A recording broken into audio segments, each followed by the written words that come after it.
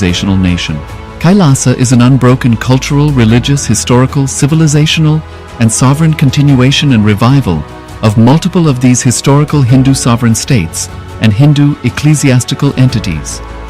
The unbroken continuity of these ancient Hindu nations through KAILASA results in the legal recognition of KAILASA as per the international customary law, particularly the doctrine of continuity. The international law, the doctrine of continuity, implies that upheavals and revolutions within a country, changes in government, territorial adjustments, measures taken during military occupation, or other internal transformations do not negate the existence of the country, do not affect the legal personality and international obligations of the country or state. The Vienna Convention on Succession of States in respective treaties, 1978, addresses these principles of the doctrine of continuity as it outlines international law during situation of state succession or continuation.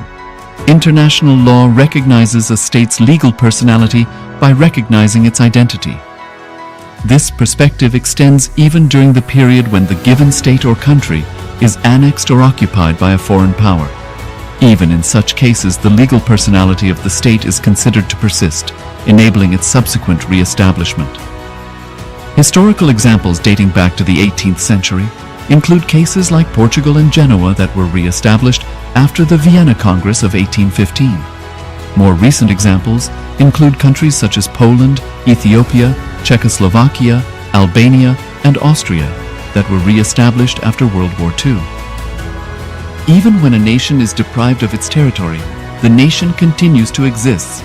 Its sovereignty and international legal personality continues to persist. The Dalai Lama, as the spiritual and temporal leader of Tibet, exemplifies this principle. In 1959, the Dalai Lama was exiled and forced to flee. Despite the challenges faced, the Dalai Lama continues to advocate for the preservation of Tibetan culture and garners worldwide support for Tibetan autonomy on the global stage. Similarly, from 1309 to 1376, the Pope of Catholicism had been in exile in Avignon. Despite this, he was recognized as the head of state as well as head of the church and given full privileges of the position after their return to Rome. Even in 1861, much of the papal territories had been lost, leaving the Pope with no sovereign territory other than the papal residence and related buildings. Yet his temporal powers were still acknowledged. He was recognized as a head of state, and later, the Lateran Treaty of 1929 formally re-established papal sovereignty over the Vatican City. The Sovereign Order of Malta further exemplifies this principle, retaining international recognition as a sovereign entity despite the permanent loss of their territory upon Napoleon's invasion in June 1798. Despite such permanent loss of territory, the sovereignty and the international legal personality of the Sovereign Order of Malta continue to persist. Much later in 1894, the order settled in Rome and acquired two properties, the Magistral Palace and the Magistral Villa that received extraterritorial status. Today, the order maintains diplomatic relations with 112 countries, issues its own diplomatic passports, currency stamps, and vehicle registration plates, and has been granted observer status in the United Nations.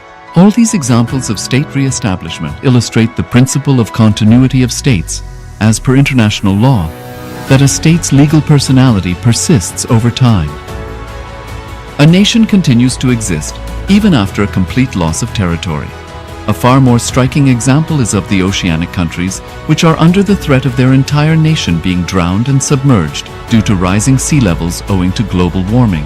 In response to such existential threat of climate change, Pacific Island nations, including Tuvalu, have enacted constitutional amendments and made international declarations affirming that their nation and their sovereign rights will continue to persist, despite their entire territory being lost to the sea. This proactive stance is highlighted in the Constitution of Tuvalu Act 2023 and the Pacific Islands Forum Declaration of 2021. The Supreme Pontiff of Hinduism, Bhagavan Sri Nithyananda Paramashiva, through the line of succession is the present 203rd Emperor of the Hindu Sovereign Kingdom of Surangi Samrajya. He was crowned on the 31st of December 2004 at the age of 26. Thus, by very same principles of the doctrine of continuity, through which the international legal personality of Portugal, Genoa, Poland, Ethiopia, Czechoslovakia, Albania, Austria, Vatican, Tibet, Sovereign Order of Malta, and several other nations has been recognized despite having undergone a period of exile, annexation, occupation by a foreign power, or despite loss of territory. The SPH Nithyananda Paramashivoham, through well-established legal and historical facts about the Hindu sovereign state of the Surangi Samrajyam, derives all sovereign rights and powers of the royal lineage of the Surangi Samrajyam, as its 203rd sovereign emperor, from his inheritance and continuation of the unbroken succession of the kingdom of Surya Vamsa Surangi Samrajyam Sarvanapitha. Surya Vamsa Surangi Samrajyam, through unification with 20 other sovereign Hindu states and sovereign ecclesiastical, historical entities, became part of the United States of KAILASA, which thus became a sovereign, independent juridical state, with the SPH Nithyananda Paramashivoham as the sovereign. Just as how the oceanic nations like Tuvalu have safeguarded their sovereignty from the existential threat of total submersion by amending their constitution and asserting that their sovereignty will persist regardless of the loss of their territory, KAILASA, which is a sovereign continuation of 21 sovereign Hindu states and sovereign ecclesiastical historical entities, is also reviving and continuing the Kumari Kandam Hindu nations that got submerged. As per the doctrine of continuity, these facts imply that the Kailasa's statehood is recognized by international law and manifests as a natural outcome of well-established historical legal facts. Share your time, talent, and treasure. Become part of KAILASA. Sign up as an eCitizen https://kailasa.ecitizen.info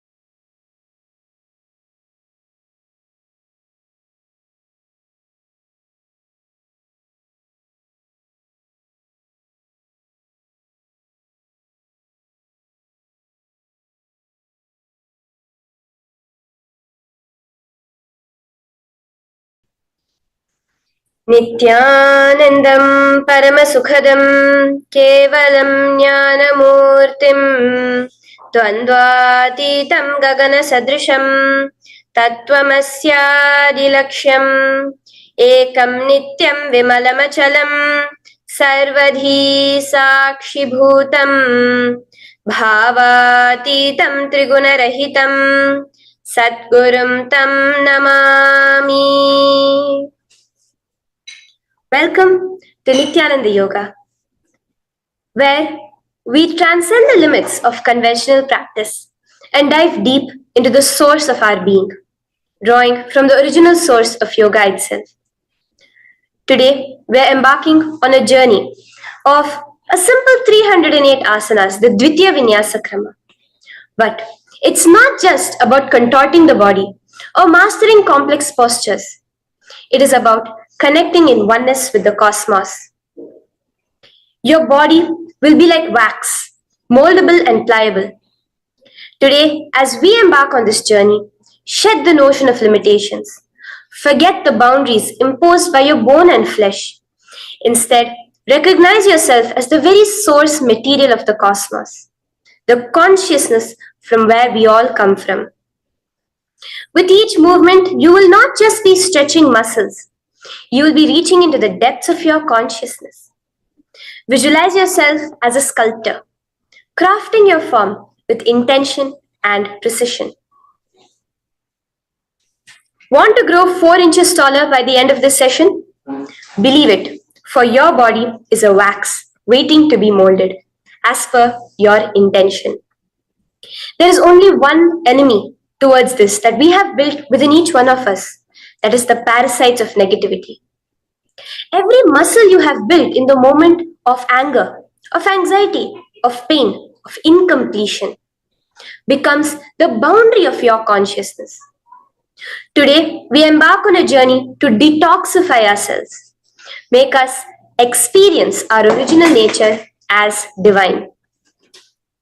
So as we go through these 12 components, which is so unique to Nithyananda Yoga, from the original source, the Vedas and Agamas, remember, you are not bound by limitations. You are the creator of your reality. Embrace your true nature. Let us sculpt our beings into an epitome of strength, flexibility, and bliss. Welcome to a transformative experience like no other, Nithyananda Yoga. There are 12 different components that consist Nithyananda Yoga. One is the asanas, which we traditionally know of. The various body postures revealed by Paramashiva to align the physical geometry of our body, the physical geography of our body, to the cosmic geometry, the cosmic geography. As Paramashiva says, Sthiram Sukham Asanam, that body posture which is steady, comfortable, because it's in its original nature of Paramashivatva. The second are the pranayamas, the various systematic breathing techniques that Paramashiva has revealed for each one of us, that connect us to the higher dimensions of the cosmos and increase the life energy within us. The fourth are the bandhas, the different internal locks of the body. The third are the mudras, the various hand gestures and body movements to seal that life energy within ourselves. The very word mudra means seals. You will be able to seal the space of oneness within you with Paramashiva. The fourth are the bandhas, the various internal locks of the body to awaken the Kundalini Shakti, our latent potential energy, and make us conducive for the ultimate experience. The fifth are the karanas, the beautiful dance movements of the body, revealed by Paramashiva to put you in the space of ultimate bliss, and which engage all the different parts of your body. The next are the visualizations. As Swamiji says, the intention with which you move your body manifests as your reality. As you hold the visualization within you of the various gods and goddesses of KAILASA, of the various beings of this universe, you manifest the powers of those beings within you. The next are the japas, the various powerful energy vibrations of the cosmos that you will be subtly repeating in your throat center that will cause your very DNA to be bound to the cosmos, to your consciousness with the highest frequency possible. The next are the pramanas, the chanting of the sacred mantras, the original source scripture of Hinduism that reveal the science of Nithyananda Yoga, of yoga, because as Swamiji says, yoga has a source and it is Hinduism. These original verses will manifest the vision Paramashiva had when he created yoga in each and every one of us. There are weights, which is an optional component, helps us to enhance our experience of Nithyananda Yoga as revealed from the source scriptures of Hinduism. The next are the mandalas, the cosmic geometrical representation. The Shri Chakra, the Shri Yantra, which is the direct geometrical representation of the cosmos. When you keep that in front of you and gaze at it throughout your Nithyananda Yoga, your body will fluidly just align itself to the cosmos. We have the Abharana, the Rudraksha, which we keep on our body, which acts as an energy battery, sucking in, storing the energy that we produce during this Nithyananda Yoga and releasing it to us throughout the day to fuel our entire day with consciousness. The last but not the least are the Aushadas, the various sacred herbs that you can apply to, which can be infused with the thought current of Paramashivatva to manifest it within you. With this understanding, let us get right into the practice of Nithyananda Yoga, which starts with invoking the presence of Paramashiva himself, the very being of Paramashiva, to witness our Nithyananda Yoga today, with the chanting of the Shiva Mula Mantra.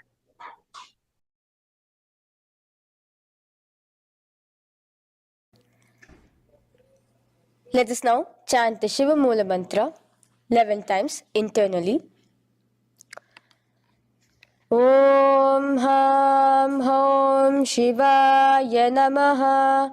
Om Ham Hom Shivaya Namaha. Om Ham Hom Shivaya Namaha. Om Ham Hom Shivaya Namaha. Om Ham Hom Shivaya Namaha. Om Ham Hom Shivaya Namaha. Om Ham Hom Shivaya Namaha. Om Ham Hom Shivaya Namaha. Om Ham Hom Shivaya Namaha. Om Ham Hom Shivaya Namaha. Om Ham Hom Shivaya Namaha. The next step of this ritual of yoga, as Swamiji reveals, yoga is a ritual, a methodology to connect yourself with the divine. As every ritual in Hinduism goes, we cleanse the three elements of our body, of the world, and of the ultimate with the Tattvachamanam.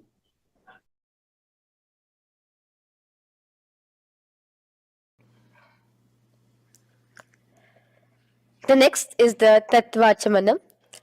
So now I request all the participants to have the Panchapatram and the Uddharani, the traditional cup and the spoon filled with some fresh water. Now,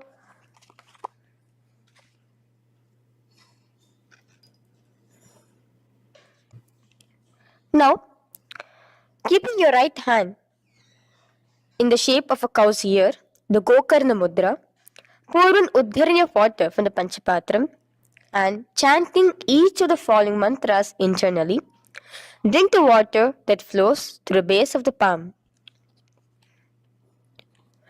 Om Atmatattvam Shodayami Svadha. Om Vidyatattvam Shodayami Svadha. Om Shivatattvam Shodayami Svadha. Wash your right hand with water from the Panchapatram. Now, chanting the following mantra internally, wipe the upper and lower lips twice using the base of the right hand thumb, moving the hand from right to the left of the lips. Om Ham Hridayaya Namaha. Wash your right hand with water from the Panchapatram. Now, with the tips of right hand index, middle and ring finger, touch above the upper lips and below the lower lips. Wash your right hand with water from the Panchapatram. Now, with the tips of right hand index finger and thumb joined together, touch your right nostril, left nostril. With the tips of right hand ring finger and thumb joined together, touch your right eye, right ear, left ear. Wash your right hand with water from the Panchapatram. Now, with the base of the right hand thumb and little finger, touch the navel, right chest, left chest. With the right hand, fingertips together, touch the top of the head, right shoulder, left shoulder, and your heart center. With that, we have the Sankalpa.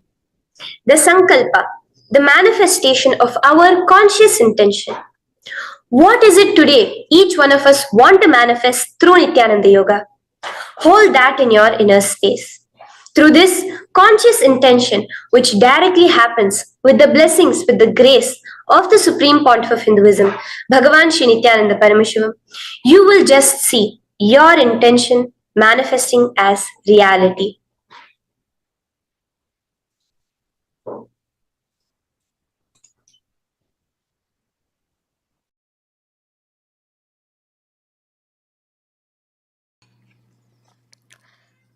The next is the Sankalpa, the conscious resolution. So now I request all participants now to, with your right hand, cover your left palm, which is the Sankalpa Mudra, and keep both the hands on the right thigh. Continue to keep this mudra till the end of the Sankalpa. Om Mamopata Samasta Durita Kshayadvara Bhagavat Shri Nithyananda Paramashiva Prityartham Shri Nithyanandeshwari Paramashiva Shakti Sameta Shri Nithyanandeshwara Paramashiva Prityartham Cha शुभे शोभने मुहूर्ते अद्य ब्रह्मणः द्वितीय पराध्ये श्री श्वेतवराह कल्पे वैवस्वतमन्वन्तरे अष्टाविंशतितमे नित्ययुगे प्रथमे पादे जम्बूद्वीपे भारतवर्षे भरतखण्डे मेरोः दक्षिणे पार्श्वे शखाब्दे अस्मिन् वर्तमाने व्यवहारिके प्रभवादीनां षष्ट्याः संवत्सराणां मध्ये शुभनाम संवत्सरे शुभायने शुभऋतौ शुभमासे शुभपक्षे शुभतिथौ शुभवासरयुक्तायां शुभनक्षत्र शुभयोग शुभकरण एवं गुणविशेषण विशिष्टायाम् अस्यां शुभदितौ श्री कैलासोन्नत द्वादशान्त श्यामला पीठारूढ श्री मीनाक्षी सुंदरेश्वरा भिन्न स्वरूप परशिवपुत्र रत्न कुमार गुरुमन्यतुल्यावतार श्री पार्वती स्तन्यपान लब्ध दिव्य ज्ञान विश्रुत सकल निगमागम सारभूत द्राविड वेद प्रवक्त्रे श्रीमत् परमशिव करुणा समधिगत मुक्तामय चतुरश्रयान गीयमान छत्र चामर श्री चिन्ह काहलादि समस्त बिरदावल्यलंकृत ज्ञान विज्ञान चक्रवर्ती सर्वजन संग सद्यो निर्वाण दीक्षा व्याप वर्ग वर्ष विश्रान जीमूत परमत कलभ केसरी शैव सिद्धांत स्थापनाचार्य श्री राजाधिराज पांड्य महाराज गुरु क्षपन शाक्यादि महांधकार निवारण ज्ञान भानु वीक्षणा नरहार ध्वजोच्छेदन पूर्वक श्रीमद वृषभध्वज स्थापक शैव समय कर्त्रे सर्वज्ञ पीठारूढ़ श्री जगद्गुरु श्री ज्ञान संबंध देशिक स्वामी वागीश सुंदर माणिक्य वाचक स्वामिनां अवतार भूत श्री ज्ञान संबंध स्वामी पुनरुद्धृत श्यामलापीत सर्वज्ञ पीत त्रिनवद्युत्तर द्विशततम गुरु महासन्निधान अरुणगिरि योगीश्वर परंपरागत अरुणाचल सर्वज्ञ पीठ गुरु महासन्निधान कैलास परंपरागत कांची कैलास सर्वज्ञ पीठ त्रयस्त्रिंशदुत्तर द्विशततम गुरु महासन्निधान नित्योत्सव नित्य मंगल नित्य कल्याण नित्य रजित कैलास परंपरागत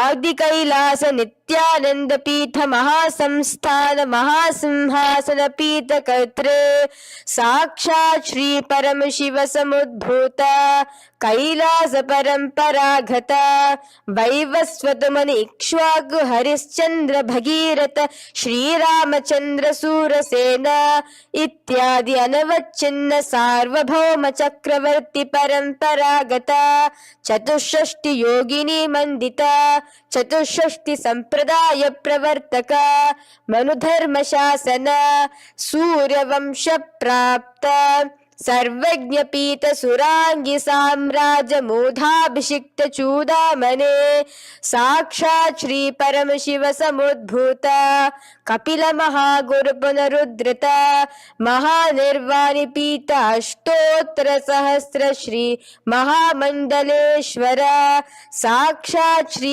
परमशिव समुद्भूत श्री महागणपति समारंभ अनवच्छिन्न पीताधीश्वर गुरु परंपरा प्राप्त अतल पीता अष्टोत्तर सहस्र श्री अतल पीताधीश्वर धर्म मुक्ति स्वर्गपुर स्वर्ण पीता त्रयोविंश गुरु महासन्निधान कैलास परंपरागत आदिपीठ सर्वज्ञ पीठ जगद्गुरु श्री कैलास पुनरुद्धारक श्री कैलास परमाचार्य श्रीमत् परमहंस परिव्राजकाचार्य वर्य सच्चिदानंद प्रणव स्वरूप श्रोत्रिय ब्रह्मनिष्ठ श्रीमद् जगद्गुरु श्री भगवत श्री नित्यानंद परम शिव श्री ज्ञान संबंध देशिक परमाचार्य स्वामिनां प्रीत्यर्थम तेषां पादारविन्दयोः भक्ति सिद्ध्यर्थम गुरु कृपा कटाक्ष सिद्ध्यर्थम क्षेम स्थैर्य वीर विजय आयुरारोग्य ऐश्वर्यानां अभिवृद्ध्यर्थम धर्मार्थ काम मोक्ष चतुर्विध फल पुरुषार्थ सिद्ध्यर्थम समस्त दुरितोपशांत्यर्थम समस्त मंगलावाप्यर्थम भगवत श्री नित्यानंद परम शिव प्रसादेन सकुटुंबस्य ज्ञान वैराग्य जीवन मुक्ति प्राप्त्यर्थम भगवत श्री नित्यानंद परम शिव कृपा कटाक्षेण पूर्ण आरोग्य युक्त दृढ़गात्र यौगिक शरीर सिद्ध्यर्थम परम शिव शक्ति आविष्करणार्थम नित्यानंद योगाभ्यासं करिष्ये. Now wash your right hand with water from the Panchapatram. Om apaupasprisya. Now let's get started with the asanas. Okay? Sit first in a cross-legged position on the ground in Sukhasana. Bring your hands into the Bindu Mudra with your thumbs and index fingers touching each other. Place it on top of your knees. Here we have the Kumbhaka, the pranayama of Samana Kumbhaka. As you inhale and exhale, visualize flames licking up your spine. Do the bandhas, the locks, the Mahamudra Bandha, all three of the bandhas, where you are doing the Jalandhara Bandha, tucking in your chin to your chest, the Udyana Bandha, sucking in your stomach, and the Moola Bandha, clenching your perineum. For the first set of asanas, we have the japa Soham, which you'll be repeating in your throat center. As you do Sukhasana, visualize Lord Shiva in your inner space. The next asana is Parvatasana. Now, from the seated position, bring both your feet to the opposite thighs. Clasp your hands together in front of your heart center in the Anjali Mudra and raise it above your head. Keep your hands as straight as you can. Continue the Samana Kumbhaka and the japa of Soham. Remain with all the three bandhas, the chin to your chest in Jalandhara Bandha, the stomach tucked in Udyana Bandha, and the clenched perineum in Moola Bandha. Here, visualize yourself as Mount Kailash. The next asana is Hali Pavasana. Now slowly bring your feet together in front of your body as you stretch it out a little further away. Now bring your hands behind your back and clasp the left hand by your right. Lean forward, placing your forehead on the ground as you continue to engage all the three bandhas. Here, gaze at your nose. Visualize Swamiji, the Supreme Pontiff of Hinduism, in your inner space. Now, in a similar position from Hali Pavasana, just release your hands, slightly get up and bring your hands in front of your body. Place them on the ground, cupping your hands, making a hollow in Nagi Pavasana. Visualize yourself as a snake, gazing at your nose. Continue the japa, the pranayama and all three bandhas engaged. Now, raise up. This is Kokilasana. Hold your big toes with your index and middle finger in the Prana Mudra. Stretch your legs straight out and upwards. Cross it into Padmasana. Bring it to your opposite thighs. Lean forward and down onto your elbows. Again, tuck your chin into your chest, suck in your stomach and clench the perineum in the Mahamudra Bandha. Visualize yourself as a bird in Kokilasana. The next is Nithyananda. Now, raise up again. Bring one ankle to the top of the opposite knee. Hold the elbows with your hands. Hold the respective elbows with the opposite hands. Again, engage all the three bandhas and rotate your arms in a circular motion. Keep the spine completely straight and gaze towards your nose. Visualize Swamiji, the Supreme Pontiff of Hinduism, in your inner space. Next is Gajasana. Press your hands onto the ground. You can bring your feet a little back as you raise yourself up, your hips up high. Lower your head and then chest, scooping your body forward again and again. Here, engage the Udyana Bandha, where you suck in your stomach along with the Moola Bandha, clenching the perineum. Visualize yourself as an elephant. Gajasana. Now stop the movement slowly. In another dynamic asana, which is Rikshasana, you will start alternatively pressing the heel of one foot onto the ground while lifting the other heel up. Repeat this again and again. The next is Vaishyasana. Now slowly come to a standing position. Stand tall on the tips of just your big toes. Keep your head neck straight line. And bring the middle, index and ring fingers to your heart in the Hridaya Mudra. Continue engaging the Udyana Bandha. Visualize Swamiji in your inner space. Here we have a very interesting movement, which is the Karanas, the dance movements. So the first Karana is Urdhva Janu Karana, which literally means the raised knee. So now stand in the Aramandi position, which is your heels touching together, the toes facing outwards, almost at a 45-degree angle. Bend your knees low And keep both your hands at your chest, elbows parallel to the ground. Twist one knee towards the center of your body. Raise it up, back across the body back to the original position. Simultaneously with the leg movement, follow it with your respective hand, up and across the body. Repeat this alternatively on both sides. Now, in Balalingasana, come back to a standing position, straight, and interlace your fingers from outside in. This is the Sarva Vashankari Mudra. Hold on to your knee, pulling it up towards your chest. Pull it tight. Continue to keep your spine straight. Engage all the three bandhas, the Jalandhara Bandha, the Udyana Bandha and the Moola Bandha. As you are holding your knee, visualize yourself holding, caressing a baby. Balalingasana. The next asana is Pada Pidanasana. Now the same foot which is raised, clasp it with your hands and pull it behind towards your body, holding it with both your hands. Again, engage all the three bandhas, standing tall. Visualize Swamiji, the Supreme Pontiff of Hinduism, in your inner space.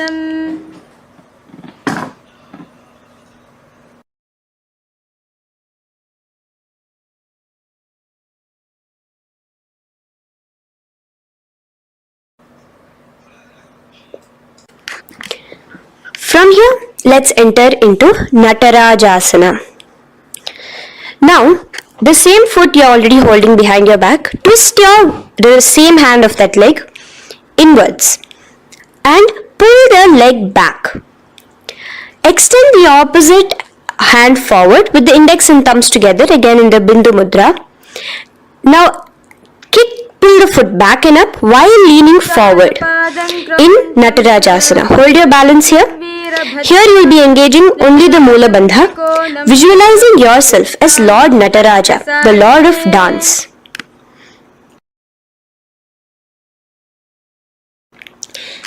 Now again let's repeat Balalingasana on the other side with the other leg. Pull it up towards your chest. With the hands in the Sarva Vashankari Mudra, engage all the three bandhas as you visualize yourself holding and caressing a baby. Now pull your foot back into Pada Pidanasana on the other side. Remain with all the three bandhas engaged. Visualize Swamiji in your inner space. And lean forward. Now, hands stretched in the Bindu Mudra into Natarajasana. Balance there as you visualize yourself as Lord Nataraja. Now, come back to a standing position. Release your leg. Gain your balance. As we enter into the Ardharechita Karana. Now again bring yourself to the Aramandi position, heels together, toes pointed outwards and knees bent. Now from this position, bring your right foot onto the tips of the toes behind the left heel. The heel should be up. Bring your left hand towards your chest, parallel to the ground again, and extend the right arm out and wide like a pendulum. Bring it back towards your chest. Now while your arm is swinging, remember to move your fingers one by one inwards towards the palm and then outwards. Now place the right hand over the nose. Uncross your ankles. Let's do this on the other side also. Cross the left ankle behind and stretch the left hand out like a pendulum.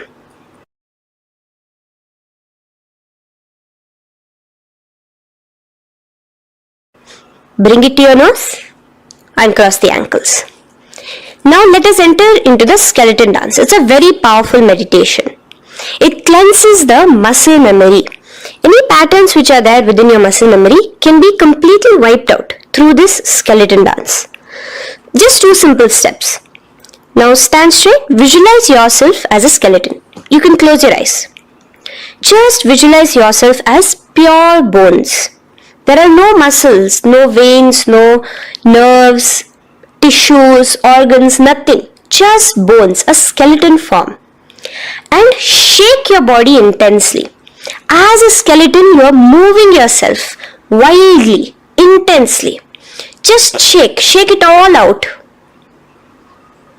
Move your hands, move your legs, your head. Let there be no bone in your body untouched. Just move it. Move wildly. Shake, shake. Literally feel yourself throwing all the patterns out of your system with the intensity of your shaking.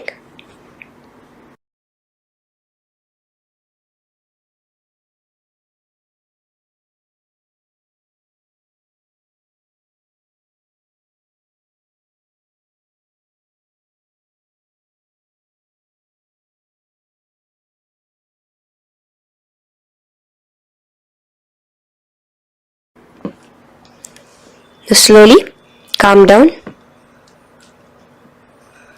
Take a few steps, gain your breath back. That's a powerful meditation we did.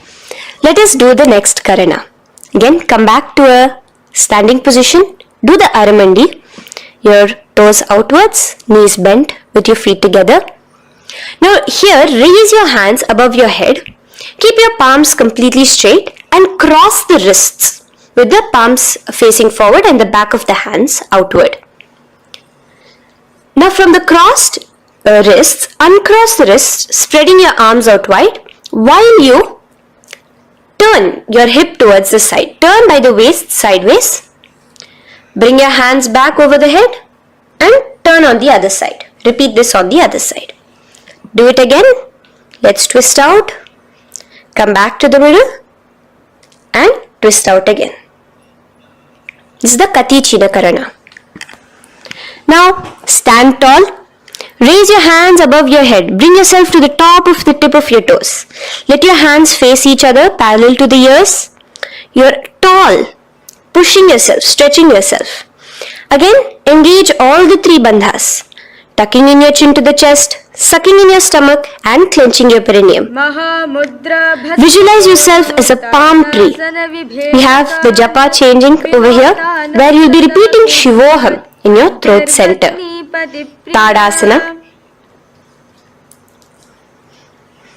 Now, as we enter into Uttanasana, relax and lean forward, bringing your hands on by the ground next to your feet.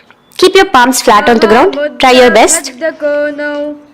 Engage all the three bandhas. Remain with all the three bandhas engaged as you visualize Swamiji, the Supreme Pontiff of Hinduism himself, in your inner space.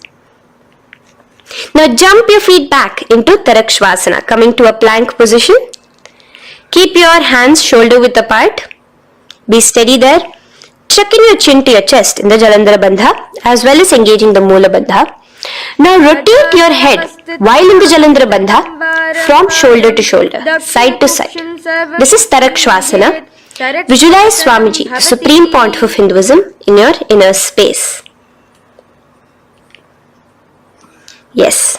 Now lay flat onto the ground in Bhujangasana. Lower your entire body down. Now point your toes backwards. Keep your hands by the side of your chest and push yourself off the ground. Remember to use the strength of your lower back to hold yourself up. Open your mouth wide. Inhale through the hollow of your throat and exhale through your nose. This is the Bhujangani Mudra. In Bhujangasana, you will visualize yourself as a cobra. Now come back into a plank position. So you can tuck in your toes and come back into a plank position. In Shashasana, alternate bringing one knee towards your chest, back and forth. So you bring one knee front, push it back and bring the other knee. Repeat this again and again. Do the Sahaja Kumbhaka. Simple breathing in, breathing out. Engage the Moola Bandha, clenching your perineum. Visualize Swamiji, the Supreme Pontiff of Hinduism. Okay. Now place your legs back into the plank position as we enter into Rathasana. Again, bring one foot between your hands and alternate jumping one foot back and bringing the other foot forward simultaneously. Again and again. Continue the Sahaja Kumbhaka and the Moola Bandha engaged as you visualize yourself as a chariot, a Ratha, in Rathasana. Now, into Veerabhadrasana. remain one leg in between your hands. So as you jump, one leg comes between your hands, stop in that position, one leg stretched back, and raise yourself up into a standing position. So the front foot will be pointing forwards and bent at a 90-degree angle. The knee will be bent at a 90-degree angle. The other leg, which is extended back, the foot will be pointed sideways at a 45-degree angle. Now raise your palms, hands up, parallel beside your ears. Do the Uddiyana Bandha along with the Mula Bandha, pulling in your stomach in. Gaze towards your third eye as you visualize yourself as Lord Veerabhadra. Now relax down, switch your legs around, and let us do Veerabhadrasana on the other side. Stretch your hands up, gaze towards your third eye, suck in your stomach in the Uddiyana Bandha, and visualize yourself as Lord Veerabhadra. Okay, bring your feet together now. Let us move into Vrikshasana. Now stand tall, gain your balance here slowly. Bring one foot towards the inner thigh. Bring your palms together, raise them up above your head in the Anjali Mudra. Keep your elbows as straight as you can. Again, continue the Uddiyana Bandha, sucking in your stomach. Gaze forward, hold your balance, visualize yourself as a tree, the stability of a tree in Vrikshasana. Now, slowly bring your hands down. Now the foot which is in your inner thigh, bring it towards the opposite, to the root of the opposite thigh. Bring your hands in the Namaskar Mudra in front of your heart center together and visualize yourself here as Lord Garuda, just engaging the Mula Bandha alone here. This is Garudasana. Now let us repeat Vrikshasana on the other side. Slowly put your foot down, bring the other foot to the inner thigh, raise your hands above your head, suck in your stomach in the Uddiyana Bandha and visualize yourself as a tree. Let's repeat Garudasana on the other side. Slowly bring the foot to the opposite thigh and lower your hands to be in front of your heart center. Release the Uddiyana Bandha, just engaging the Mula Bandha, clenching your perineum. Visualize yourself as Lord Garuda, the eagle vehicle of Lord Mahavishnu. Okay, bring both your feet to the ground now and spread them far apart from each other. Now keep one leg toes pointing forward and the other set of toes pointing sideways. Straighten your arms out parallel towards the ground. Bring your front arm down towards the front foot, beside your foot, while the other arm extends towards the sky. Visualize yourself as a triangle in Trikonasana. Now raise up and let's repeat Trikonasana on the other side. Switch the position of your legs around and go forward. The other arm raised towards the sky. Visualize yourself as a triangle. Now come back to a standing position. Bring your feet together. We are having another Karana, the Nikuttaka Karana. Bring yourself to the Aramandi position. Feet together, knees out wide. Here now bring your hands towards your chest, but keep both your palms parallel towards each other. Bring your right foot onto the toes with the heels up and simultaneously bringing the right hand towards the top. Now drop the right foot, simultaneously lifting the left foot onto the toes and switch the hands position. Now the left hand is on the top and the right hand is on the bottom. Repeat and let us do this repeatedly. Okay, relax now, come back to a straight position and sit down onto your toes. Sit on your heels with your toes on the ground, knees raised up off the ground, together in front of you in Angushtasana. Bring your hands together in the Namaskara Mudra in front of your heart center. We have a very interesting pranayama over here, which is the Bhramari Kumbhaka, where you will be subtly buzzing like a bee as you do this asana. The japa we will be entering into is Sadashivoham. In Angushtasana, engage the Mula Bandha as you visualize Swamiji, the Supreme Pontiff of Hinduism, in your inner space. Now in the same position, slowly bring your hands to the ground. Balance yourself as you stretch one foot forward, sitting on the heel of one foot and the other foot stretched forward, toes pointed upwards. Bring your hands to the Vara Mudra, just the tips of the finger on the ground while the palm faces forward, both your hands. Continue to engage the Mula Bandha, clenching the perineum as you visualize Swamiji, the Supreme Pontiff of Hinduism, in your inner space. Now, stretch, the leg is stretched forward, right? Stretch the same hand, the respective hand forward and clasp onto the big toe of that foot in the Prana Mudra with your index and middle fingers. The other hand, bring it to the back of the respective heel in Vidhunanasana as you visualize Swamiji in your inner space. Okay, bring your 2 feet back together as we repeat Saurasana on the other side. Stretch your left leg forward now. Palms in the Vara Mudra on the ground. Visualize Swamiji in your inner space. And lean forward into Vidhunanasana on the other leg. Clasp your toes. Bring the other hand to the back heel. Continue to visualize Swamiji.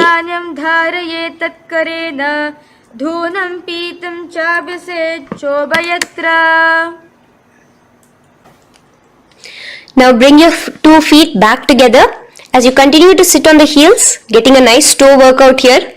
Balance on your toes, bring your knees together in front of you. Now place your palms on top of the respective knees with the hands facing upwards, the palms facing upwards. Leave a slight gap between your palms and knees. As you gaze forward, engage the Jalandhara Bandha, tucking in your chin to your chest and look between the gap between your hands. Brahma Jurankushasana. The next is Kapilasana. Now spread your knees wide and place them onto the ground. Keep your hands on the respective knees. Pull your stomach in and up in the Uddiyana Bandha. Gaze towards your nose as you visualize yourself as Maha Kapila Muni, the first man that ever started thinking. In the same position, just release that Uddiyana Bandha. Release the lock of the stomach, but continue to clench your perineum in Mula Bandha as you switch your gaze to your third eye. So from your nose, switch your gaze to the third eye. Visualize Swamiji, the Supreme Pontiff of Hinduism, in your inner space. Bhadra Gorakshasana. Next is Suryasana. Now, your toes are tucked. Just lift your knees off the ground, wide apart. Bring your hands together in the Padma Mudra with the little fingers and thumbs joined together. Engage the Uddiyana Bandha, suck in your stomach and raise your hands up tall above your head. Slightly lean back as you look towards the gap between your hands. Visualize Lord Surya in your inner space. Now relax, slowly bring your hands to the ground. Sit on top of your heels, the toes flat. Here, keep your hands on top of your knees and lift your tongue up against the roof of your mouth in the Manduki Mudra. Do the Sahaja Kumbhaka, simple breathing in and out. Engage the Mula Bandha, clenching your perineum. With the Japa Sadashivoham, repeating in your inner space, here you will visualize yourself as a frog in Mandukasana. Your tongue pressed against the upper palate. Is your frog-like tongue catching the nectar of immortality dripping from your Sahasrara Chakra? Gaze towards your third eye in Mandukasana.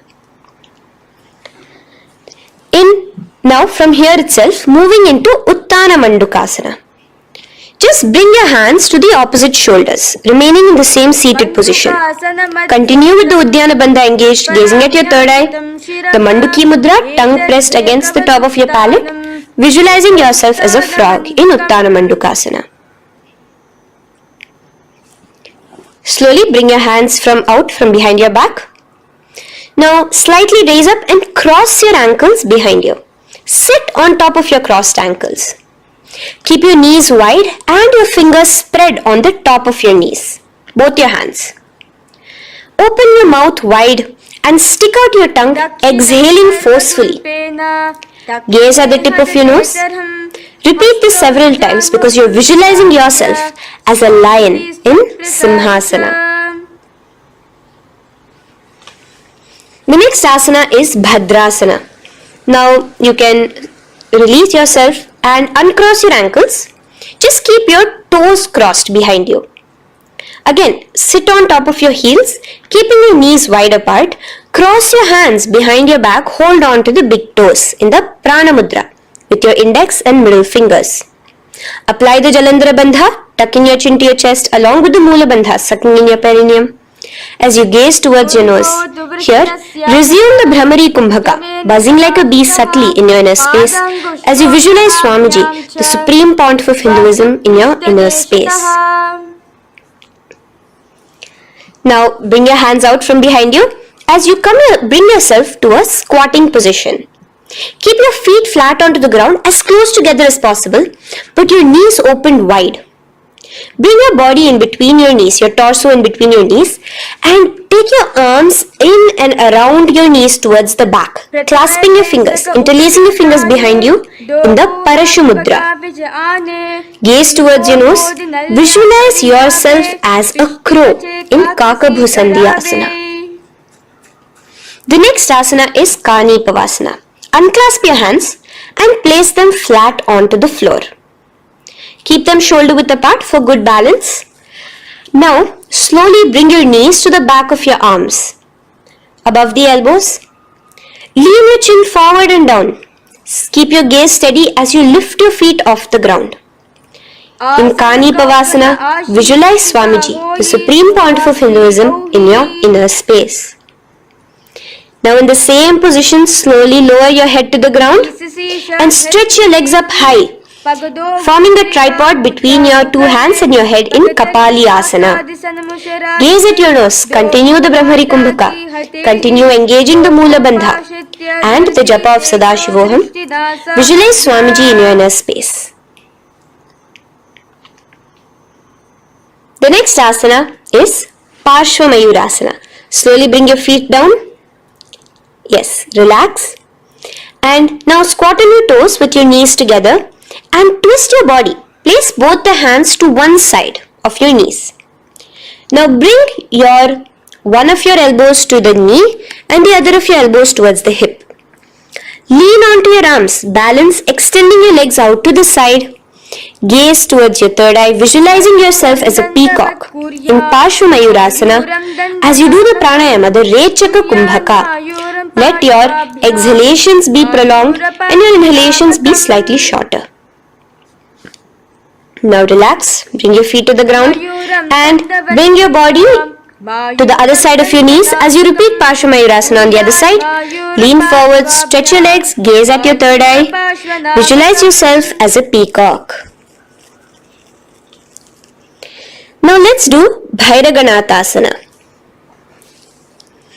Now come again to a plank position, place your hands down, stretch your legs back and bring one foot around your shoulder to be placed in between both your palms. Gaze at your third eye, just engage the Mula Bandha, clenching your perineum.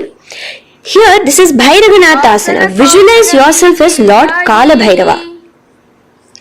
Slowly bring your foot out and bring the other foot in between your palms, remaining in the plank position. Continue to visualize yourself as Lord Kala Bhairava in Bhairaganathasana on the other side. The next asana is Unmukha Pithasana. Now from the same plank position, bring your forearms onto the ground.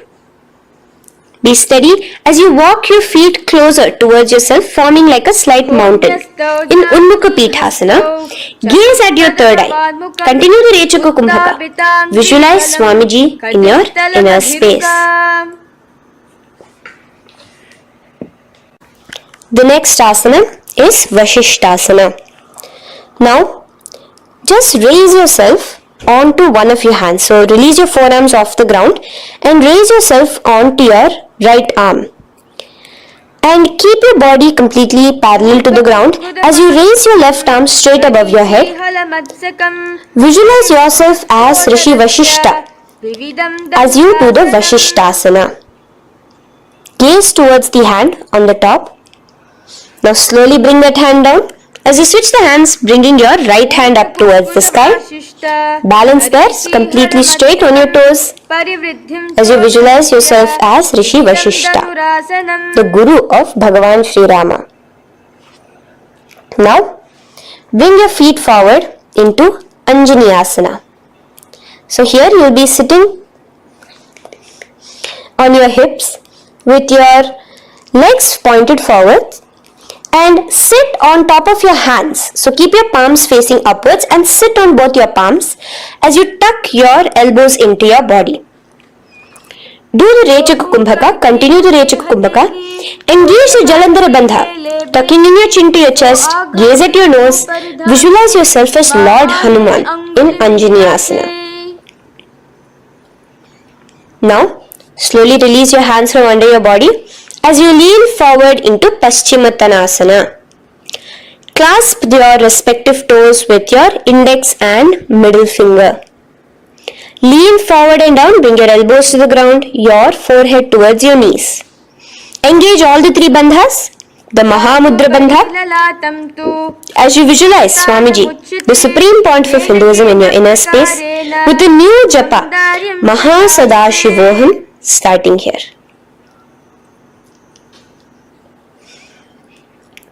The next is Ugrasana. Now, you can raise up and clasp your hands behind your neck in the Parashumudra. Interlace both your fingers. Lean forward and down, bringing your forehead to your knees and your elbows onto the ground. Again, engage all the three bandhas in the Mahamudra Bandha as you visualize Devi Kali in your inner space in Ugrasana. The next is Marichiyasana. So raise up and keep one leg pointed forward while you bring the other leg towards the groin, the knee pointed upwards. Place the foot flat on the ground. Now lean forward, bring both your hands, wrap your arms around the raised knee, clasping your hands behind the back together. Bring your chest to the thigh with your head towards the knee. Here engage just the Moola Bandha, sucking in your perineum. As you visualize yourself as Rishi Marichi in Marichiyasana. The next asana is Mahamudrasana. Now slowly raise up and the raised knee, let it rest by your side with your leg towards the inner thigh of the opposite leg. Now again reach down, hold your foot, bring your elbows to the ground, your forehead to your knees. Engage all the three bandhas in the Mahamudra Bandha. Gaze at your nose, visualize Swamiji himself in your inner space. Raise up. Let's repeat Marichiyasana on the other side. Bring the other foot straight while the other foot comes into the groin. Knee up. Lean forward, clasping your hands behind your back. Visualize yourself as Sage Marichi. Now from here, raise up, engage all the three bandhas as you let your knee fall to the side. Lean forward, clasping the foot. Gaze at your nose. Visualize Swamiji in your inner space in Mahamudrasana on the other side. Now, bring yourself to a seated position. Sit and bring the soles of your feet together. Bend your knees and keep your heels as close towards you as possible. While try to touch your knees to the ground. Clasp your feet together with both your hands. Maintain a straight spine. Gaze towards your nose in Bhadrasana 2. Visualize Swamiji, the Supreme Pontiff of Hinduism, in your inner space. The next asana is Gwali Pavasana. Now, keeping your feet together, just bring your hands towards the respective knees. Just lightly place them there. Tuck your chin to your chest in the Jalandhara Bandha, continuing to engage the Moola Bandha, clenching your perineum. As you gaze at your nose, visualize Swamiji, the Supreme Pontiff of Hinduism, in your inner space. Now, push your soles slightly further away from you. The joined feet, push it further away from your body. And lean forward, keeping both your hands, the fingers inside of the feet. Hold the soles of your feet. Lean forward and down. Bring your forehead to the ground. Gaze at your nose. Visualize the Yoni Mandala in your inner space. In Joni Asana. The next is Midiki Pavasana. Raise up. Stretch your arms out wide beside your body as you lean forward, your arms going over your knees. Bring your forehead to your feet. Continue to gaze at your nose. Visualize Swamiji, the Supreme Pontiff of Hinduism, in your inner space. Now, in Siddha Samadhi Asana, raise yourself up. Now, put your hands, your forearms, underneath the calves of the respective legs. Let your palms face up towards the sky as you bring your head down to your feet. Gaze at your nose as you visualize Lord Surya in your inner space in Siddha Samadhi Asana.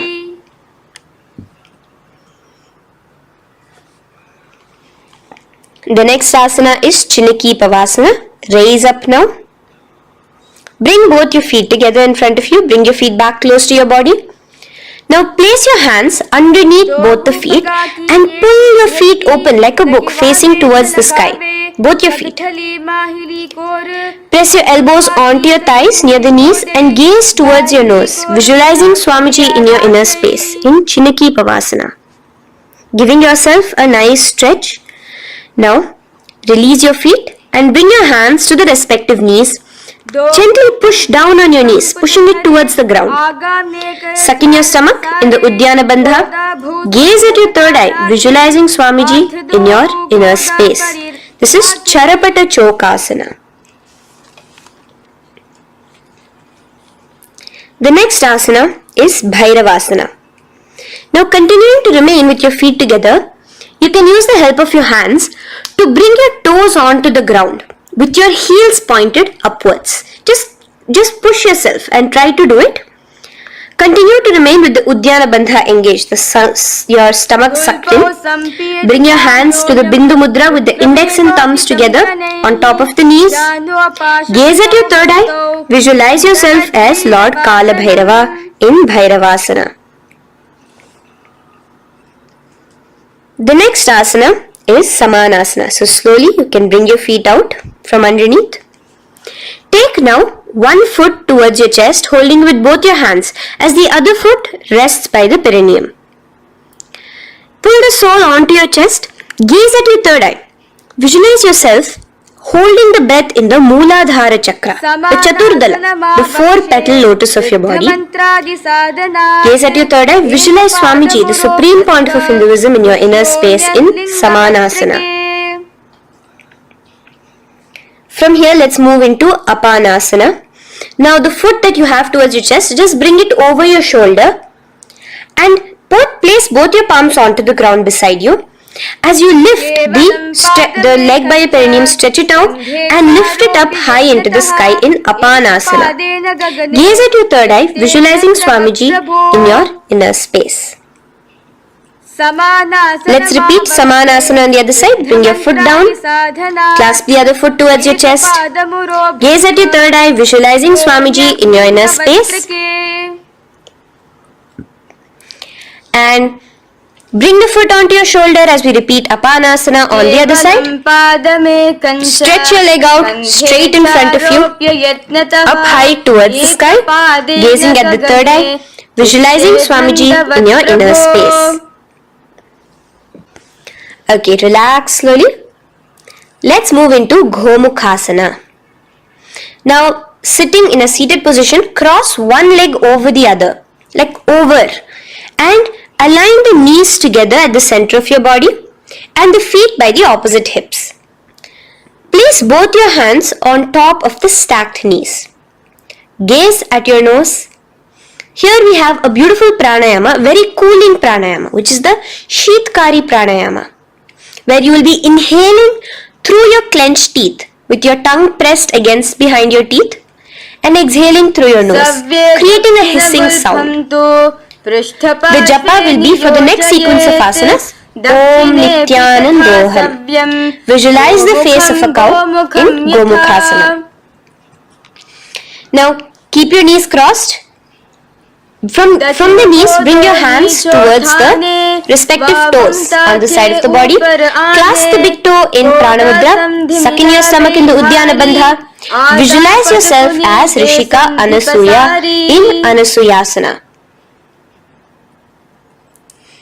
Now in Anasuyasana 2, just bring your hands behind your back, clasped together, interlaced fingers in the Paramashivoham Level. Lean forward and down. Try to bring your nose to touch the ground in front of you.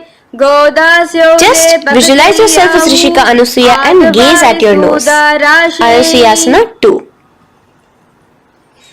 Raise yourself up now. Now bring one foot towards the perineum, knee resting on the ground. Raise your other foot with the foot in front of the lying down foot, knees pointed upwards towards your chest. Place your hands on the respective knees. Keep your spine tall, chest out. Gaze at your nose. Visualize yourself as Lord Garuda, the eagle vehicle of Bhagavan Mahavishnu. Garudasana 2. From here moving into Naradasana. Now, keep both your hands, bring both your hands behind your neck and clasp them in the Parishamudra. Interlace your fingers behind your neck. Twist outward of the raised knee. Just keep your whole body outside of the raised knee. Gaze towards your third eye, visualizing yourself as Devarishi Narada in your inner space. From Naradasana, let's enter into Matsya Pithakasana. Place one foot on the top of the opposite thigh. Wrap your respective arm across the knee, holding on to the opposite shin. Extend the opposite hand straight. Hold on to the respective toe with the index and middle fingers in Prana Mudra. Gaze towards your nose. Visualize Matsyavatara, the fish form of Bhagavan Mahavishnu in your inner space. In Matsya Pithakasana.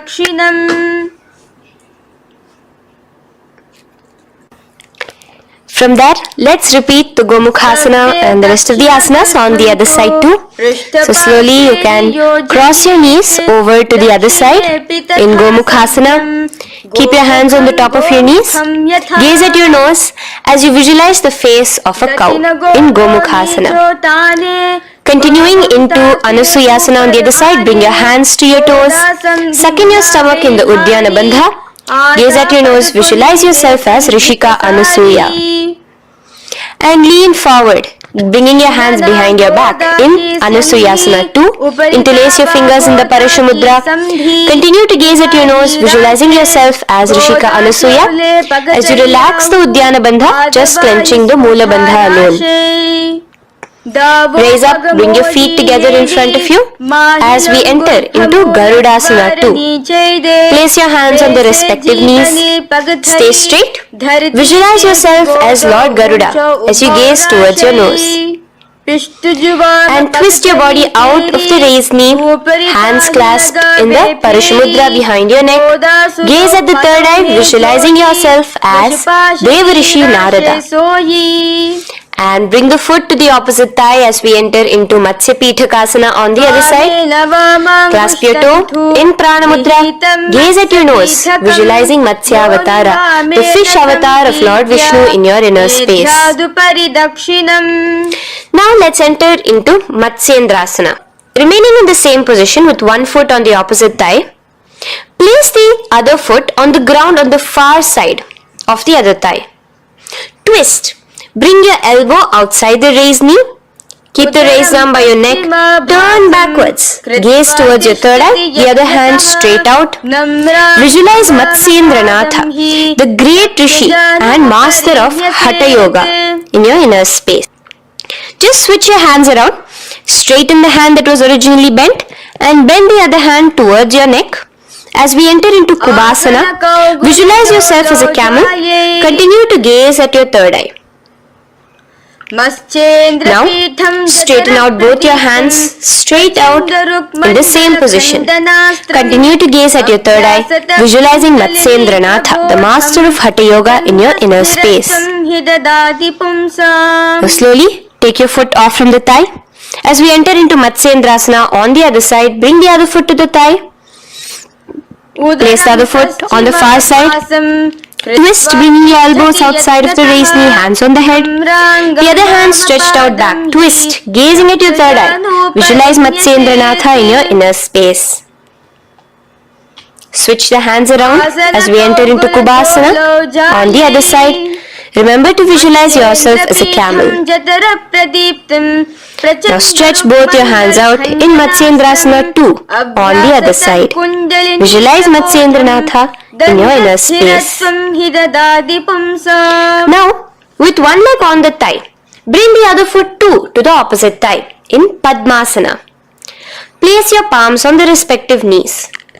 Engage all the three bandhas in the Mahamudra Bandha, tucking your chin to your chest, sucking in your stomach and clenching your perineum.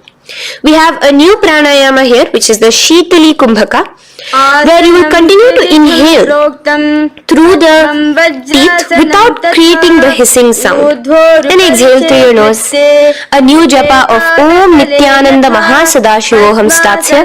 Gaze at your nose in Padmasana, visualizing yourself as Bhagavan Paramashiva. Now, keeping your legs in the same position, just cross your hands over each other, clasping onto the toes with your index and middle fingers in the Prana Mudra. Gaze at your nose, visualize yourself as Devi Parvati, the consort of Lord Paramashiva in Padmasana 2. Now, uncross your hands. Take your hands and insert it into the gap between your thighs and your calves. Put both your hands within and pull it out on the other side. As you balance on your hands, lifting your whole body off the ground, visualize yourself as a rooster in Kukkutasana. Now relax. Take your hands out from inside your feet as we enter into Baddha Keki Asana. Place your hand onto the ground as you raise up on your knees. Place your palms on the ground, fingers pointing towards the legs. Now keep your elbows together, pressed against your navel. Slowly lean forward, balancing, and extend your knees off the ground, visualizing Swamiji in your inner space. In the same position, stretch your legs out behind you in Mayurasana. Visualize yourself as a peacock. Hold your balance. Relax now. Yes, relax flat onto the ground into Makarasana. Lay down completely flat. Keep your feet pointing outwards, far away from each other. Place your forehead on the mat. Interlace your fingers behind your neck in the Parishamudra. Just relax, visualizing yourself as a crocodile as we go back to the Sahaja Kumbhaka, the simple breathing in, breathing out. Just keep the Mula Bandha alone engaged.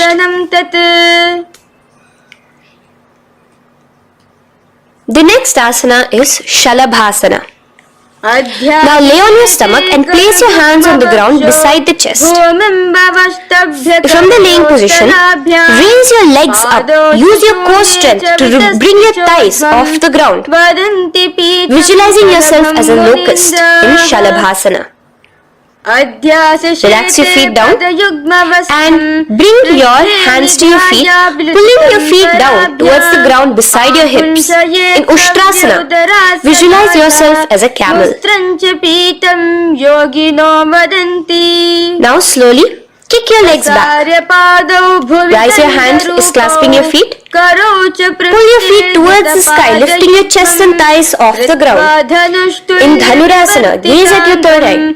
Visualize yourself as Paramashiva's bow. Relax slowly and come up to a sitting position. In Bhagasana, sit on both your knees with your head, neck and spine straight. Clench your perineum in the Mula Bandha. Place your hands on top of your knees. Gaze towards your third eye, visualizing Swamiji, the Supreme Pontiff of Hinduism, in your inner space. From here we enter into Gohyasana. We have a couple of headstand postures here, so get yourself ready. Now place your forearms on the ground with your fingers interlocked. Ensure your elbows are at shoulder width for the best balance. Place the top of your head on the ground, holding your head with your hands. Slowly walk your toes forward until your hips are in a straight line with your shoulders, and just kick your feet up slightly. Make sure not to lose your balance. Keep your knees bent together at your chest. Toes pointed upwards. Gaze to your nose, visualizing Swamiji in your inner space. From here, stretch your legs out into Shirasasana, continuing to hold the balance there as you continue to gaze at your nose, visualizing Swamiji in your inner space. Bring your feet to the ground, relax slowly. The next asana is Podhyasana. So come to a seated position. Bring your hands behind your calves, stretching your legs up and your forehead to your knees. Visualize Swamiji in your inner space. Here we have a new Kumbhaka, which is the Bhastrika Kumbhaka, where you will be exhaling forcefully, making the sound of a bellows. Podhyasana. The japa for this next series is Om Nithyananda Paramashivoham, the Mahavakya. Relax yourself. Continuing to remain balanced with your legs up, just bring your hands to the opposite shoulders. In Parighasana, visualize yourself as a mace as you gaze towards your third eye. Now relax. Keep your elbows and palms onto the ground as your legs are raised. Visualize yourself as a boat in Naukasana. Continuing to gaze towards your third eye. Remember to continue the Bhastrika Kumbhaka. Forceful exhalation. Now, continuing to keep your balance. Just bring your hands to your feet and scoop your hands underneath the heels, pull it towards the chest. Keep your spine upright, gaze towards your nose. Visualize yourself as Lord Rudra in Rudrasana, the most ferocious form of Paramashiva. Now lay on your back. So you can remove your hands from underneath your feet and lay on your back.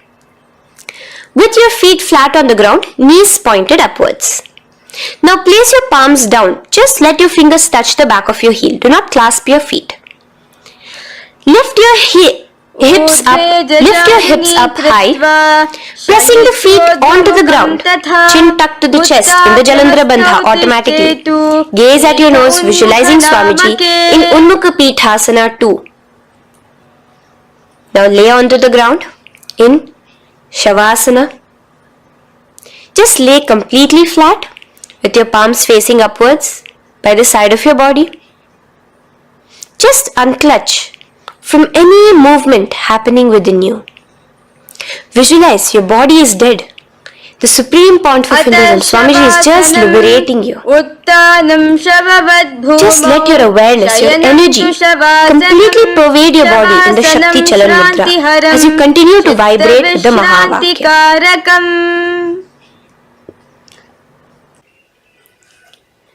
Roll over to one side and come to a seated position.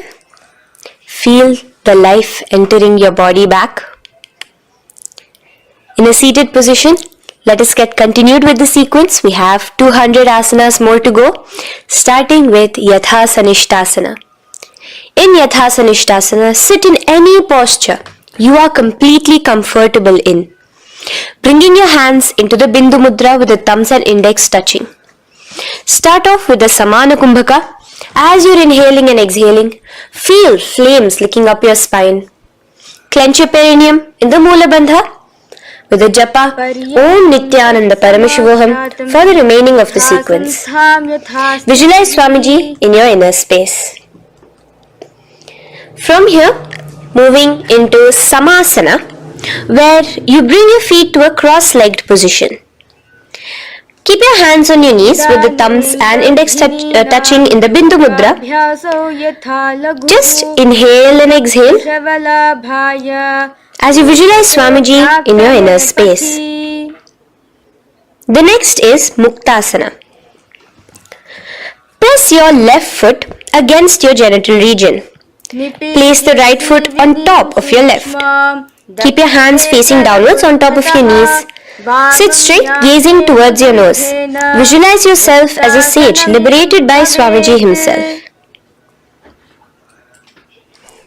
Now, continue to remain in the same position as we go into Siddhasana, where your gaze will be switching from the nose to your third eye.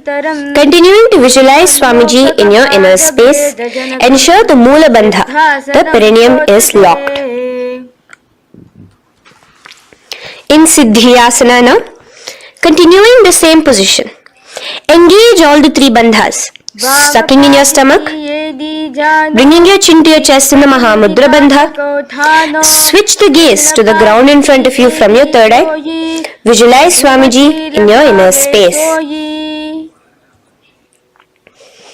Now, relax the Udyana Bandha and Jalandhara Bandha. Just keep the Moola Bandha, the perineum alone clenched, as we enter Rudrasana 2, where your legs will remain in the same position, just your hands alone, from resting on your knees, will turn around to the Bindu Mudra, the thumbs and index touching. Gaze towards the third eye, visualize yourself as Lord Rudra, the fierce dimension of Paramashiva. The next is Santadhunasana. Keep your hands in the Bindu Mudra, your legs crossed in the same position. As you switch your gaze from your third eye to your nose, visualizing Swamiji, his tranquility, unshakable nature. Now, relax the Bindu Mudra, keep your legs in the same position, and bring your hands to your navel, cupping one palm over the other in the Samputa Mudra. It looks sort of like a lotus bud. Continue to visualize Swamiji in your inner space in Siddhasana 2. The next asana is Bandha Yoni Asana. Maintaining one heel over the other in the same position of the legs, bring your hands to your face in the Shanmukhi Mudra. So just listen carefully now. Bring your little fingers beneath the bottom lip of both hands. Your ring fingers above your upper lip. Your middle fingers closing your nose, your nostrils. Your index finger covering your eyes. And your thumbs pressed into your ears. This is Bandha Yoni Asana, visualizing Swamiji in your inner space.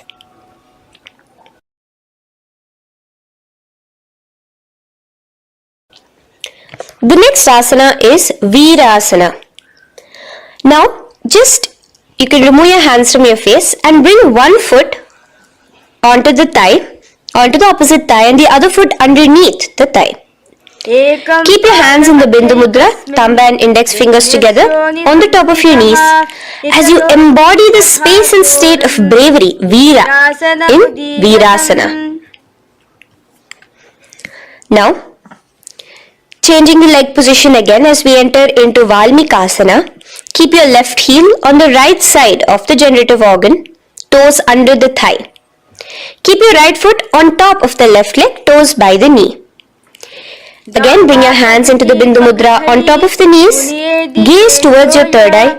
Visualize Rishi Valmiki, the poet, the first poet and author of Ramayanam. The next asana is Joni Mudrasana.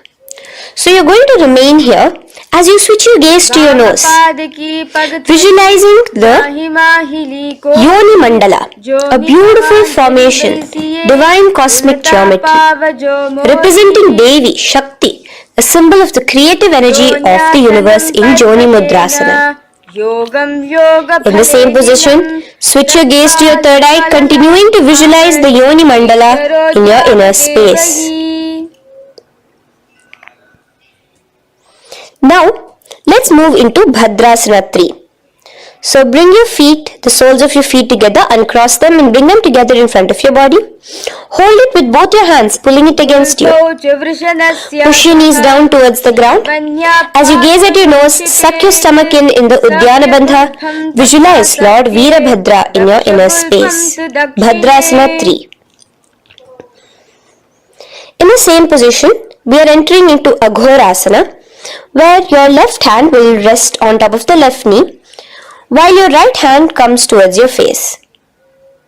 Now, do the Khechari Mudra, where you are bringing your tongue towards the upper palate, gazing towards your third eye. Now, with your right hand, cover your mouth, close the left nostril with your index finger, inhale through the right nostril. Close both the nostrils, hold your breath and exhale through the left nostril in the Abhyantara Kumbhaka. Repeat this on the other side. Visualize yourself as an Aghori, completely dedicated to Paramashiva in Aghorasana. The next asana is Kaneri Pavasana. So you can Distance your feet a little away from your body. As you lean forward, place your elbows onto the soles of your feet and rest your chin on your palms. Gaze at your nose, suck your stomach in Uddiyana Bandha. Here, continuing with the Rechaka Kumbhaka, where your exhalations are prolonged than your inhalations, visualizing yourself as a female elephant drinking water in Kaneri Pavasana. The next asana is Parasana. So now, come to a seated position, raise yourself up and keep your knees raised. Bring your hands underneath your knees, between your calves and thighs, and clasp them together. Interlace your fingers in the Parashamudra in front of your navel. Lift your feet off the mat. Visualize Swamiji, the Supreme Pontiff of Hinduism, in your inner space as you gaze at your nose in Parasana. The next asana we'll be moving into is Gopi Chandasana. Now take your hands out from in between the feet as you let your feet rest on the ground. Take your hands out from underneath your calves. Interlace your fingers around the feet with the soles of the feet together and raise it up towards your chest. Rest your knee on top of your feet. Gaze at your nose. Embody the state and space of a king in Gopi Chandasana. The next asana is Udarasana. So now just quickly release your legs, bring your hands underneath your calves and hold on to your feet again from inside out. Both your feet together. Bring your feet up to your chin, resting your chin on top of the interlaced fingers. Bring your feet to your chest, gaze at your nose, visualizing your body, the Supreme Pontiff of Hinduism, free from any defects in Udarasana. Now, in the same position, just lift your legs up towards your head. Let the top of your hands come towards the top of your head, your forehead. And this is Vishishtasana. Visualize yourself excelling in everything in this posture. Now, slowly relax. Keep your hands underneath your shins as you take your hands up to the shoulder, pulling your hand and interlacing your fingers behind your neck. In Bhujasana, visualize yourself as a cobra. The next asana is Kalyanasana. So in the same seated posture, bring your hands around from behind your neck, remove them and put them around your back, interlacing the fingers behind you. Gaze at your nose. Visualize yourself as a beautiful, auspicious goddess in Kalyanasana.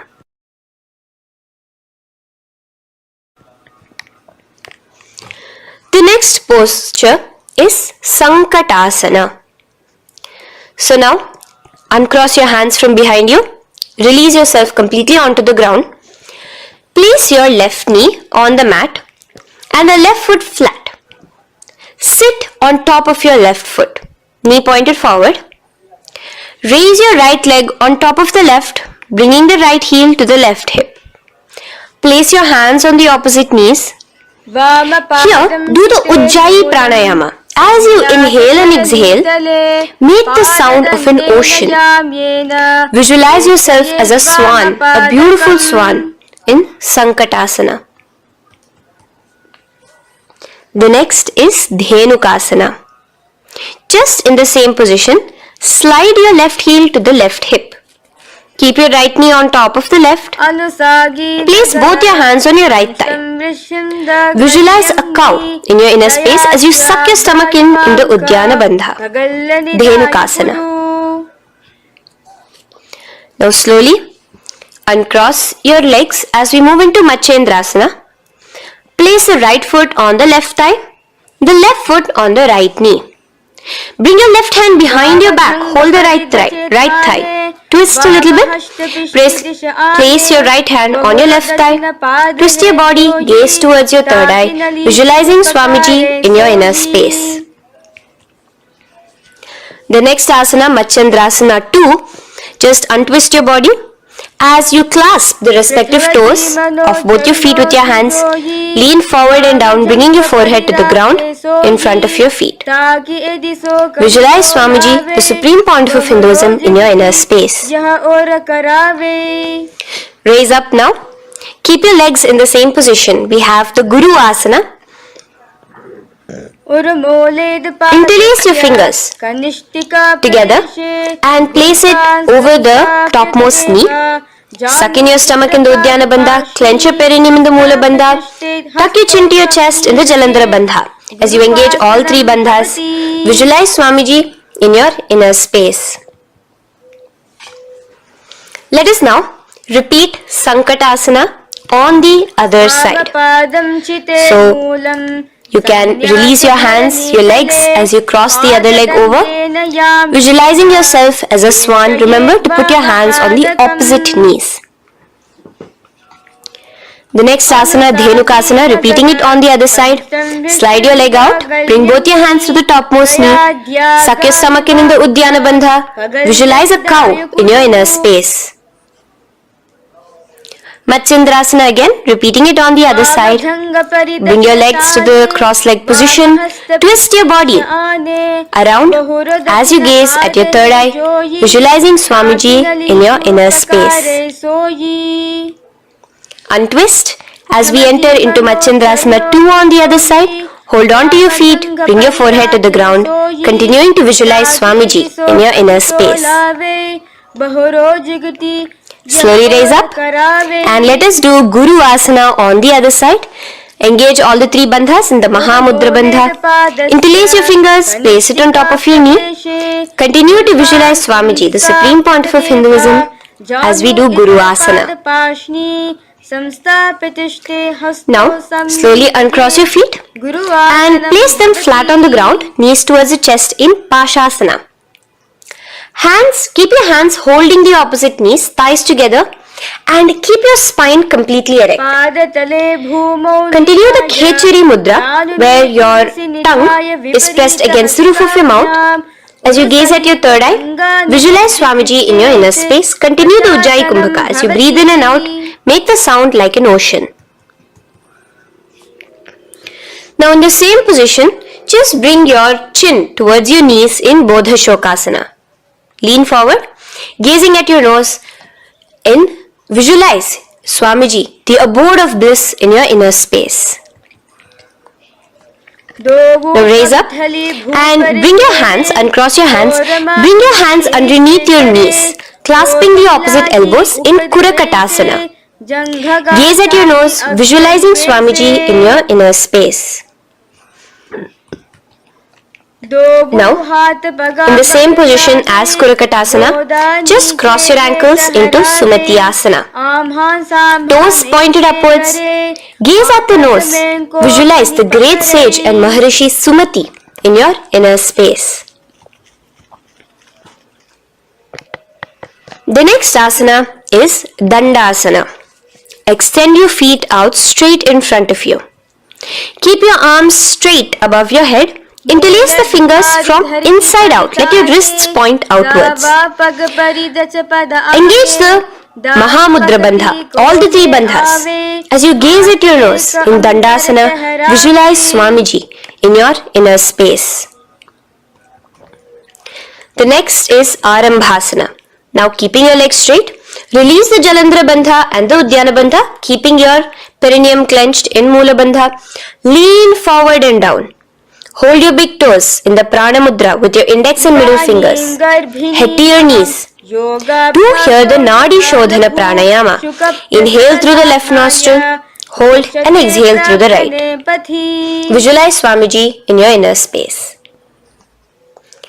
The next is Bhidokasana.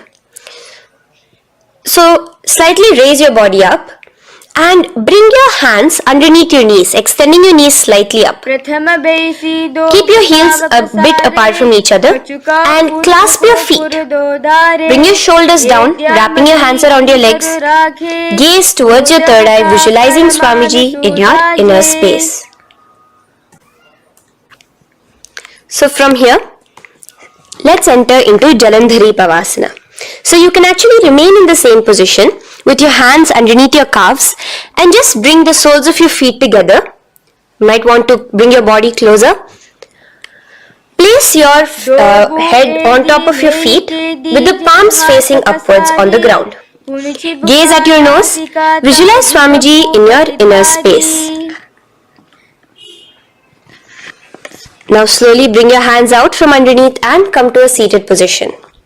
Stretch your legs out as we enter into Urdhva Paschimottanasana. Here we have a new Kumbhaka, the Pratyahara Kumbhaka, where you will feel your breath coming from the Mooladhara Chakra up to the Brahmarandra above the Sahasrara. This is the Pratyahara Kumbhaka.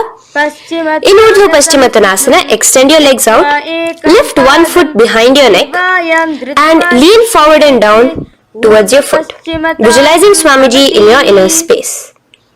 Now, slowly, keeping your leg behind your neck, lay onto your back as we enter into Anantasana.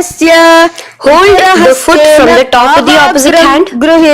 Visualize yourself as infinite, endless, eternal. Gaze at your nose in Anantasana. Just now, in the same position, roll onto your elbow of the hand holding the foot. Gaze at your nose, feeling in complete control like Swamiji in Ankushasana. Slowly remove the leg from behind your neck. Take a moment to stretch, relax. Lay on your back. Bring your knees towards your chest. Bring your hands around, encircling the thighs and the calves with your arms. Roll to the left and right in Drishasana, visualizing Swamiji in your inner space. The next asana is Urdhva Paschimottanasana. On the other side, let us repeat it. Raise up to a sitting position and bring the other foot behind your neck. Lean forward and down, clasping your foot. Repeating Anantasana on the other side, lay on your back, bring the opposite hand to the foot, gaze at your nose, and continuing to gaze at your nose, roll onto the elbow as we repeat Ankushasana on the other side. Now, you can release your foot and try to remain in the same position without removing the leg from behind your neck as you bring the other leg too to cross behind your neck with both your legs behind your head. Laying on your back, bring both your hands to clasp behind your back. Gaze to your nose, visualizing Swamiji in your inner space in Yoga Nidrasana. As we enter into Atmaramasana, in the same position you can uncross your hands from behind your back. Bring it up, continuing to keep it underneath the legs. Just clasp it behind your neck. So you can bring your legs out from behind your neck. Just let your hands interlace behind your neck, gazing to your nose, visualizing the Atma Rama, Bhagavan Mahavishnu within you as your soul blessing you, as you gaze at your nose in Atma Ramasana. Now, you can release your hands and legs. Continue to lay on your back as we enter into Kochikasana. Bring your knees to your chest with the soles facing upwards. Extend your arms sideways as you gaze towards your third eye, visualizing Swamiji in your inner space. Now, from Kochikasana, keep your arms reached out to the sides at shoulder level. As we enter into Jatara Parivriti 1, keep one knee bent, twist it and bring it to the ground on the opposite side with the other leg extended straight. In Jatara Parivriti 2, keep both the knees bent to one side. And in Jatara Parivriti 3, keep both the legs straight to one side. Throughout this, keep your head looking in the opposite direction. And let us repeat this on the other side. You can bring your knees back to your chest. Let your legs out, go to the other side and do Jatara Parivriti 1, 2 and 3. The next asana is Dvipada Pitham.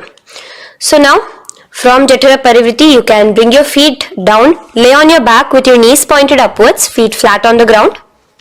Extend your hands, holding your ankles. And lift your hips up. Engage the Jalandhara Bandha automatically as you raise your hips up. Gaze at your nose, visualizing yourself as a bridge in Dvipada Pitham. Now in Paryankasana, so you can lay back onto the ground. And place your feet flat. Bring your arms over your head, placing the hands flat near your shoulders with the fingers pointing towards the feet. Lift your entire body up and off the ground in Paryankasana as you visualize yourself as sturdy as stone furniture. Lay back down slowly as you bring your hands out. Keep your knees to your chest here and your hands on the shoulders as we enter into Svottanasana. Visualize you laying on your back as a playful dog. Move your hips in the circular motion. Do the Sahaja Kumbhaka. Now let us enter into Viparita Karani. First, bringing your arms out from behind your shoulders. Let your arms be extended by the side of your body. Use the strength of your arms, palms flat on the ground, to push your body, your upper body, your lower body off the mat. And keep your legs straight above you, extended. Move your legs around and around in Viparita Karani. Automatically the Jalandhara Bandha is engaged. Breathing during the Jalandhara Bandha is the Murcha Kumbhaka. Visualize Swamiji in your inner space. The next is Viparita Karani 2. In the same position, just stop the rotational movement of your legs. Visualize Swamiji in your inner space. Now, as we enter into Langalasana, just let your feet from the top rest onto the ground above your head. Interlace your fingers in the Payusha Mudra behind your body. Visualize yourself as a plow in Langalasana, continuing to engage the Jalandhara Bandha. भूमिं कर्षयेत् लङ्घलासनं भवति. Now, in Shaita Paschimottanasana, bring your hands out from behind your body and hold on to the toes above your head. Keep your legs and hands completely straight. Visualize Paramashiva as Shaita Paschimottanasana is one of the 84 different asanas directly revealed by Paramashiva himself. Continue to do the Murcha Kumbhaka, inhaling and exhaling with the Jalandhara Bandha. Clasping your toes now, spread your feet wide apart from each other in Supta Konasana. Visualize Swamiji in your inner space. Bring your feet back together as we enter into Chakrasana. Clasp your ankles, keeping your legs and hands completely straight above your head. Visualize yourself as a chakra, a wheel in Chakorasana. Now slowly rest your back onto the ground. Keep your legs raised up in Supta Prasarita Padangushtasana. Clasp the respective toes in the Prana Mudra with your index and middle fingers and spread your legs out wide apart from each other. Visualizing Swamiji in your inner space, restart the Ujjayi Kumbhaka where you are inhaling and exhaling, making the sound of an ocean. Bring your feet together in Supta Padangushtasana in the same position, continuing to visualize Swamiji in your inner space.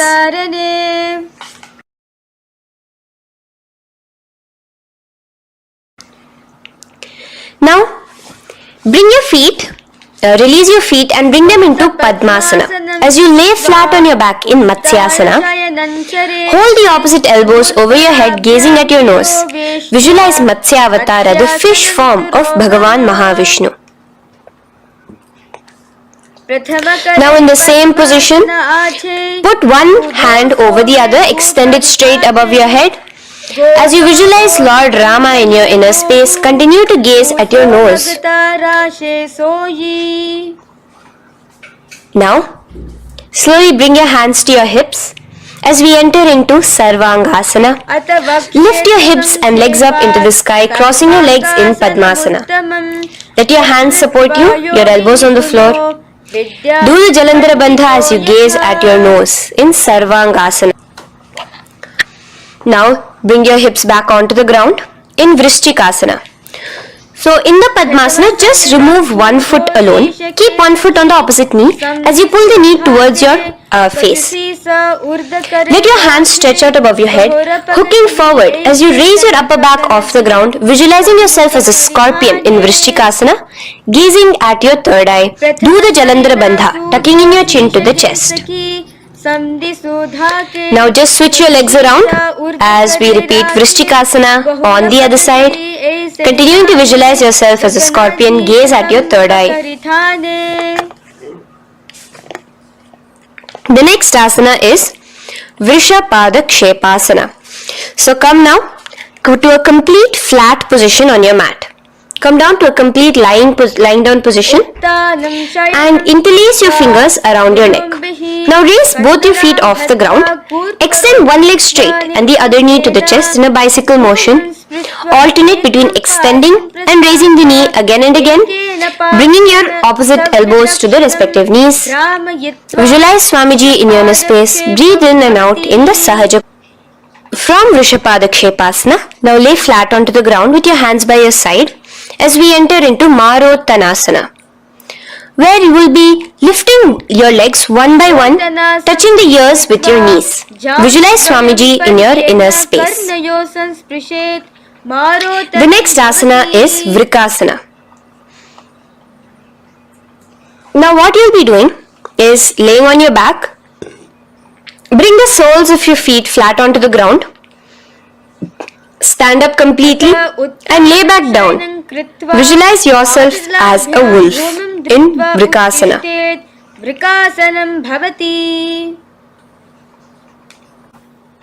Now come back to a seated position as we enter into Luthasana, where you are going to be quickly throwing your legs above your head as you roll over completely, finishing in a prone position. Do this a couple of times. Come forward, roll over. Come forward and roll over again. Visualize Swamiji, the Supreme Pontiff of Hinduism, in your inner space. Now take a moment to relax. Lay on your belly with your toes extended in Sarathasana. Keep your hands onto the ground by your shoulders. Now here, contract your lips and make a sound like a flute, whistling while inhaling. Visualize yourself as a ratha, as a chariot carrying warriors into battle for dharma on your back. Now from Sarathasana, let us enter into Dehal Ullanghanasana. So place your palms on the ground and bring yourself to a plank position. Jump your leg forward and back between your arms, visualizing Swamiji in your inner space. Jump forward now. When your legs are between your hands, stand tall. Holding your toes with your hands, walk back and forth. Visualize yourself as a wise 60-year-old elephant in Jatyasana. Now come to a standing position. The next is a beautiful Karana, the Lolitika Karana.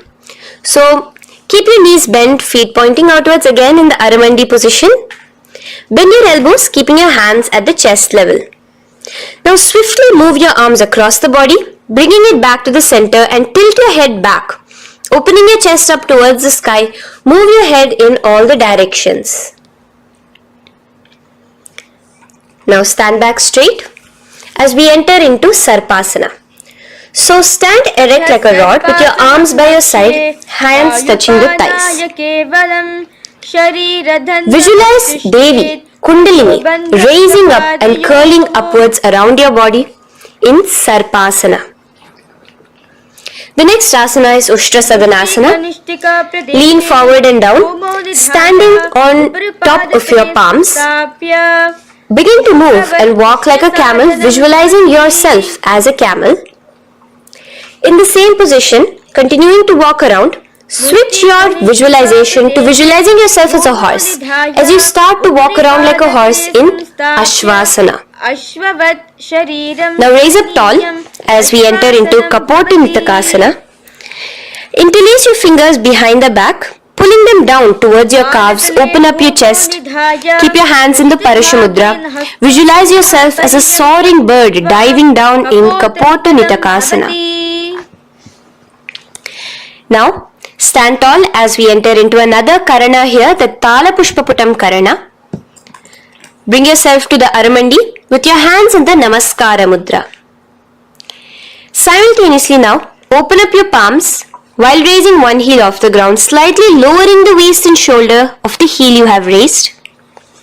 Visualize you're offering a bouquet of flowers to Paramashiva as you come back to a standing position, and repeat this on the other side. Let's do this a few times, offering flowers to Paramashiva. Now, come to a standing position. Stand straight and bring your hands together in the Namaskara Mudra. Slightly lean forward. Visualize yourself as a rhinoceros. Your hand is the horn as you gaze at your nose in Khadgasana. The next asana is Utthanotthanam. So come to a standing position and sit down all the way as low as you can to the ground and stand up. Do this again. Sit down. Stand up, and again, sit down, stand up.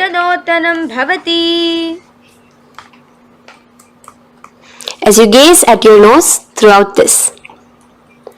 The next asana is Musalasana.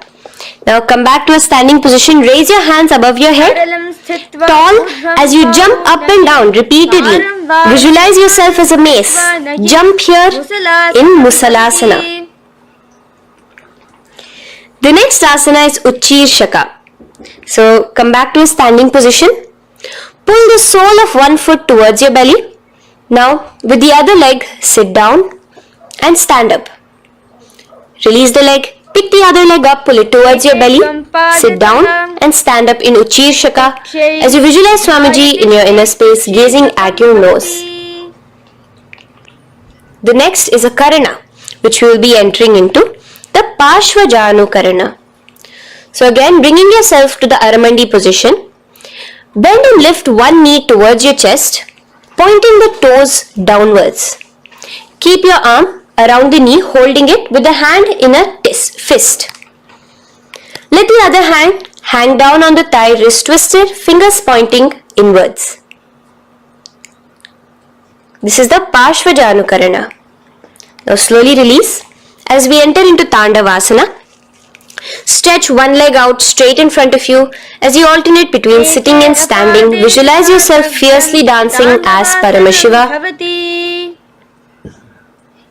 Raise the foot to the inner thigh of the opposite side. As we enter into Brahmanasana, let your hand be resting by the sides. Keep your standing leg erect like a rod. Visualize yourself being blessed by Lord Brahma. Now, you can bring the left foot around the right knee and rotate it, tucking the left toes on the other side of the right calf. Simultaneously, cross your left arm below the right, bring your palms together in the Namaskara Mudra. Visualize yourself as Lord Garuda in Garudasana. Now slowly uncross your legs and hands as we enter into Ekapadasana, coming to a standing position. On the right leg, bring your left foot to the opposite thigh with your hands relaxed by the knees. Now take a hold of the raised foot with your hand in the Prana Mudra. Stretch your leg out wide, out to the side and rotate your body quickly on the standing leg. Visualize yourself as the North Pole star in Dhruvasana. From here now, in the foot which is in your hand, just slowly, once you finish the rotating movement, in Trivikramasana, bring it up towards the back of your neck. Stand as tall as you can and alternate between sitting and standing. Visualize Bhagavan Mahavishnu in your inner space. Now you can take the leg out from behind your neck and stand straight. As we repeat the Parshvajanu Karana on the other side, bring your knee up to your chest, clasp your knee in a fist while the other hand comes to the opposite thigh. Hold there for a second and stretch your leg out. In Tandavasana, sit and stand. Visualize yourself fiercely dancing as Paramashiva. Bring the foot to the inner thigh, standing straight like a rod. Get your hands by your sides. Visualize yourself being blessed by Lord Brahma. In Brahmanasana on the other side. Move into Garudasana 3 on the other side as you rotate your leg over, your hand under. Visualize yourself as Lord Garuda. And uncross yourself as we move into Ekapadasana on the other side. Bring your foot to the inner thigh, to the root of the thigh, and stand straight. Clasp your toes, stretch it out as we go into Dhruvasana on the other side. Visualize yourself as a pole star rotating quickly. Come back to a standing position and bring your foot behind your neck. In Trivikramasana, sit and stand. Visualize Vishnu, Bhagavan Mahavishnu in your inner space. Now, stand tall as we do the Samanakha Karana. Stand with your feet close together, toes slightly pointed outwards. Keep both the hands to the side of the body. Take a moment to breathe in and breathe out and relax. Now, slowly relax and from the standing position, slowly bend forward, bringing both your hands underneath your knees. Now once you have squatted down fully, interlace the fingers together in the Parashamudra. Bring that interlaced fingers in front of your navel. In Gorakanjali Asana, visualize the great sage Goraknatha, the founder of the Natha Yoga Hindu Sampradaya. As you do the Jiva Chala Kumbhaka, engage the Moola Bandha. The next asana is Kanchyasana. So now just slowly unwind your hands from each other, from your navel, and now bring your hands from the opposite side inwards underneath your calves and wrap your hands around your back. Hold them together in the Parashamudra. Keep your body, your upper body upright, visualizing the Supreme Pontiff of Hinduism in your inner space. The next is Bhairu Asana. So slowly unclench your hands and bring them out from underneath your legs. Keep your feet and knees together and in a squatting position, bring your hands behind your back, clasping them together, remaining in the Parashamudra. As you gaze at your navel center, visualize Bhagavan Kala Bhairava, the Lord of Time, in your inner space. The next asana is Varahasana. Now to gain your balance, you can lightly spread your legs apart and bring your hands to the back of your behind you in the Anjali Mudra, palms together. Visualize a boar, one of the 10 incarnations, the Varaha Avatara of Mahavishnu, gazing at your nose. Now slowly relax, bring your hands out from behind you as we move into Pripithasana. With your hands in the Prana Mudra, with your index and middle fingers, clasp the respective big toes and come to a half squatting position where your hips are at your knee level. Visualize Swamiji in your inner space as you do this asana, Pripithasana. Slowly let go of your feet and place your palms flat on the ground in front of you with the fingers wide for balance. We're going to be balancing here in Bakasana. Place your knees on the back of your arms. Focus your eyes on one spot as you raise your feet off the ground, balancing here. Visualize yourself as a crow. The next asana is Shushtanga Kapali Asana. So now come to a kneeling position. So from there itself you can directly put your head onto the ground, or else come to a kneeling position and place your head onto the ground. Palms spread for support. Raise your body onto your head, bringing your legs into the Padmasana. Gaze at your nose. Visualize Swamiji himself in your inner space. Come down now, uncrossing your legs as you come down. Sit onto your knees, keeping the toes flat. Now, Let your heels come outside of the hips. Keep your hands on your knees. In Guptasana, sit straight. Keep your gaze on your nose. Visualize you're sitting in the sacred secret seat with Paramashiva and your Guru, Swamiji himself.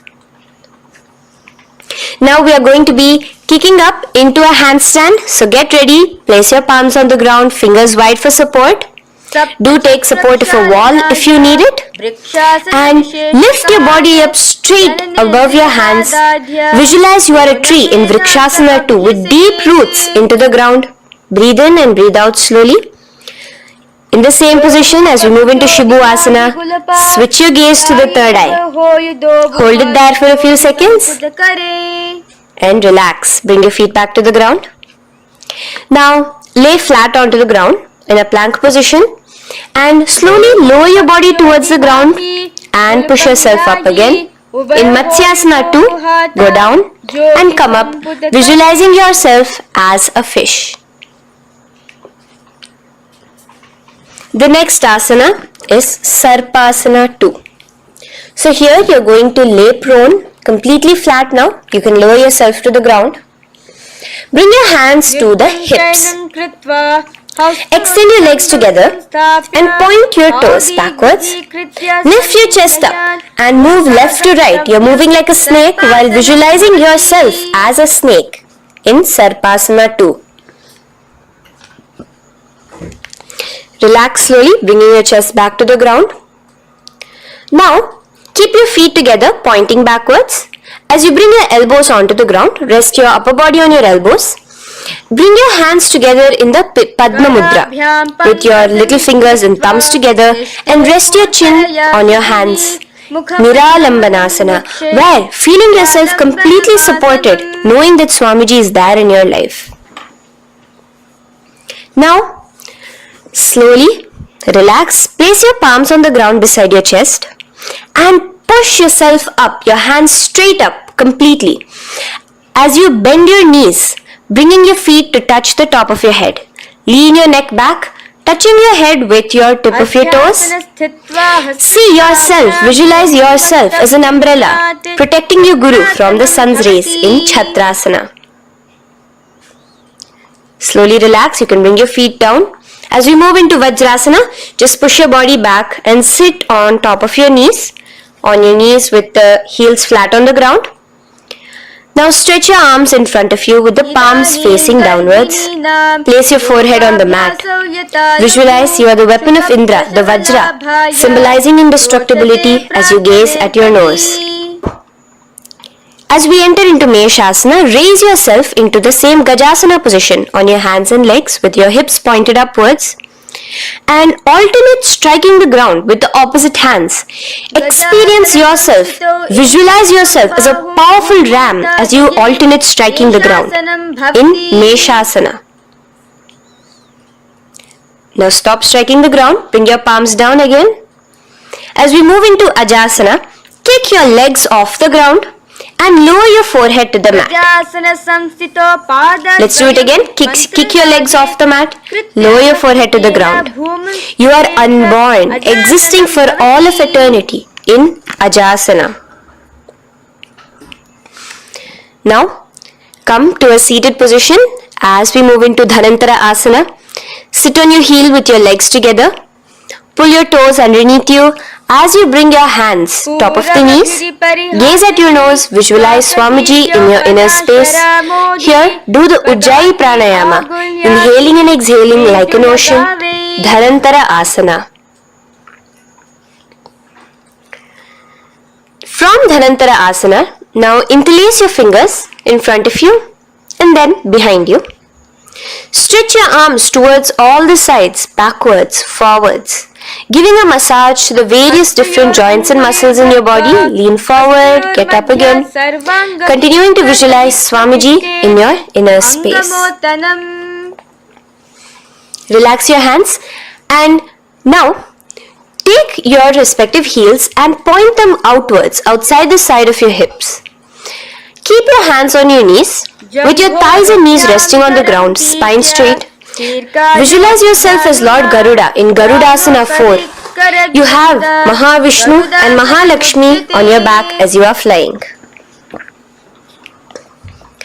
The next asana is Ananda Mandirasana. Now you can continue to remain in the same position. You can bring your feet pointing inwards. Use your hands to clasp underneath your ankle. Make sure your knees are spread out wide. Gaze at the third eye. Visualize residing in the blissful space of a temple. You are in a temple in Ananda Mandirasana.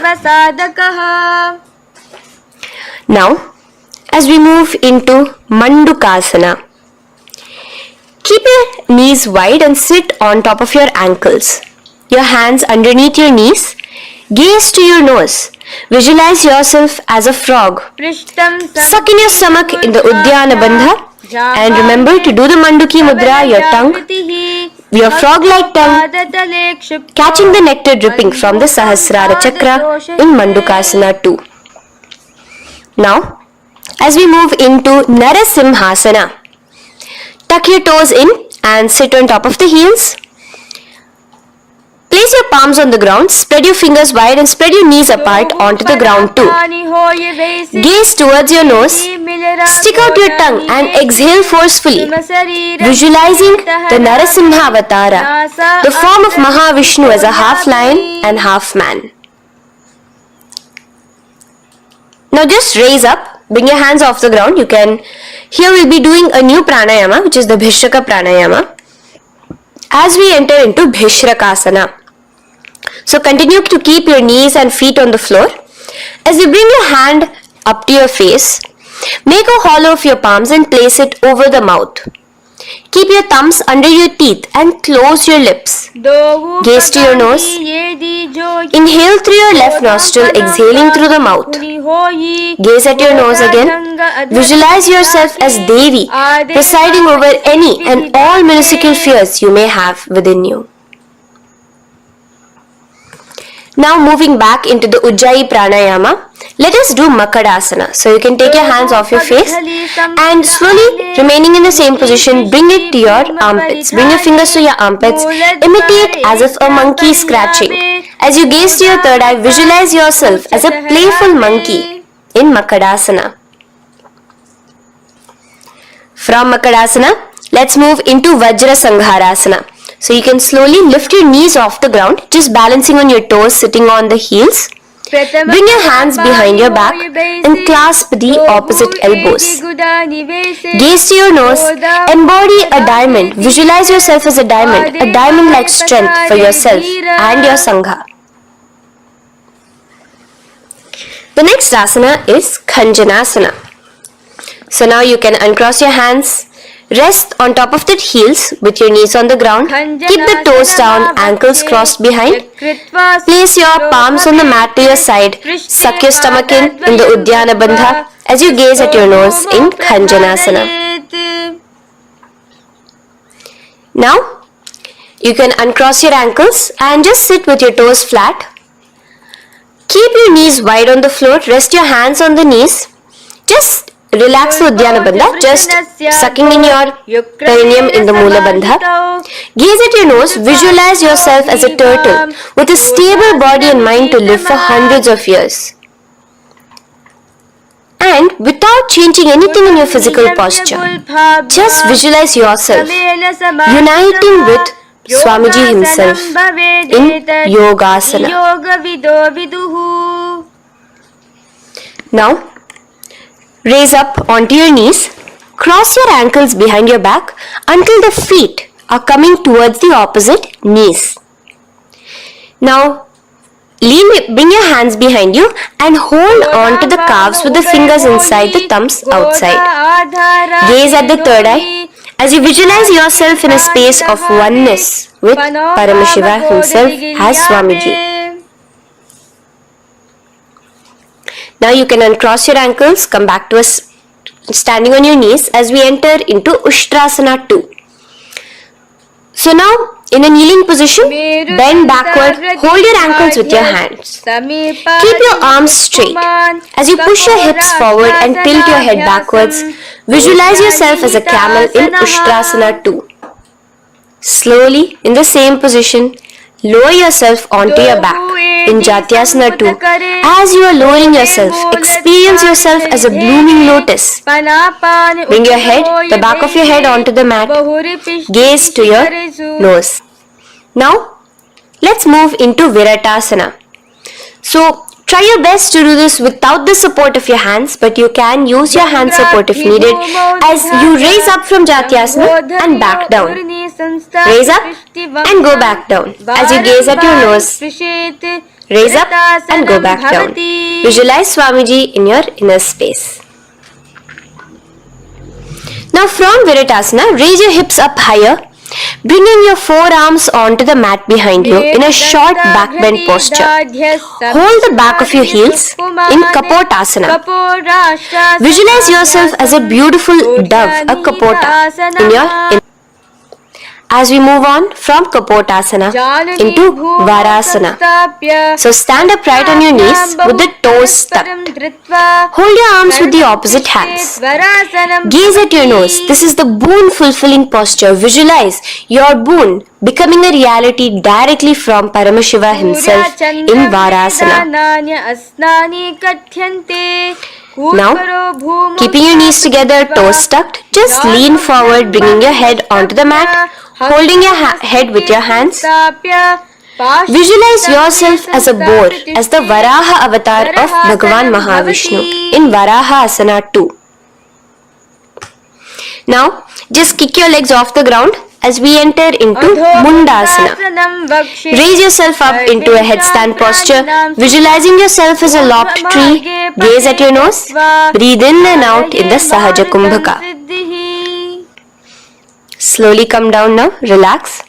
Come to a kneeling posture. Sit on your heels. Bring your head down beside your knees, your elbows adjacent to the knees, your hands holding your head. Exhale through your mouth as you gaze at your nose, visualizing Swamiji in your inner space in Andhasana. Now from here, push yourself off the mat as you come lying prone on your belly. Let your arms be extended straight out and together lift your thighs, arms and chest off the ground, stretching your body, balancing there. Visualize yourself as a locust in Viparita Shalabhasana. The next asana is Kapalasana. So slowly lower yourself back to the ground. Now laying on your belly, bring your arms to your side, palms downwards. Keep your forehead on the ground and your chest on the mat. Only lift your legs up into the air. Only your legs are lifting up. Visualize yourself as a skull. You are a mind with purified thoughts, a strong will to attain enlightenment in Kapalasana. The next asana is Akasha Kapotasana. So now, in the same position as you are, let your arms be straight out behind you. As you kick your legs up and over your head, bring your feet slowly to the mat in front of you. Push yourself, balance there. Visualize yourself as a free and open flying dove in Akasha Kapotasana. Bring your legs back out as you lay flat on the mat.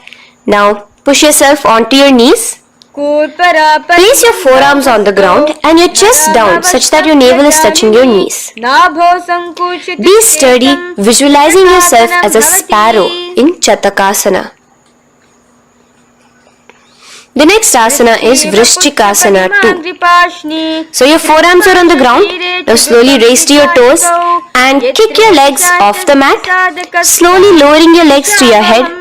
Visualize yourself as a scorpion as you balance in Vrishchikasana 2. Slowly release yourself, coming back to the ground as we enter into Vrishasana. Sit down on top of your right heel and let your left foot remain outside of the hip, the ankle to the side. Place your hands on the mat, visualizing yourself as a bull in Vrishasana.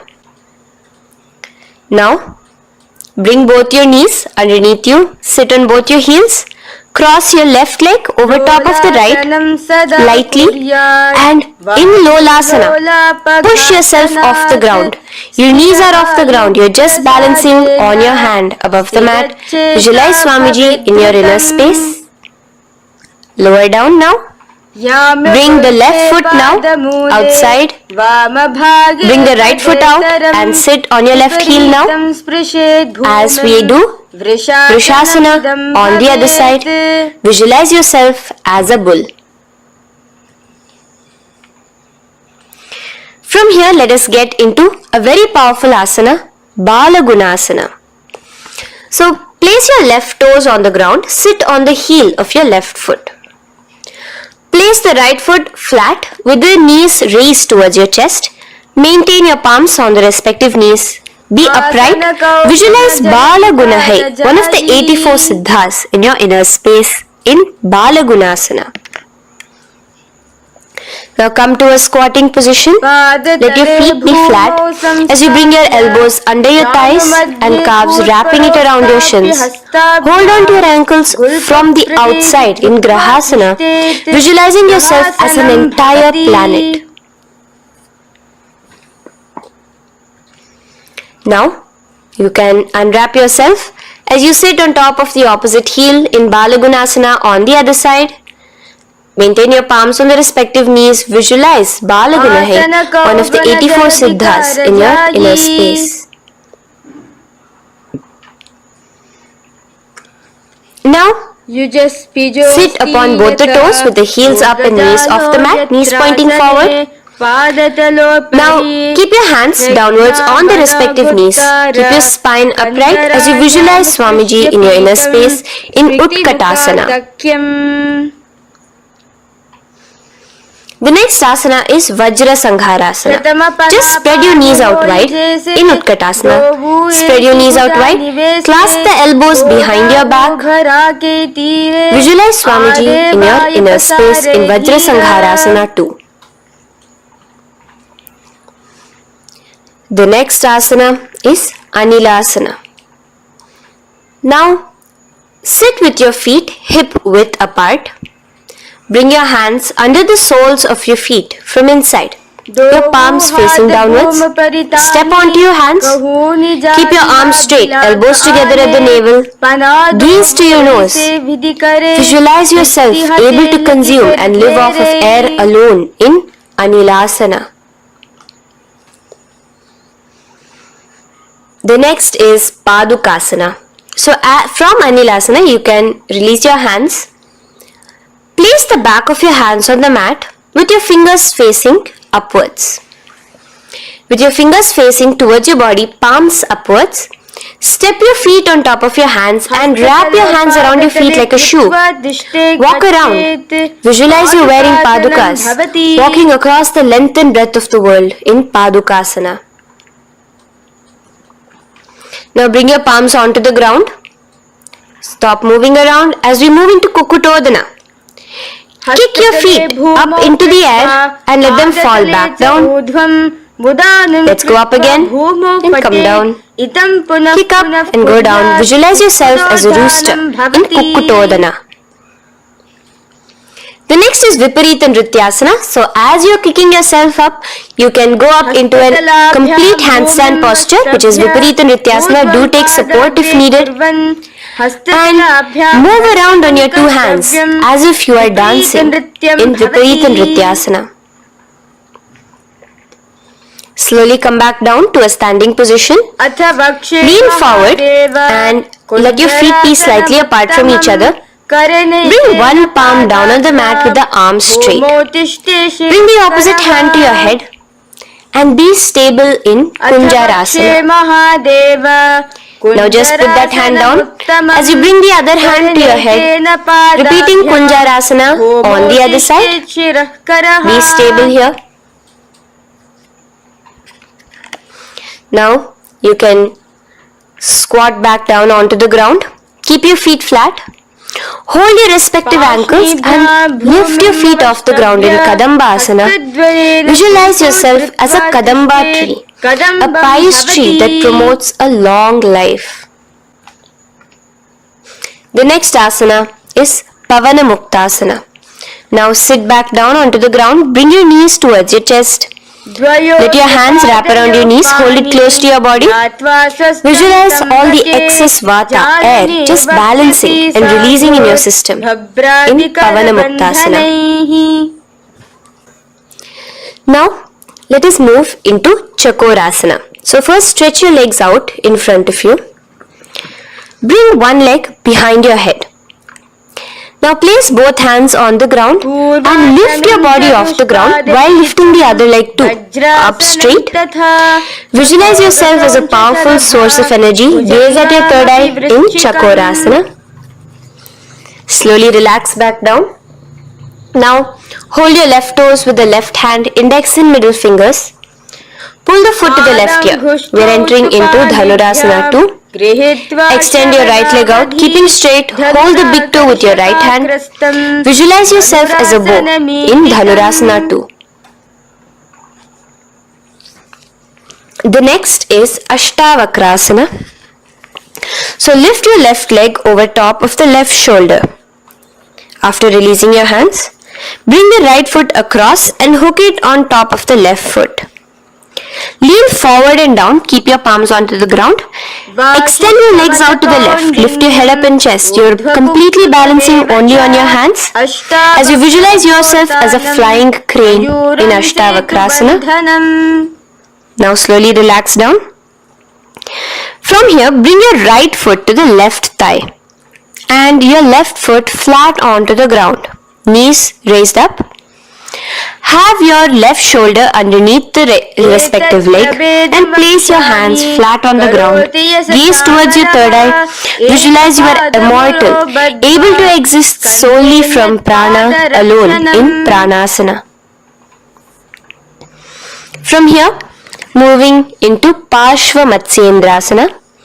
Place your right foot at the root of the left thigh. Then the left leg by the side of the right knee. Hold the left leg by the right hand. Twist your body out. Remain steady here, gazing at the third eye. Visualize Matsyendranatha, the great Rishi, Yogi, master of Hatha Yoga in your inner space. Now slowly unwind yourselves. As we repeat Chakorasana on the other side, lift the other leg behind your head. Place both your hands on the ground and keep your entire body off the ground straight up. Gaze at your third eye, visualizing yourself as a powerful source of energy. Now relax back onto the ground. Let's repeat Dhanurasana 2 on the other side. Clasp your respective hands with the feet. Pull one foot back, the other foot extended forward. Visualizing yourself as a bow. Release your feet as you cross them over each other, over top the shoulder in Ashtavakrasana on the other side. Raise off the ground. Visualize yourself as a flying crane.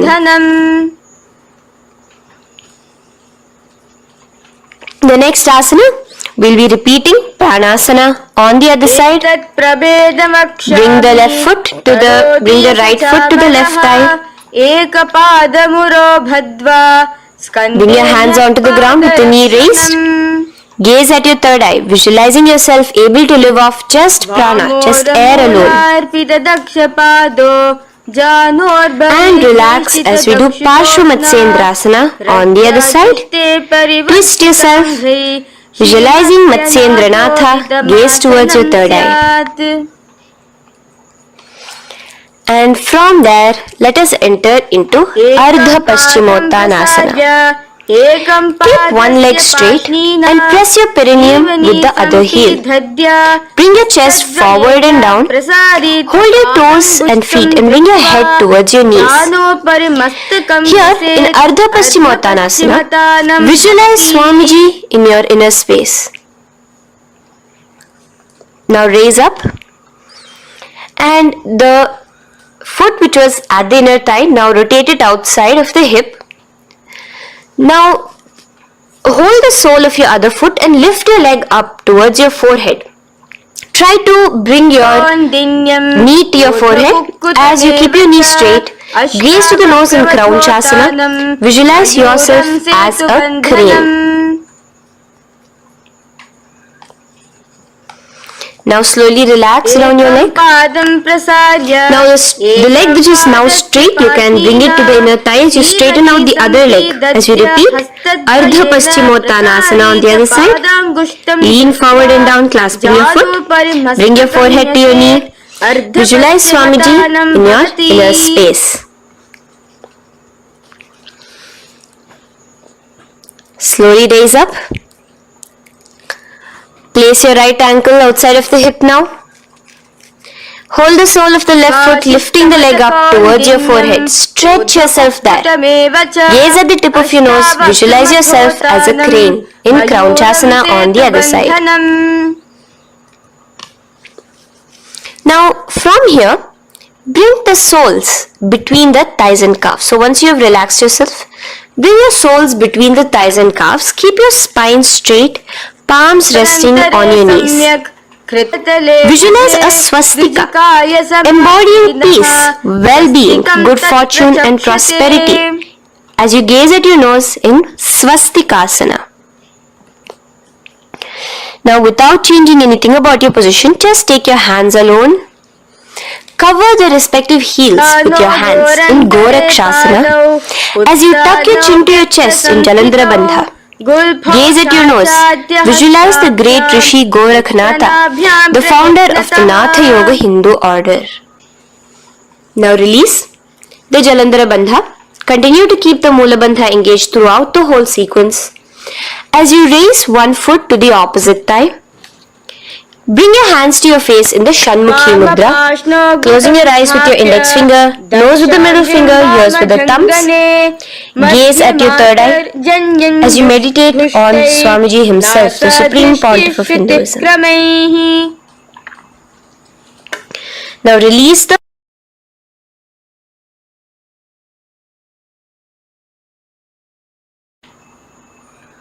Shanmukhi Mudra. And in Yogasana 2, bring your legs into the Padmasana position over the opposite thighs. Keep your hands flat onto the ground beside your knees with the palms facing upwards. Sit straight, gaze at your nose. Here we'll be starting the Kaka Chancha Kumbhaka, where your inhalation will be through your tongue wrapped like a pipe, and your exhalation will be through your nose. From Yogasana 2, now keeping your palms beside your body, just switch them around to be flat on the ground and push your entire body off the ground, balancing. Visualize yourself as a rooster in Urdhva Kukkutasana.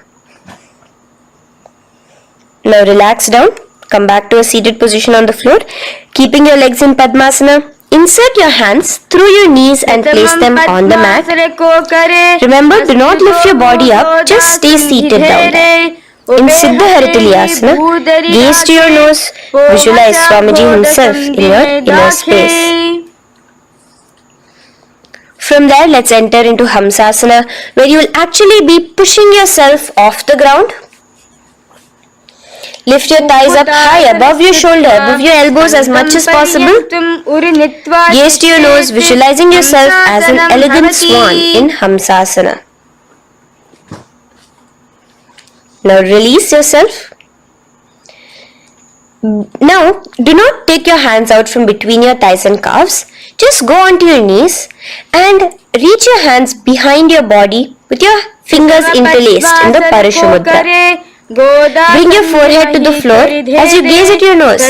Visualize yourself as Lord Paramashiva's bow in Karmukasana.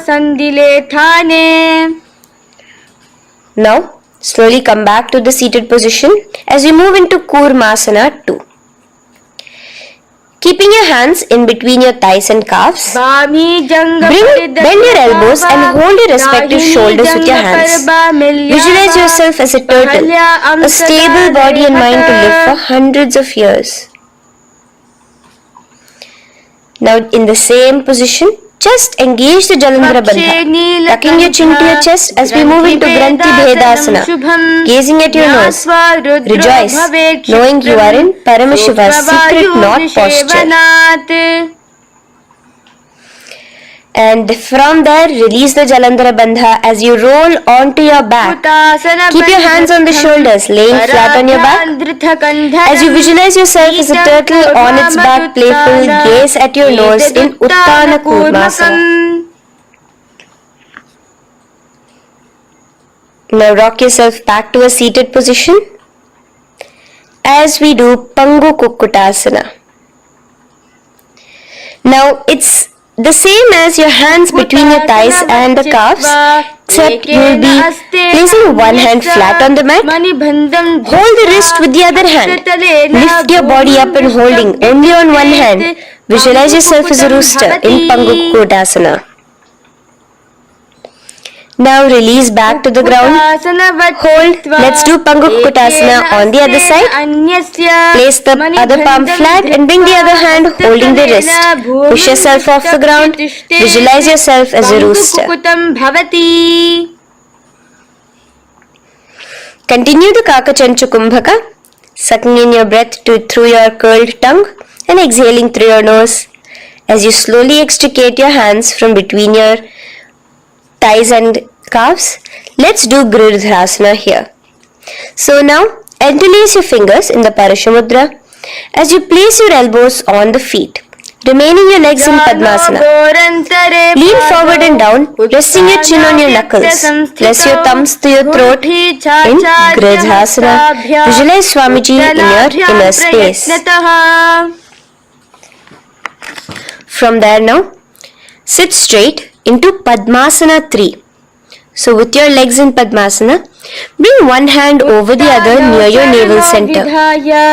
Engage all the 3 bandhas, suck in your stomach, clench your perineum, tuck your chin to your chest and gaze at your nose in Padmasana 3. Slowly now, as we move into Padmasana 4, bring your hands to the respective knees. Release the Jalandhara Bandha and release the Uddiyana Bandha, just engaging the Moola Bandha alone. Visualize Paramashiva in your inner space as you gaze at your nose in Padmasana 4. Now we will be entering into Karmukasana 2. So in the Padmasana position, hook your right hand index and middle finger in the Prana Mudra around the toe. Pull it back while your left hand rests on the knee. Now, as you visualize yourself as Paramashiva's bow, just release your right foot, bring your left hand to the left toe, right toe, and let your right hand be on the right knee.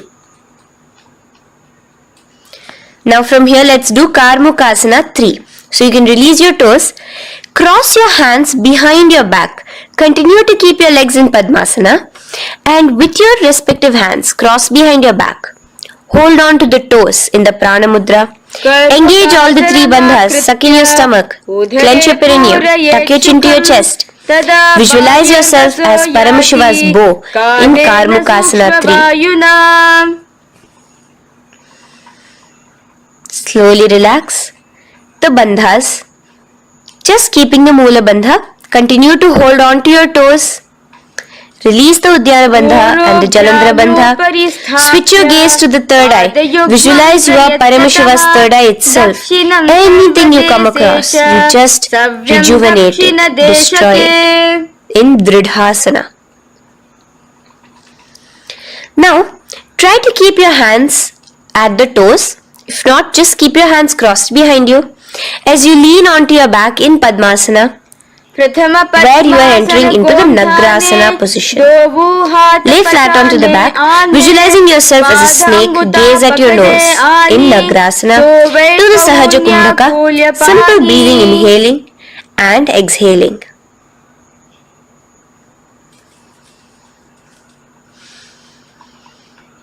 Now bring your knees to your chest. Let your hands wrap around your knees. Slowly uncross your Padmasana and bring your knees to your chest. Bring your hands to the Parashamudra, the fingers interlocked on top of your knees. As you pull your chin up to your knees, visualize yourself as a ball in Kandukasana. Now relax. Bring your feet onto the ground. The knees pointed upwards in Urdhva Pavanasana. As you interlace your fingers, bring the interlaced fingers behind your head. Laying down, gaze at your nose in Urdhva Pavanasana. The next asana is Marakata Pithasana. Now, from behind your head, take your hands out and clasp onto your feet. Just step lightly onto your palms. As you push your hips up into the sky, automatically engaging the Jalandhara Bandha. Visualize yourself as a powerful alpha ape in Marakata Pithasana. In the same position now, bring your hands to your hips as we enter into Uttanashiki Pitakasana. Let your weight rest on your elbows as you stretch your legs out straight. Gaze at the nose. Visualize Swamiji in your inner space. From there, continuing to rest on your elbows, kick your feet up high into the sky in Narakasana. Stretch your palms out behind you, flat on the ground. Balance there. Visualize yourself blissfully traveling through hell unscathed in Narakasana. Bring your hands to your hips now as we move into Tiryanavkasana. Angling your legs down at an angle, visualize yourself as a boat crossing the ocean of samsara in Tiryanavkasana. Now from there, come back straight as we enter into Dhwajasana. Keep your legs up high above your body, your hands stretched out down behind you. As you push yourself up, visualize where Kailasa's flag respected across all nations in Dhwajasana. Hold there for a few seconds and relax now. Flat onto the ground, palms slightly away from your body. Do not move at all in Mritasana. Your body is dead. Visualize that. Visualize the Supreme Pontiff of Hinduism liberating you. Let your awareness travel to all the parts of your body in the Shakti Chalan Mudra as we do Mritasana.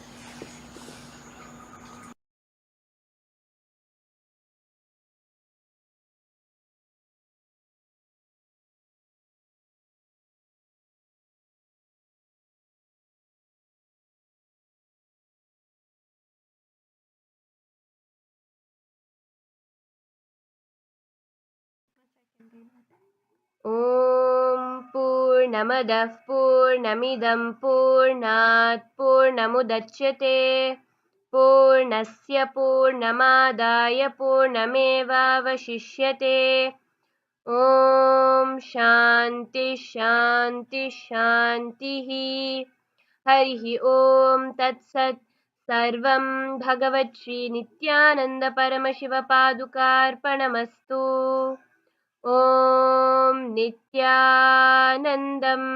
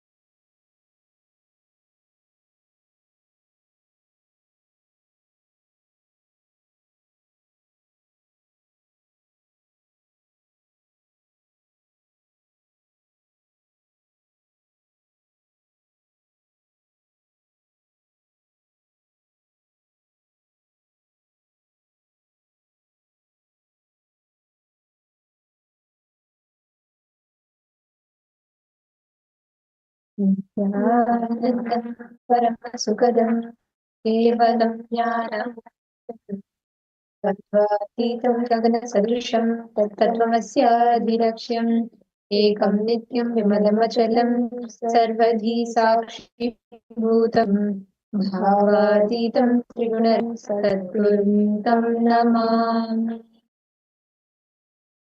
Nithyanandam to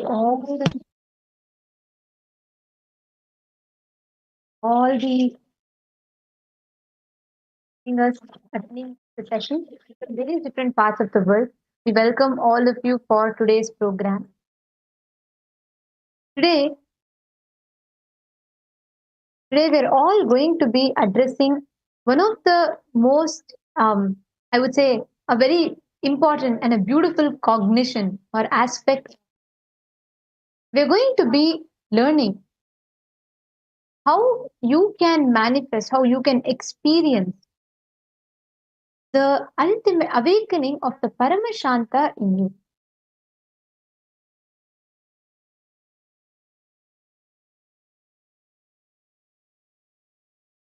So, all the participants that are here, we welcome every one of you to join for the program today. And we all have just finished the Nithyananda Yoga. We are going to be starting our day with manifesting the power of third eye. We are going to be understanding and manifesting the power of third eye to be able to see anything that you will, whatever you wish to, through your eyes blindly. So let us enter into our day, starting with the power of third eye. I request all the participants to please take a moment and blindfold yourselves. So I request each of you to take a minute and bring your blindfold if you don't have it yet. And please tie your eyes. And all the participants who are not on camera yet, I request each of you to please come on camera.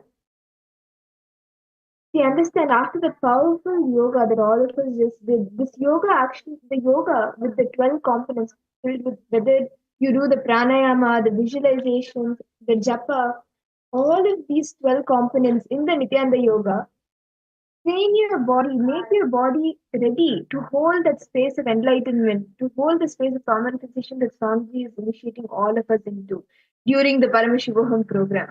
And today, when we start our day, we're going to be scanning, identifying any object, any image that is projected for all of you through the third eye. And today, let's do with a word, okay? So we're going to show a word for all of you, and I'm going to request you all to blindfold yourself and identify the exact word that is projected. Okay, ready? I request all the participants to please close your eyes. Please blindfold yourselves. We will now be projecting the word for all of you. Whatever shows in your third eye, whatever Swamiji reveals in your third eye, you can note it down.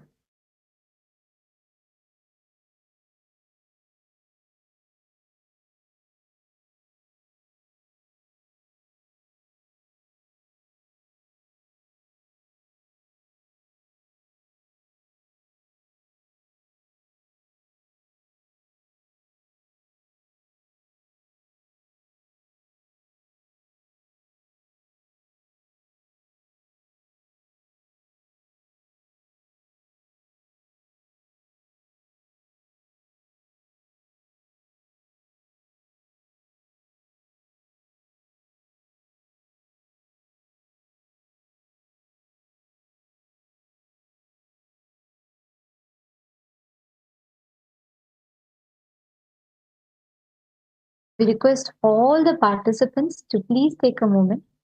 Please blindfold yourself. And now, an image is being projected to all of you, a word. I'm going to request all the participants to take a moment. Connect to Swamiji intensely. Identify letter by letter. You could see sometimes as even visuals. It's not necessary that you will only see a word or you'll only see letters. Sometimes you could even get some image in your third eye. Whatever Swamiji is revealing to you. Sit straight. Please keep your head, neck and spine in a straight line. Do not open your eyes. We request all the participants to please blindfold yourselves.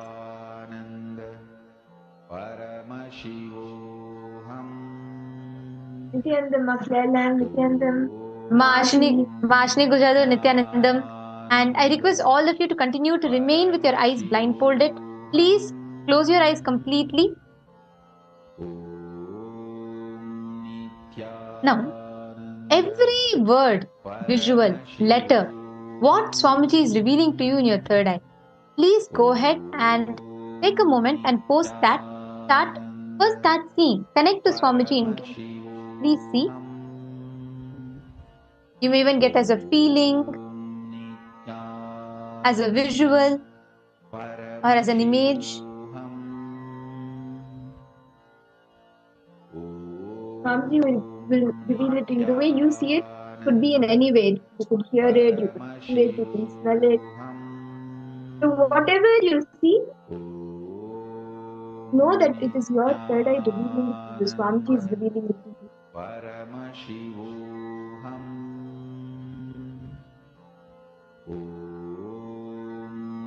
Nithyananda Paramashivoham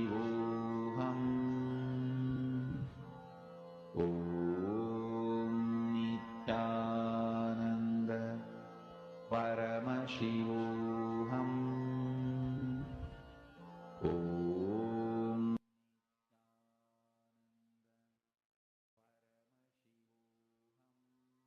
Now, I request all the participants to please relax. Please open your eyes. Annam Bansalaya and Ma Ashni Gujadur Makla. I request you all to now post whatever you saw, whatever Swamiji revealed to you in your third eye, describe it in the chat. And Anand Bansalaya, see, whenever you're manifesting powers, especially third eye, like I had shared with you earlier, please make sure you wear the eye band. See, that's very important. It is not just for you to not see, or of course, when we close your eyes, also you're not going to see. But the eye band ensures that there's no photon particles. The photons do not, like if you see, if you wear the type of eye bands that we put, the mindfold, right?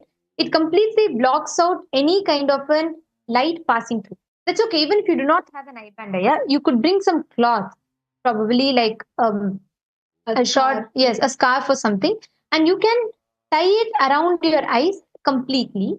That way, it will prevent light as much as possible to pass through. So it will be completely where you will be able to bring your awareness to the third eye. Otherwise, it causes a lot of disturbance, and that's exactly what again and again obstructs you from seeing actually what is projected. Ma Teresa Allen, Ma Anandeshwari, Ma Vaidishwari, Nithyanandam. I request all of you to please take a moment now, start sharing in the chat whatever you saw. Ma Ashni has posted world and earth, okay. What else, Ma? I request all the participants to post whatever you saw. Okay, images of A banana. All right. Good. See, nice to see that you're all posting. We will be doing few more rounds of this. So actually you will be able to see Somji tells like how you can see with your eyes open.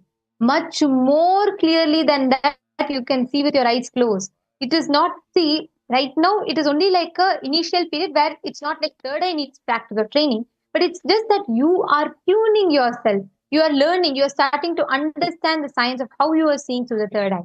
It just requires that. After that, once you start understanding that, anything that is revealed to you much more clearly than you can even see with your eyes open, you will be able to see with your eyes closed. Okay, so I'm going to show the answer, and then we will be going to the next round. All right. So the answer, the exact word that we projected to you all was the word called rain. It was the exact word. Ma Ashni Gujadur, you have seen earth, which is very close. That's a very good direction you're heading in towards manifesting it, Ma. Now, let us do another round of this power. Okay, I'm going to request this time we could project anything. It could be shape, numbers, colors, letters, words, or pictures. So I'm going to request you all to connect to Swamiji, scan through your third eye, and identify what is the exact image that we will be showing you. Okay, ready? Can I request you all to please close your eyes completely? whatever is revealed to you, whether it could be the shape, it could be the color, it could be the size of the objects, anything that is revealed to you in your third eye, you can reveal that. Because, see, understand, sometimes our mind may tell us, okay, maybe I'm just guessing this because, okay, maybe the previous round is rain, so even this time it may be something connected to nature, or maybe they may just show something related to Swamiji. Sometimes our mind plays with us like that. But don't let that to happen. Connect with Swamiji, intensely chant the Mahavakya, and whatever is revealed to you, detail that out. Okay, can I request all the participants to please blindfold now? Marshini, Guchadur, Anamban Saleh, if you could please bring a cloth this time. And please close your eyes once again.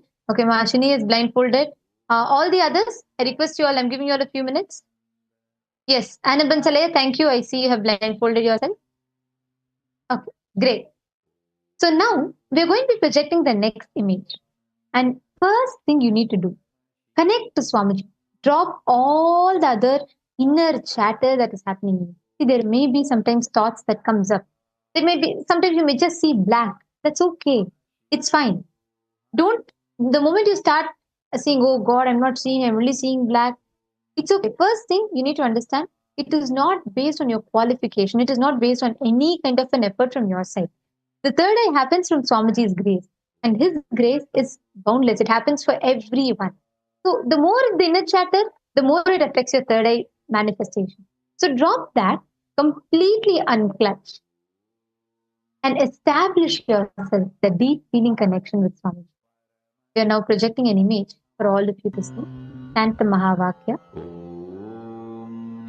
Nithyananda Paramashivoham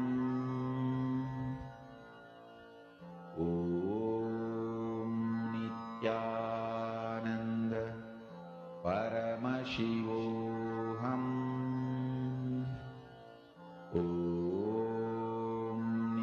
Nithyananda Paramashivoham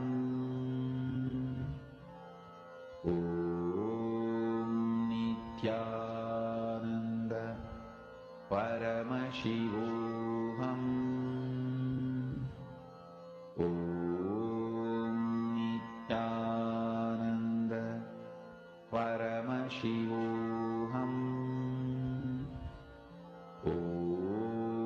Nithyananda Paramashivoham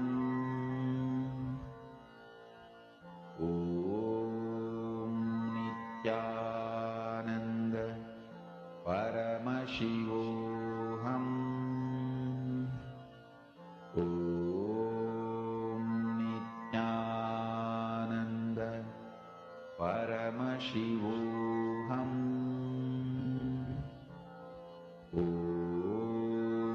Nithyananda Paramashivoham Nithyananda Paramashivoham Nithyananda Paramashivoham Nithyananda Paramashivoham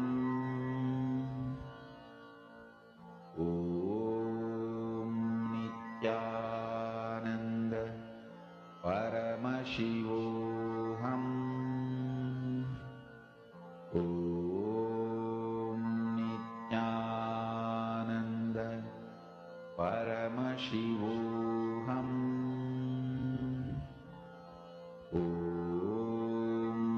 Nithyananda Paramashivoham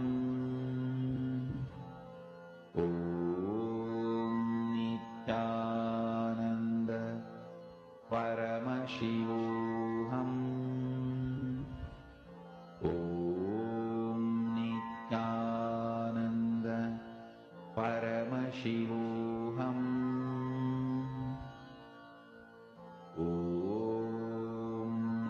Nithyananda Paramashivoham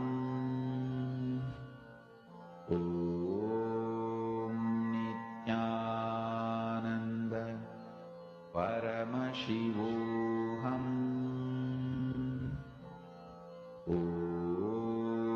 Nithyananda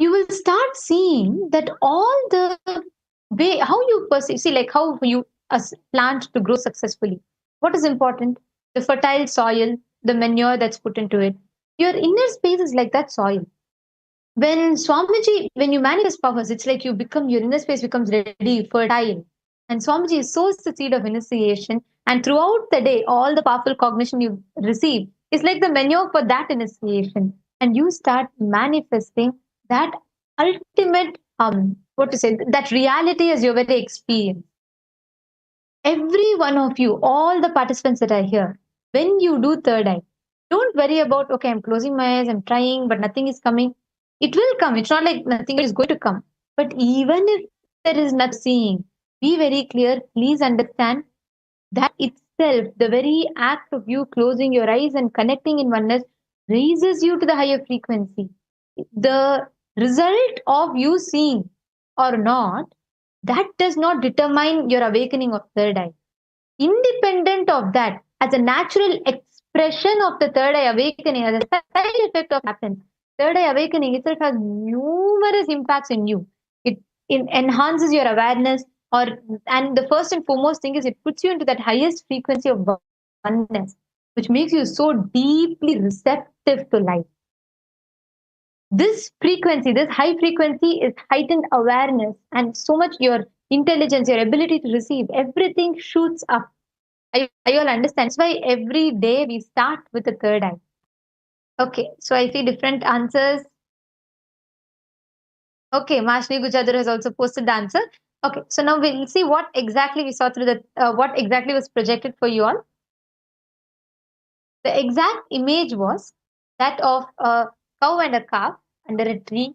So it's like a painting kind of an image, an AI generated image basically. And you can see this was the exact image that was projected.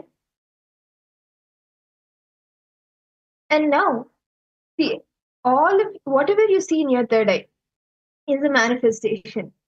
Actually, as we manifest different rounds today, we will be manifesting different powers throughout the day. And using the powerful cognitions that each of you get today, you can manifest the powers more and more. Start playing with these powers. And now we will be entering into the first session of the day, where we will be seeing how the only reality that is there, that exists, is that you are alive. We all see so many things happening around us, and we think that that is the reality. It could be like a person, or it could be a situation. We cognize everything around us as the reality that we manifest, or that we have around us, that we have built around us. But Swami beautifully reveals how the truth that only you are alive, the truth that you are alive is the only reality that exists. So let us now listen to these beautiful revelations from Swamiji directly. And today we're going to be learning about Maya Matrix, breaking free from Maya Matrix.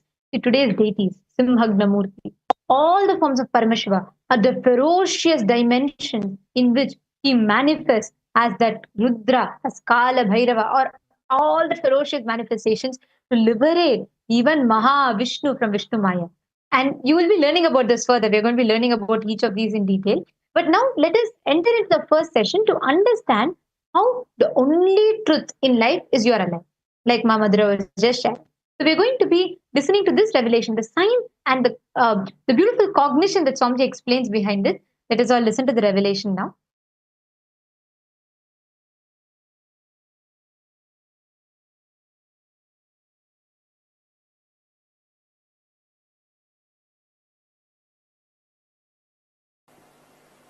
Purusha is a pure light.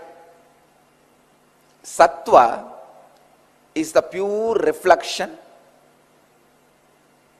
where there is no convergence, conflict, dust. Purusha is a pure light, what we call as God, Atman, consciousness, enlightened knowledge, Guru's energy, whatever you name it, it's one. The source, Hiranmayi Garbha, the source from which everything originates, the source from which everything expresses itself, the source on which everything stays. I'll give you the example. The light in front of me can be considered as the Purusha, source. And this mirror can be considered as the body. The exact reflection of that light, where it falls, you can see now the reflection falls and the reflection reflects on the wall. The reflection area exactly where you see the reflection of the pure light, that is called Sattva, innermost intelligence. And the reflection of this reflection which you see on the wall, that is what the world you experience. Please understand. This is Purusha, God, the pure light. Self-effulgent, Sutta Swayam Prakasa Jyoti. A great saint of the 19th century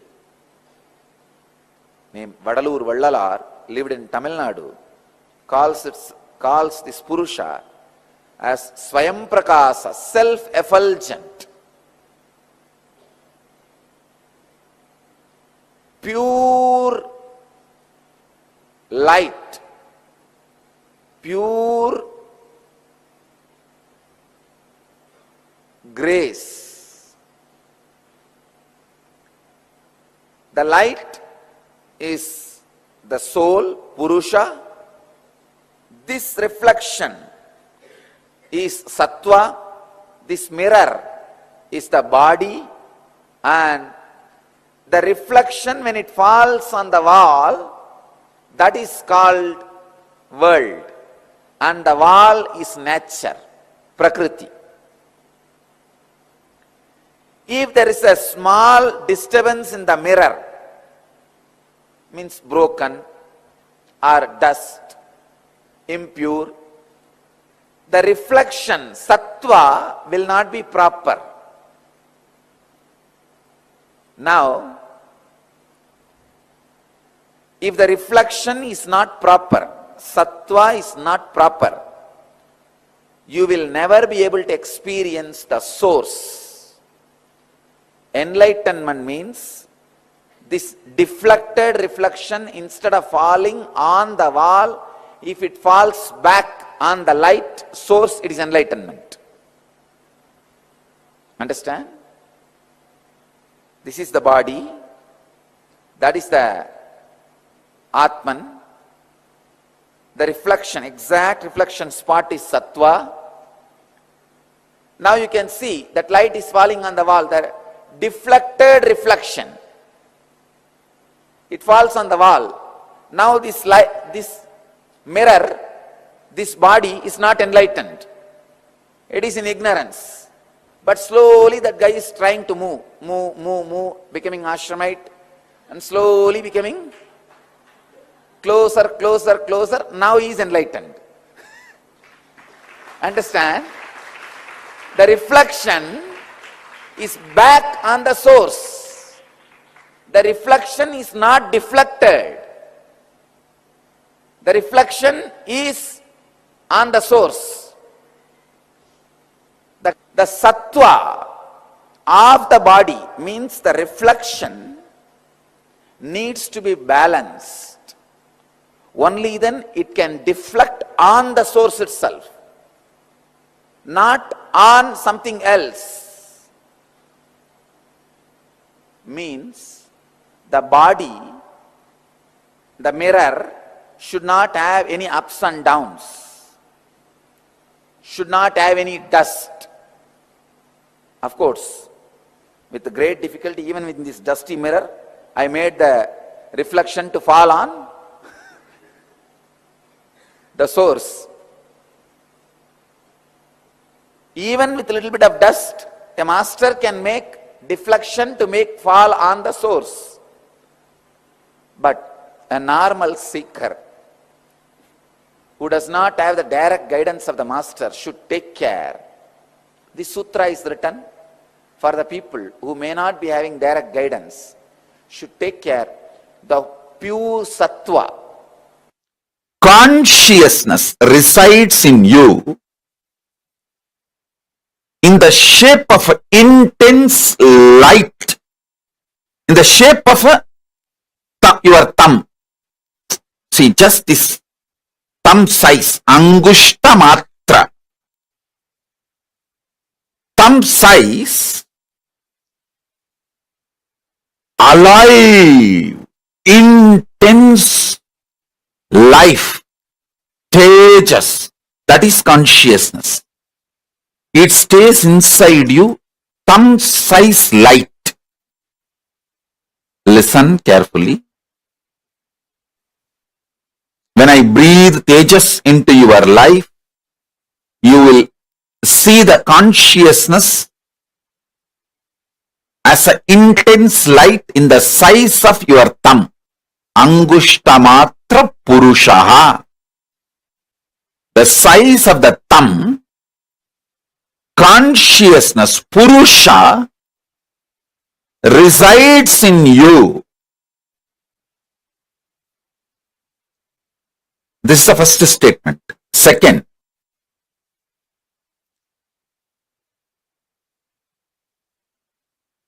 that Purusha is connected to all the minor chakras of your body.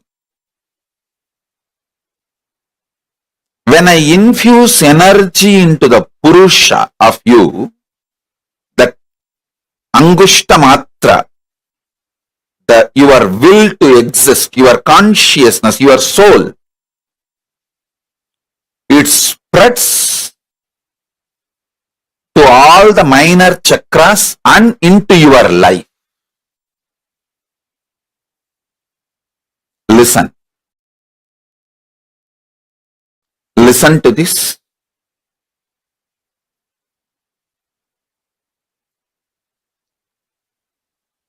When that energy manifests into your minor chakras and from your minor chakras into your whole life,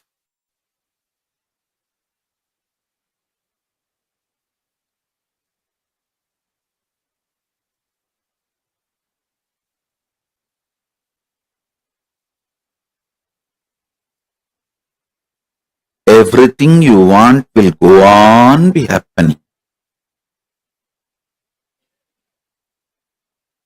And your consciousness, your free will to do right or wrong is your power. Listen to the second part. You knowing that size of the thumb, Angushta Matra Purusha in you, size of the thumb as a pure tejas, life, energy, consciousness, your soul is staying inside you, which controls all the minor chakras. And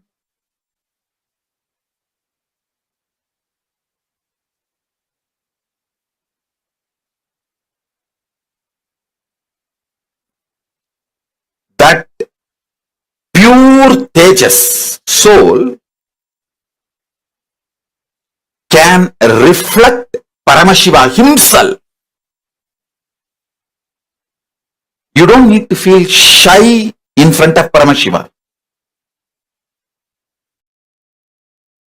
His compassion, he made all of us from his own core material.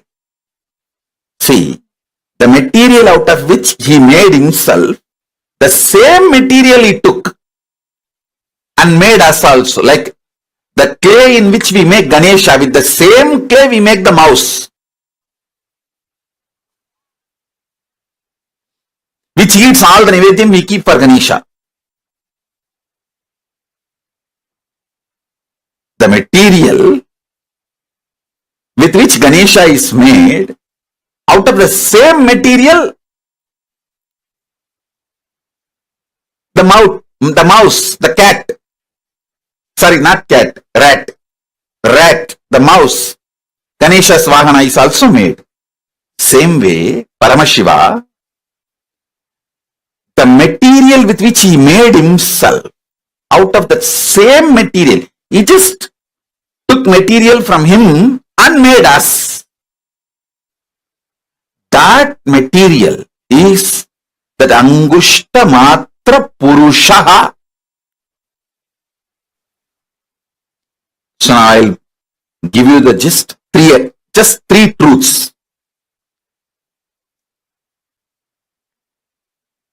Your consciousness, free will to do good or bad, right or wrong, that is residing in you as Angushta Matra Purushaha, the thumb size conscious soul in you.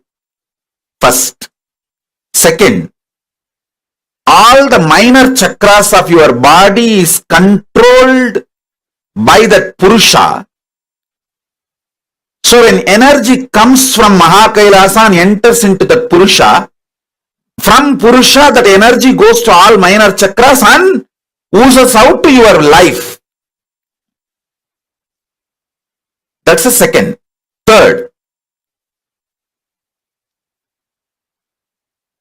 your consciousness is the passport and visa for you to go to Kailasa, Mahakailasa. Even Rishis and Devatas don't have that.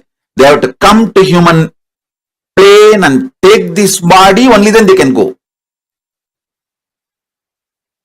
This is the airport.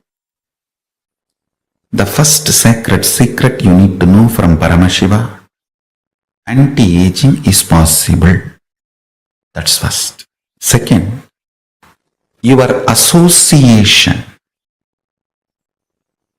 of Chit Jata means the body and consciousness. If consciousness overlaps the body, body gets the qualities of the consciousness. If body overlaps the consciousness, your consciousness gets the qualities of the body, like a feeling bound, suffocated, heavy, depressed. Listen. Listen carefully. Which component is predominantly active in you? If your consciousness is alive, functioning, if that is operating, all the intra-organs and internal organs of your system, body manifests the qualities of consciousness. Your consciousness, Paramashiva declares, is eternal 16 in his Dhyana Sloka. In Agama he says, I am eternal 16. Meditate on me as eternal 16. Listen carefully. Whether your body takes over your internal organs and intra-organs, or your consciousness takes over your intra-organs and internal organs and body. Fundamentally, what you strongly believe as you, those cognitions are all based on your identification and qualities of the body, or the identification and qualities of consciousness. If you feel you are going to die and remember that continuously, that is the cognitions based on body. You will feel you are mortal and your internal organs will react, respond in the same way, and intra-organs, when I say intra-organs, the 14 chakras, your intra-organs also will respond in the same way. Even your consciousness will feel constantly suffocated, caged inside the body. Understand? If your cognitions are based on more the qualities of the consciousness, feeling free and deep within you, you know you are not going to die and you are existing forever, and how you exist during the dream and deep sleep and waking state, you will exist beyond death. Maybe the shell will go through some changes, but you are going to exist forever. When you are operating from those beliefs, your intra-organ will manifest the same, and internal organ will manifest the same, and body will manifest the same. More and more anti-aging will be happening in you. Understand? The inner software you are having, is it programmed more based on the qualities and perceptions of the body, or is it more based on the qualities and perceptions of the consciousness? You have some amount of money, you have certain property, all this is imagination approved by society and law of the land, but not reality. How many of you are realizing it? Raise your hand. You are alive is only reality.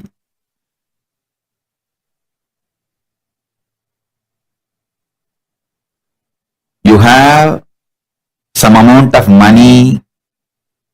Is your imagination accepted by your bank? You have certain properties. Is an imagination accepted by your country?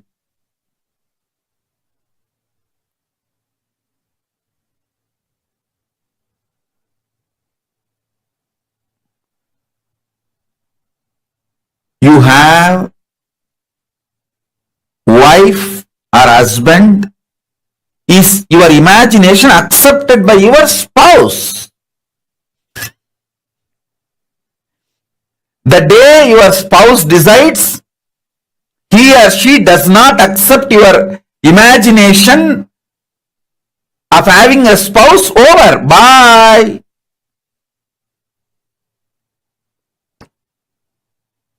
You are alive is only reality.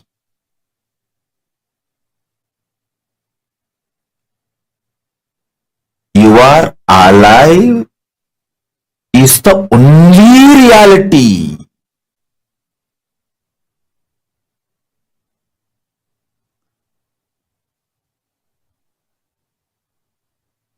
Everything else is an imagination accepted by certain people at certain level in certain zone. How many of you are understanding?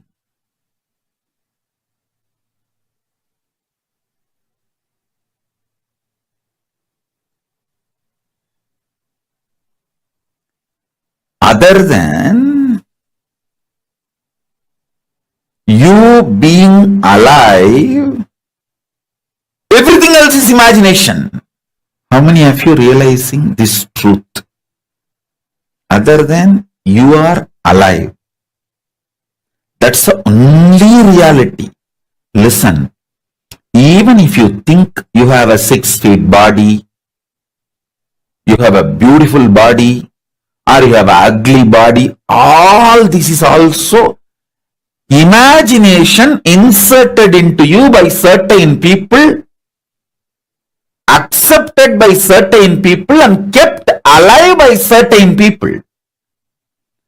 Your shape, size can change anytime, and it is constantly changing. Sometimes more than 3 pounds a day you change.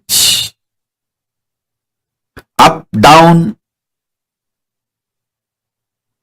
ounce a day, you change.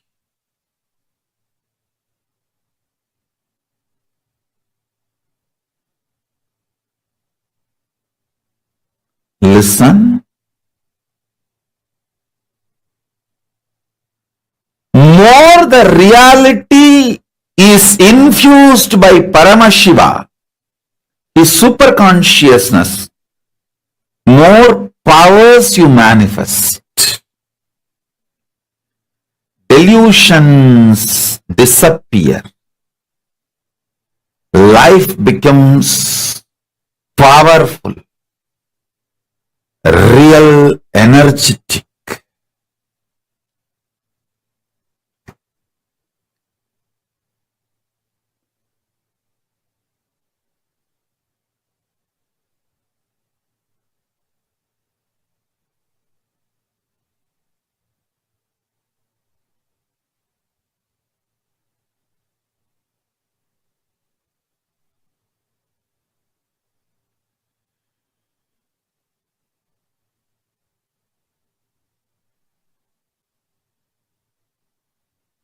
Don't be afraid of reality. That's all.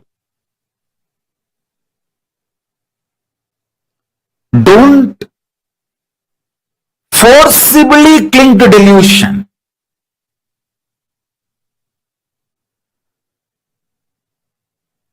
Don't forcibly cling to delusion.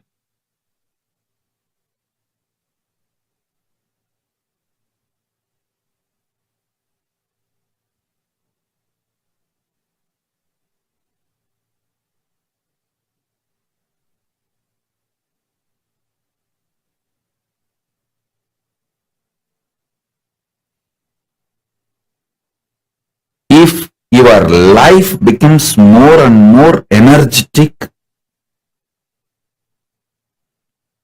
powerful, delusions lose power over you in multi-level.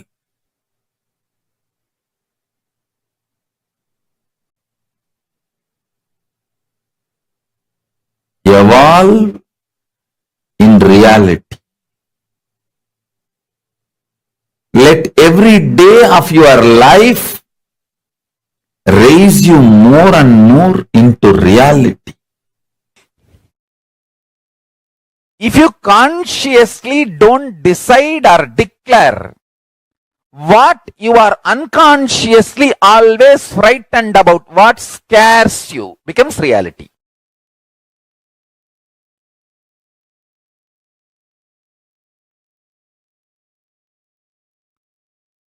What scares you, frightens you, sends chill in your spine, that becomes reality if you don't consciously decide and declare. And the good news is, any of your conscious decision is too powerful than anything which scares you, frightens you, threatens you. Listen carefully. Even one conscious decision in you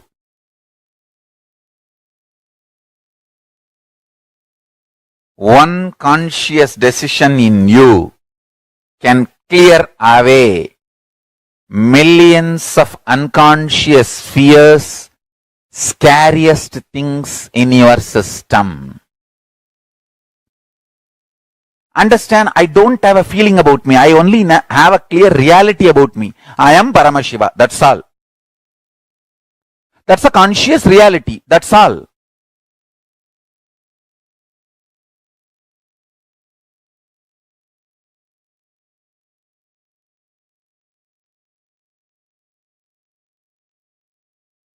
I will take responsibility for my reality and I will go on be manifesting it by contributing to the world. That's it. There is nothing else. Listen intensely. many of you feel when Swamiji says, I am Paramashiva, you are Paramashiva, I am able to trust, yes, I am Paramashiva, but maybe in the distant future I will realize it. Not immediate. Maybe at one Janma I will realize it. How many of you trust my words that much? Raise your hand. If you trust my words that much, you are qualified for initiation. Now I am initiating you. I can collapse the past and future into the present with the grace of Paramashiva and Mahakala Bhairava. I can make what you feel as the distant future possibility into present.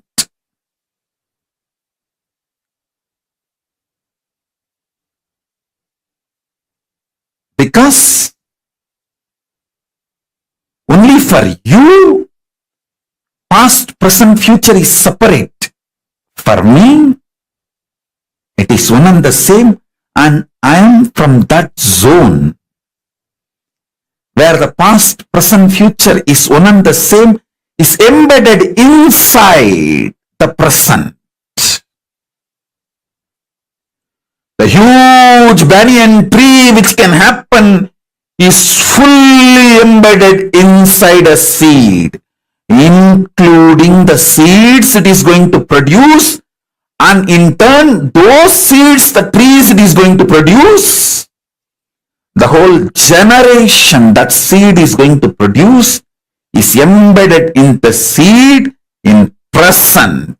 The whole future possibility is the present reality in the seed. And one good news is, in the human being, because of the conscious component, the past and the future can be merged. Immediately you can be initiated to experience the distant future into present. The possibility for initiation, to receive initiation, exists in you because you are conscious. You are conscious. You are hardwired for the future possibility to become present reality.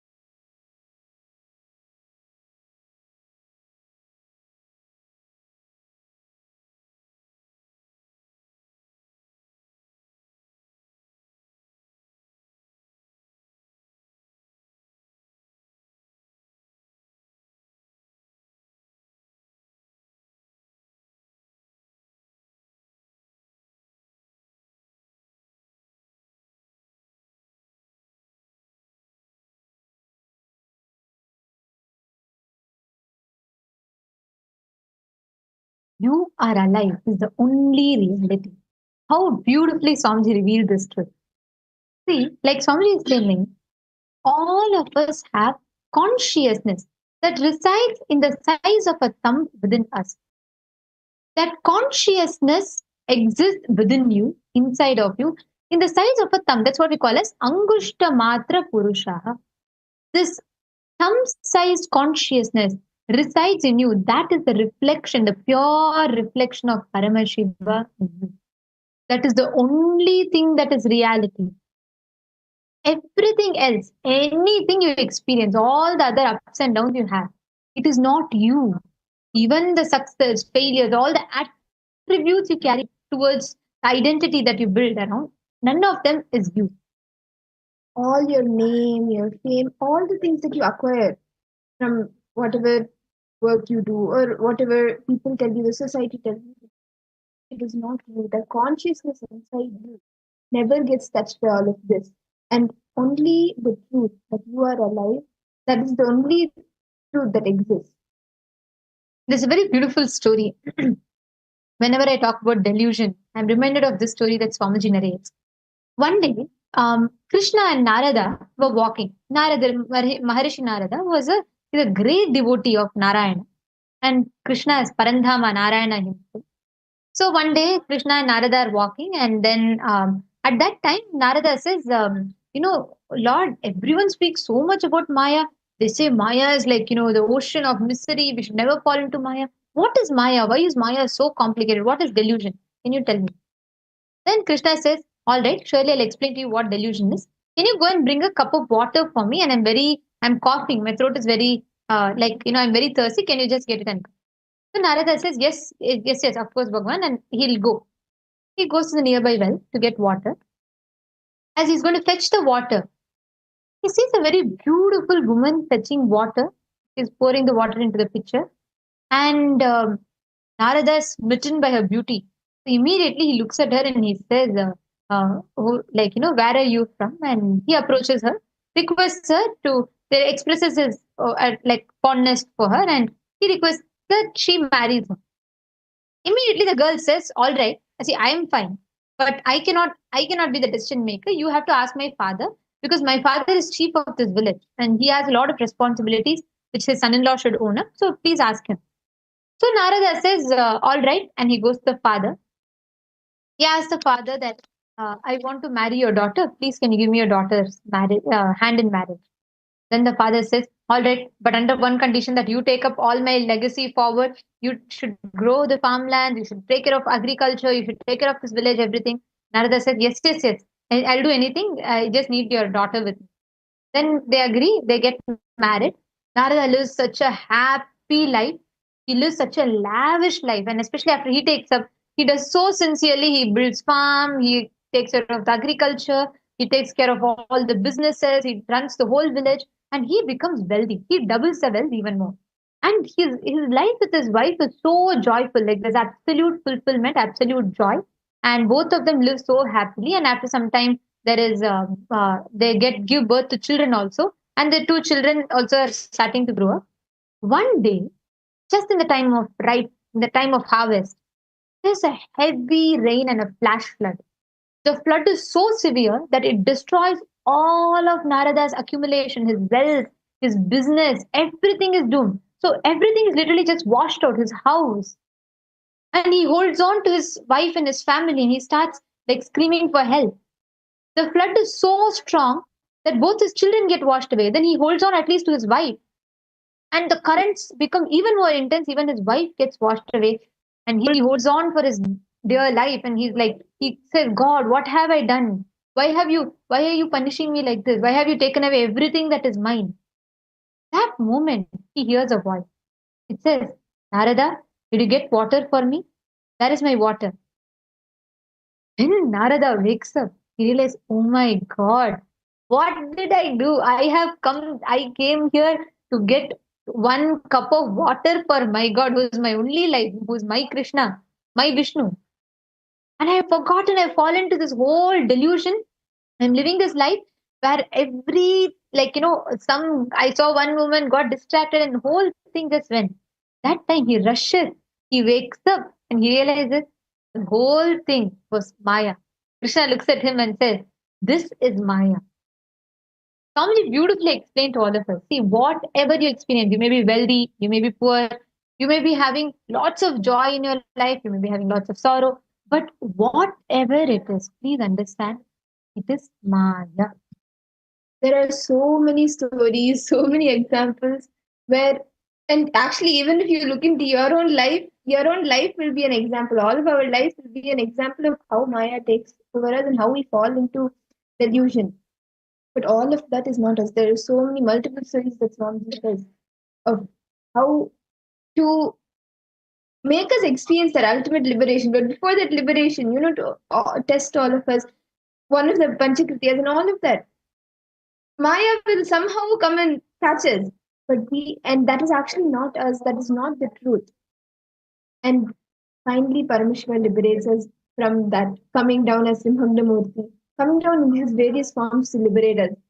And this, see, like in any activity, actually, even all of you can see in your own life today itself, if you just look a few hours before, in the last few hours, some activity would have been happening, you would have been doing something, but somewhere you get little distracted. Okay, some other desire will come up, and maybe, okay, what is the thing that you seek the most? When you are getting that, so many things will come in front of you. For example, for those of you who want to become Kailasavasis, you you will be completely ready. You will be speaking, yes, I'm going to take the jump now to become a Kailasavasi.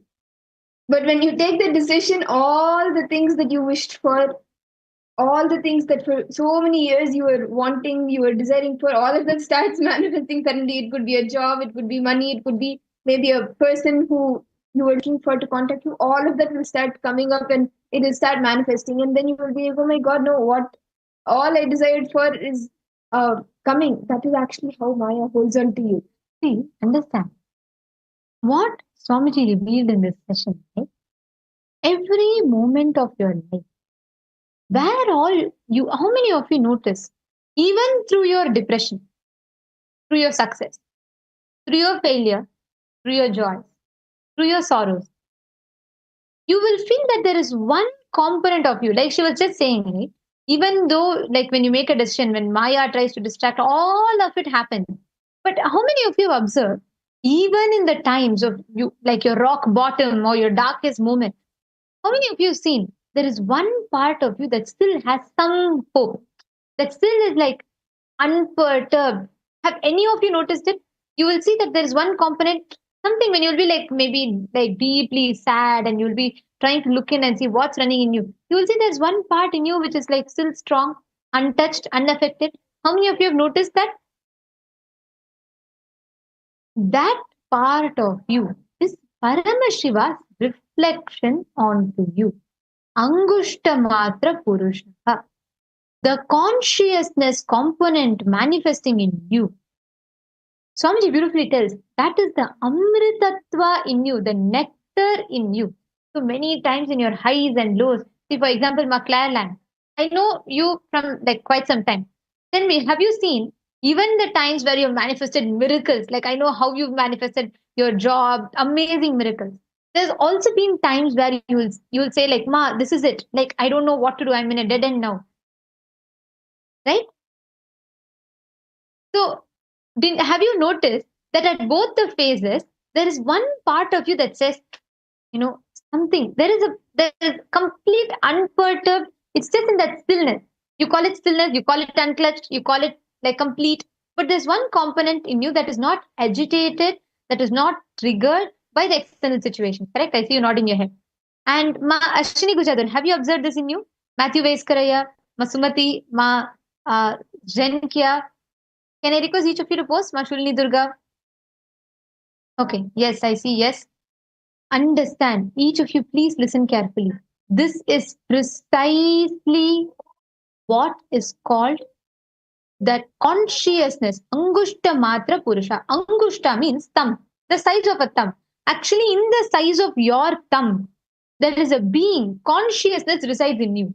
That's all. Your whole body.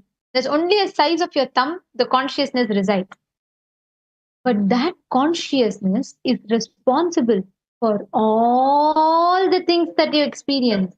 And it is still absolutely unaffected.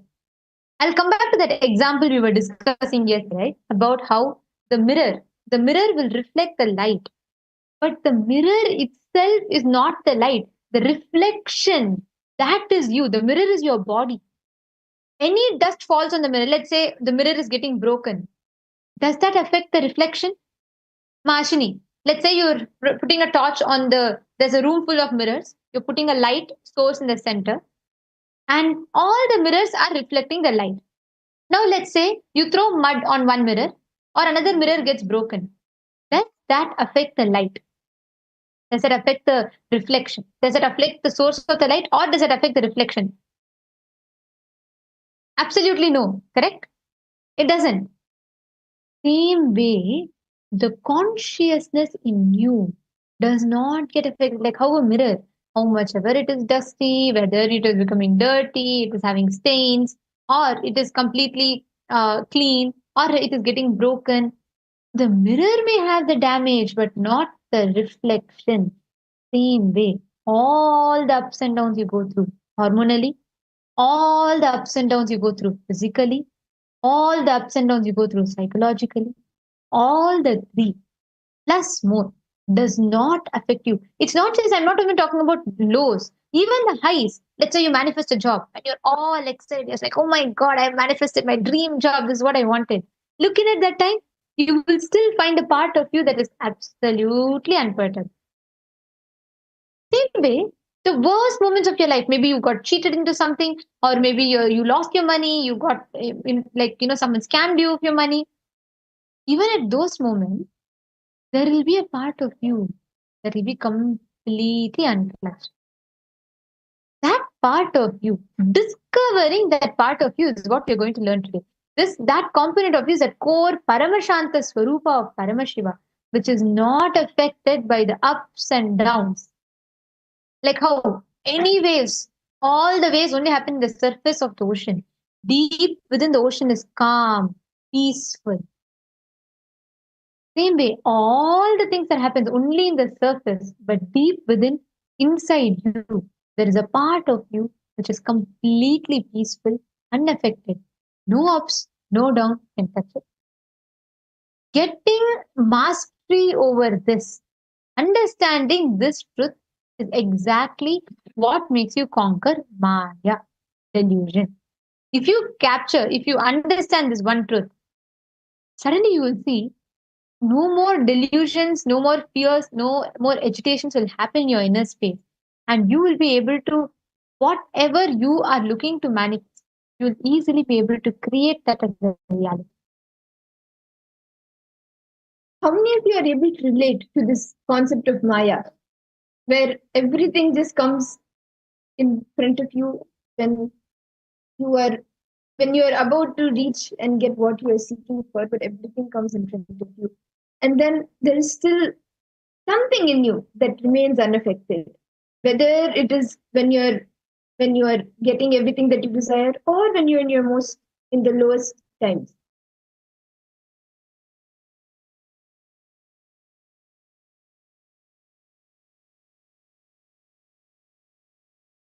Can I request each of you to post in the chat?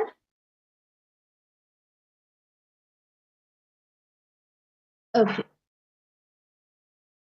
So now, let's all do a small internalization exercise. Can I request each of you to bring your paper and pen? You will now be writing down. Your life should be powerful, right? Usually we all want our life to be powerful. So from that powerfulness, you want to manifest everything and make everything happen. So now can I request each of you to pen down 5 aspects of your life where you are feeling powerlessness. It could be any 5 aspects. And I request all of you listening here, please listen carefully.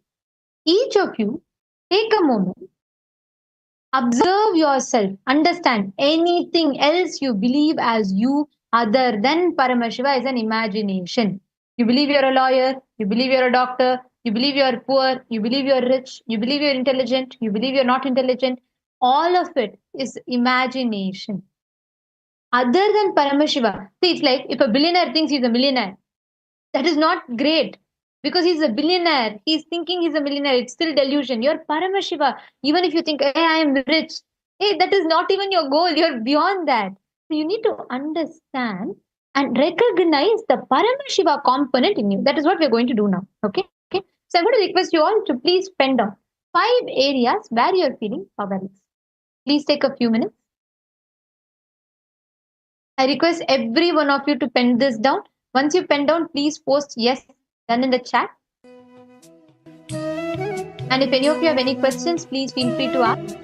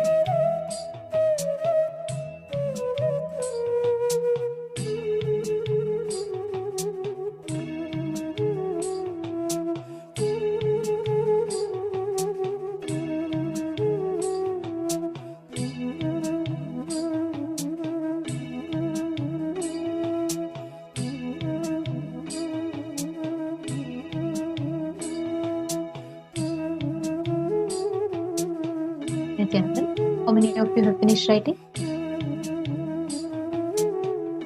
How many of you have identified the power, the exact areas, aspects where you face the powerless? Now, the next important step comes. Listen carefully. Any other identity that you carry about you is a collective imagination declared reality by society. Like, for example, your idea of rich, poor, your idea of wealth. Money is what? Collective imagination of the society declared as reality. Okay, there's a question from Zenkia. Asked, you said even positive ones, like I'm smart, I'm powerful, rich, are also imagination. And we are beyond that. We can choose to be smart, powerful, rich, but we are not equal to these. Is that right? Beautiful question, Ma. Actually, many times we try to equate. When we try to say, oh, I am not incomplete, then we try to push ourselves to another identity. Our mind constantly clings on to somewhat other identity. I'll tell you something. Swamiji, beautiful statement. Swamiji tells, you thinking you are intelligent or you thinking you are not intelligent, both are wrong. You are beyond all of this. See, consciousness is the only eternal dimension of you. You being Paramashiva is the only eternal component of you. Everything else is ephemeral. For example, if you believe you are a best singer, as you grow old, when your voice fails, you'll fall into depression. If you believe your intellect is the best, that's your strength. As your logic fails, you'll fall into depression. If you believe the pleasure to see, like watching movies, is the best, when your eyesight fails, you'll fall into depression. Any identity that you build yourself upon, anything, your knowledge, your capabilities, your talent, your legacy, your wealth, anything you build your identity on is ephemeral. When that is removed from you, you will fall into depression. That is why Swamiji very beautifully explains as a line about Maya that Swamiji tells. Yama iti Maya. That which does not exist but makes you believe it exists and influences your decision is Maya. You will learn about that in the next session. Swamiji will explain that in the Maya method. But listen, Mazenkyo, any other identity, even the good ones, see, it is like, let's say you are a billionaire, okay? Someone takes that, the identity that you're a billionaire is hidden from you. You're given $2,000 and you're made to feel proud you're rich enough to have $2,000. Or let's say even someone gives you $1 million and someone makes you feel proud that you're a millionaire. Is that your best identity? A billionaire being satisfied that billionaire is a millionaire is not the best identity. You are Paramashiva, your consciousness. You thinking, yeah, I have so much of wealth and this wealth is my identity is still conscious poverty. Are you catching it? Mazenkia, if you're understanding, I see you're nodding your head. If you are clicking with it, let me know in the chat. Understand, any other identity other than Paramashiva is a collective imagination by the society declared as reality. What is beauty? All a group, society comes together, tells, okay, you have to be this size, this shape, this color, this feature, this texture, this all these one parameters is given. Society agrees and says, okay, if you fill all of this, you are beautiful. That's why you'll understand how the whole thing is a hoax. One country, if you go, they'll call you beautiful. Another country, you go, that same beauty standard will be called as not beautiful. That same person will be called as fat in another country. That same person will be called as super skinny in another country. This whole thing is a hoax. But if you fall into the belief that the beauty is everything based on the collective imagination declared by society as reality, you are in delusion. The only reality is you are Paramashiva, conscious. Same way money. What is money? It is just a few, the number of zeros in your bank balance, that whole thing being all that collective imagination being declared as reality. That's why Swamiji will tell in Tamil, this is Tamil Satsang quote, but it's a very beautiful line. Swamiji will tell, Panam Podu Karpanai, means money is a common imagination declared as reality. What do? You build your whole life on that money. You say, God, this all, how many ever number of zeros you have in your bank balance, you based on that, you declare, you build your identity, you build your belief that, okay, money is giving you so much freedom, money is giving you this, money is giving you that. Then just a fraction of a second, if that is taken away by life from you, You just collapse because you do not have another identity to cling on to. So the only thing you are Paramashiva is the reality. Now, next comes the next question that you may have. So, does that mean I have to give up? Does that mean I should not have money? Does that mean I should not be intelligent? Does that mean I should not look beautiful? No. Understand. You declare you being beautiful is not wrong. But you thinking your beauty is your ultimate identity is wrong. You being wealthy is not wrong. But if you are enjoying the wealth of the understanding that, hey, I am Paramashiva, this rich or poor does not make the money does not make me rich. Because I am Paramashiva, I manifest money. Same way, manifesting powers does not make you Paramashiva. Because you're Paramashiva, you're manifesting powers. That means what? Whether you manifest powers or not, you are Paramashiva. You're not affected by it. There's a subtle difference. Are you catching it? Ma Zenkia, Ma Ashini, Ma Claire. How many of you are clicking with this? You being wealthy is not wrong, but you thinking wealth because you are wealthy, that is your identity, is something seriously wrong. If you understand, hey, I am Paramashiva. Me being my statehood of Paramashiva is not affected by wealth. But because I am Paramashiva, I can manifest wealth. Then you can manifest what million? You will manifest in billions. Same way, when you declare that, okay, I am not affected by me being beautiful or not, is not going to affect me. Because I am Paramashiva, I just radiate that grace. Then understand, you will have such a strength, such a confidence, unshakable, eternal, that confidence and that grace will flow through you.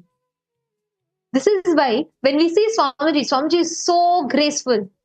Swamiji is so beautiful, and Swamiji, everything that Swamiji declares. Today, Swamiji declares that he is going to build a golden temple, simply it will happen. He has made a nation itself and shown to all of us. That reality, see, even right now, since you believe so strongly, society has trained us, molded us to believe that we are this, we are that. It may be difficult to make a jump. But Swamiji gives a very, very powerful text for this also. If you just declare, I don't know whether I know or not. Swamiji has told, because Swamiji told, this is my reality, I declare. Start with 11 times. If you declare this within yourself, the 12th time, you will start making it as your cognition. It will become your belief. That belief will become a reality for you. Nithyananda Ma, Iqbal Dano, Nithyananda Ma, nice to see you. Did you completion, Ma Iqbal? Why don't you spend time here today and do the completion? Today is a very powerful session. So actually, I think you should sit here. So you can go through and do the completion deeply. Because we're going to be learning about how to liberate yourself from Maya Matrix. So be here, okay? I know it's late for you, but I know also you'll stay up. I know you have a lot of passion, like you very sincerely come, so I know you'll stay up. But I really recommend, Ma, don't today miss. Sit and attend all the sessions, okay? Okay, all right. So now we're going to be with this understanding. I want to request all of you. Each of these cognitions you've written down, see from the cognition that now you are Paramashiva. With the understanding that you are Paramashiva, how you are going to address the situation. Please take a moment for all the things you have written down. Please address it from this cognition.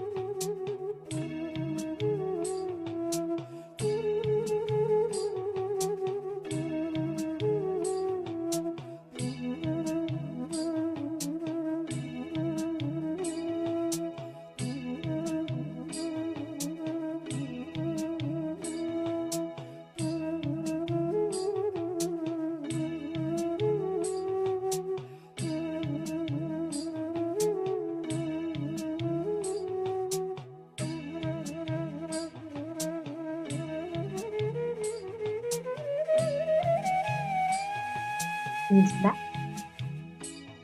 Have all of you finished writing down? So even if you understand, even if you recognize where exactly the pattern is, that is enough. All right. Now, all of you listen carefully. With this understanding, when you establish yourself in that complete peace inside you, the component of you, the part of you, the Angushta Matra Purusha, the thumb-sized consciousness that resides in you, if you just recognize, identify that part of you, you will develop an extraordinary quality of listening. Today, we're going to be manifesting a very interesting power. This is like one of my favorite powers as well. Because what we're going to be doing is, you're going to be manifesting the power of Dura Shruti, me, your ability to hear remote distances by your will, whichever aspects, whichever areas of your life. Like, for example, many times, if you see constantly inside you, inner chatter will be happening. So, our listening in life is normally like very, very less. Even if where you think you're actually listening, the listening in our life, what we carry towards life is very less. This power of Durashruti is beyond the parameters of time and distance. This power, let's say, for example, Maclair, you're in Canada, let's say, for example, and let's say your friend is somewhere in Australia. Wherever you are, the distance does not matter. When you experience the Manon Mauna inside you, when you recognize that Angushta Matra Purusha, the thumb size consciousness in you, any distance you'll be able to transcend and you'll be able to hear what exactly the other person is saying. Are all of you understanding the power? Can you all give me a thumbs up if you all understood? Claire Lang, Marshni Bujadar. Okay, yes, I see a thumbs up. Now, what we're going to do is, myself and Mamadura, we're going to be listening to some song or some music, some sound, some noises. Okay. I'm going to request you all to connect to Swamiji. We will be muted, so you will not hear anything on your end. We will be completely muted. And I'm going to request you all to establish yourself. First, bring that complete Paramashanta in you. Try to identify the Angushta Matra Purusha, the thumb-sized consciousness. Like Swamiji told, it can be anywhere in you. But you'll experience that part is so peaceful, so complete unto itself. Please close your eyes. Can I request you all to take a moment? Recognize. Just go more and more aware or become aware of that part. Drop all the other agitation. Any other emotions that may be coming up, drop it, it's fine. Surrender it. And identify that Angushta Matra Purusha, the thumb-sized consciousness within you.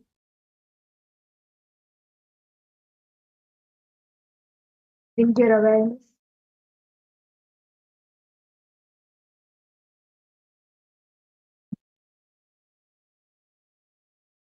Intensely connect with Swami, chant the Mahavakya.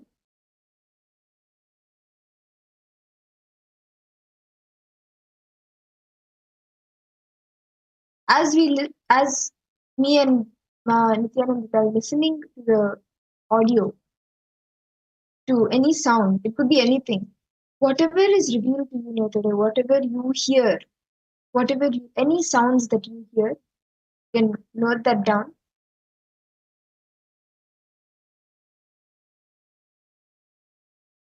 I request each of you to straight chant the Mahavakya, intensely connect with Swami.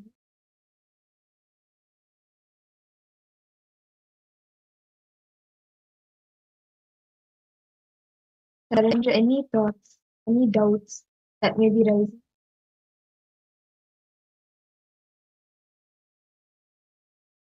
This power is not bound by any limits, like within this certain limit you can hear. No.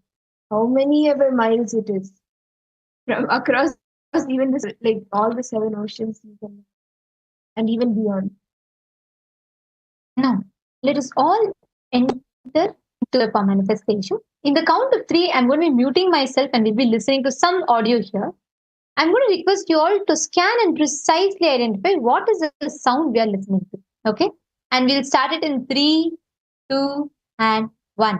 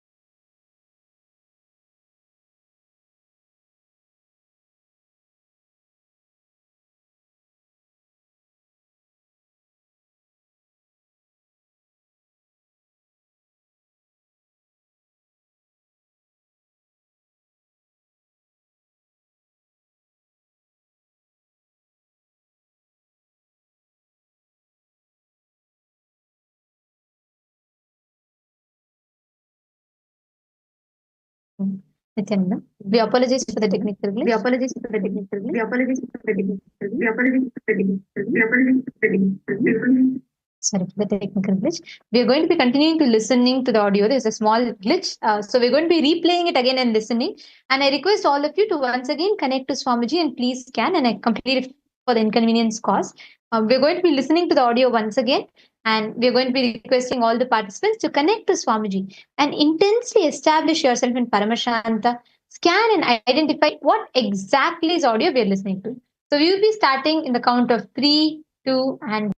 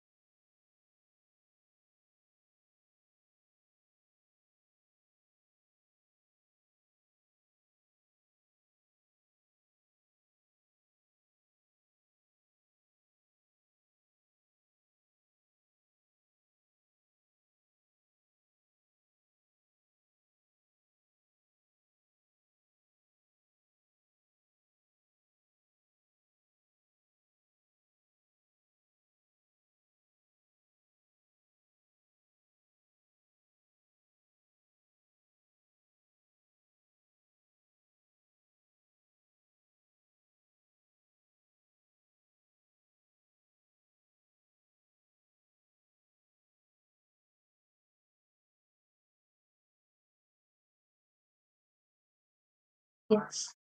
Can I request you all to now go ahead and post? What is the exact sound that you all heard? Describe it. It could be anything. So I'm saying sound, right? So you all can describe what each of you heard. Whatever sound it is, whatever was revealed to you, whatever you heard, without filtering anything, don't filter anything out. Whatever you heard, as it is, I request each of you to post. Okay, silence, drum, cymbal, loud, bang, okay. Come on, Bird. every one of you post. Okay. Silence. Yeah, that's also right. If you heard nothing, that also you can post. A devotional song, okay. Okay, so can you all describe when see some of you posted songs, some of you posted sound? Can you all describe if you heard like maybe a male voice singing, a female voice, or did you hear some instrumental, or what was it like? You all try to get into that details as well. And Ma Zenkia, why don't you also manifest? Connect to Swamiji Ma. Please scan and keep posting whatever you are seeing. Only if you start manifesting, it will have a lead to a breakthrough. Okay, Matthew Vaiskare, that's perfectly fine. Even if you didn't hear anything, that's good. At least you start telling that, so you'll be able to have that. You'll start manifesting. Okay. Okay, very interesting. So I am also now eager to show you all the answer. I'm going to be playing the exact sound that I was listening to right now.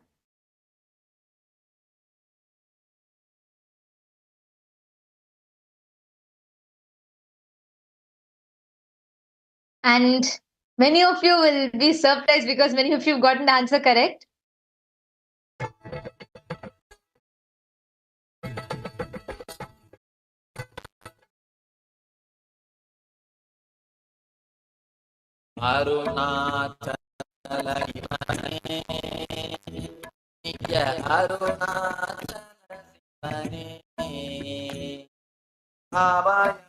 தந்தெம்மை ஆட்கொண்டிடவே அபாயம் தந்தெம்மை ஆட்கொண்டிடவே அருணாயால் உதித்தவனே நித்ய அருணாச்சல சிவனே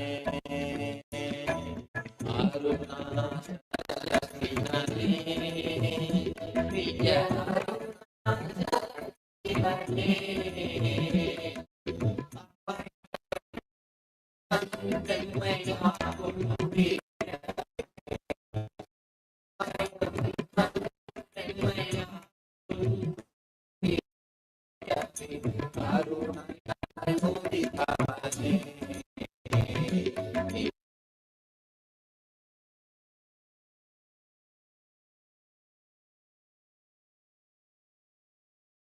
Ma Claire Lang, you have manifested spot on. You said you heard Swamiji. That's the first answer you have posted. And And Ma Ashni brother, you also post devotional song, bells. and you have also posted a male voice. And I see Ma Iqbal Ban also has posted, I heard Swamiji's voice. Wow. Excellent. It's just the first round, and already so many of you manifesting. Okay, now we'll be doing one more round. And once again, but now you should all not guess. Oh, they'll be listening to maybe some songs related songs. I mean, it will not be. It could not. But that should not logical guess. It should be just completely through your third eye. You should actually listen. Go into that deep, tune into that frequency where you can hear all the subtle sounds. Okay, we will start the next round in 3, 2, and 1. Please settle down, enter into the deep listening. It's Swamiji. And whatever you hear, whatever Swamiji reveals to you in this round, I request each of you post in the chat. Whatever sound you hear, whatever sound you are able to listen to. Now let's enter in 3, 2, and 1.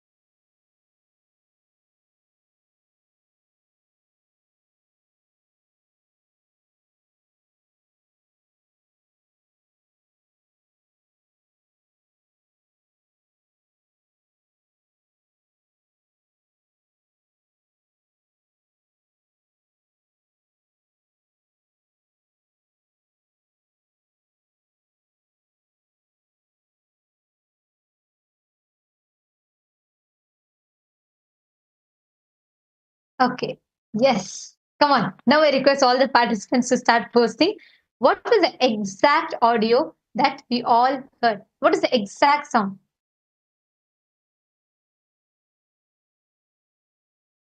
Okay, Mike will done. Matthew is Karaya. Come on. Each of you post what is the exact thing. You have to connect to Swamiji through the third eye. You will be whatever you heard, what Swamiji reveals to you, it could be any. See, like for example, maybe just an example. Maybe let's say I'm listening to some instruments. You will hear suddenly, like maybe you will see some instruments. You may see it, or you may visually see it, or you may hear it. So whatever comes to you that few minutes, put that in the chat. Okay, Mashni Gujadar. Okay. And any other particular language or anything that you all could hear, like any specifics. Could be the instrument, it could be the language, it could be anything. Or the pattern of the sound. Whatever you were able to hear, as much as in detail as possible, I request you all to post. Okay. I'm going to now share the answer with everyone. What is the exact sound that we were listening to?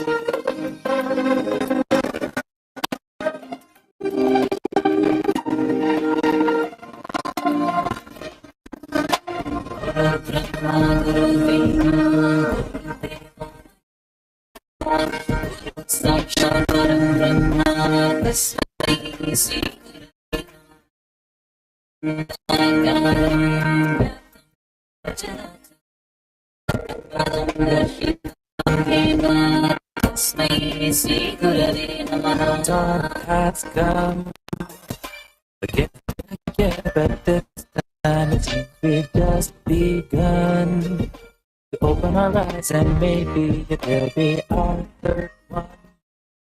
Never your melody ever will be sung to the top of the highest mountain. It's been so long since we have heard our inner song without words. You are the best way, a radiant star to light. So wonderful, I can't take my eyes off you. Never wanna take my eyes off you. You are my life, you are my world. So beautiful. Don't wanna breathe without you. Don't even wanna live without you. You'll be as one in unison all over the world, all over the world, all over the world. All over the world, Nithyananda, all over the world, lifting us all over the world, Nithyananda, all over the world. It's an English song on Swamiji.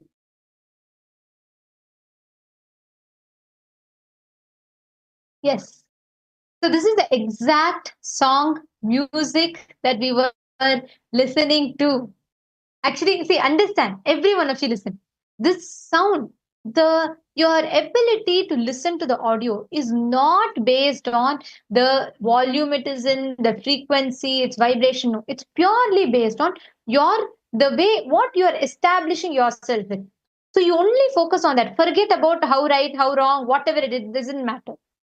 You again and again bring yourself back to the space. You will simply start having a breakthrough.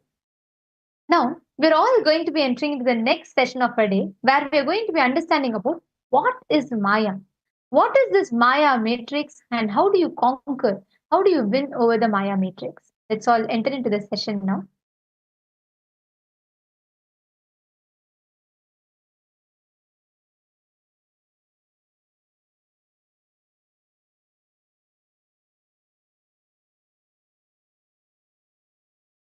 I welcome all of you with my love and respects. I welcome all the devotees, disciples, Samajis, Satsangis, Srimahans, Mahans, Tanedar, Kotari, Sarvanyapida Yajamans, everyone sitting with us all over the world through Nithyananda TV, streaming and two-way video conferencing, having Nayanadiksha all over the world, all of you with my love and respects. I'll explain some more details, intricacies. I'll reveal some of the sacred, secret, sweet signs of third eye and Maya matrix. Listen, the 25 states an individual consciousness goes through due to its delusory association with physical, physiological, psychological, neurological ups and downs. Please listen. The 25 states of consciousness which an individual consciousness, a soul, jiva, the individual identity goes through due to its false association with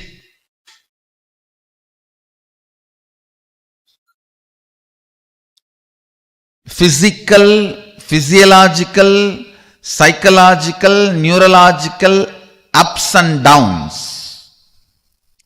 Let me also define the word false association. By staring at the mirror for quite a long time, you mistake the reflection for you. If you are spending too much time with the mirror, that is a problem. You may start putting the makeup on the mirror. You may start putting the makeup on the mirror if you are all the time busy in staring at the mirror. Constantly staring at the mirror.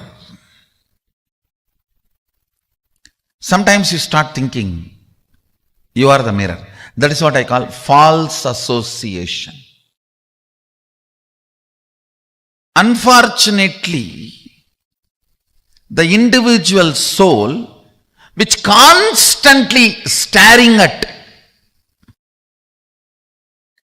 physical, physiological, psychological, neurological ups and downs, associates itself falsely with it, starts feeling it is that.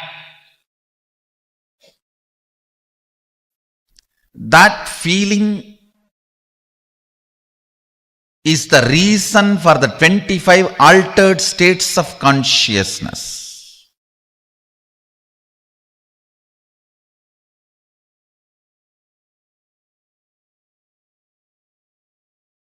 If you are getting into more and more of false identification, it is called delusion. If you are getting more and more clear, it is called living enlightenment. But the false identification of the individual consciousness, the soul, with physical, physiological, psychological, neurological ups and downs, forms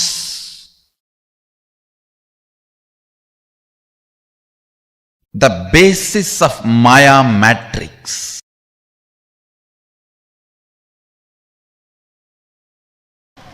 Jiva. Listen, the individual existence, perceptual,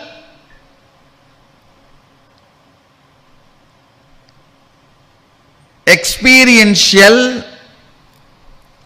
comparative, all put together. Your individual existence is Jiva. It goes through 25 states of consciousness.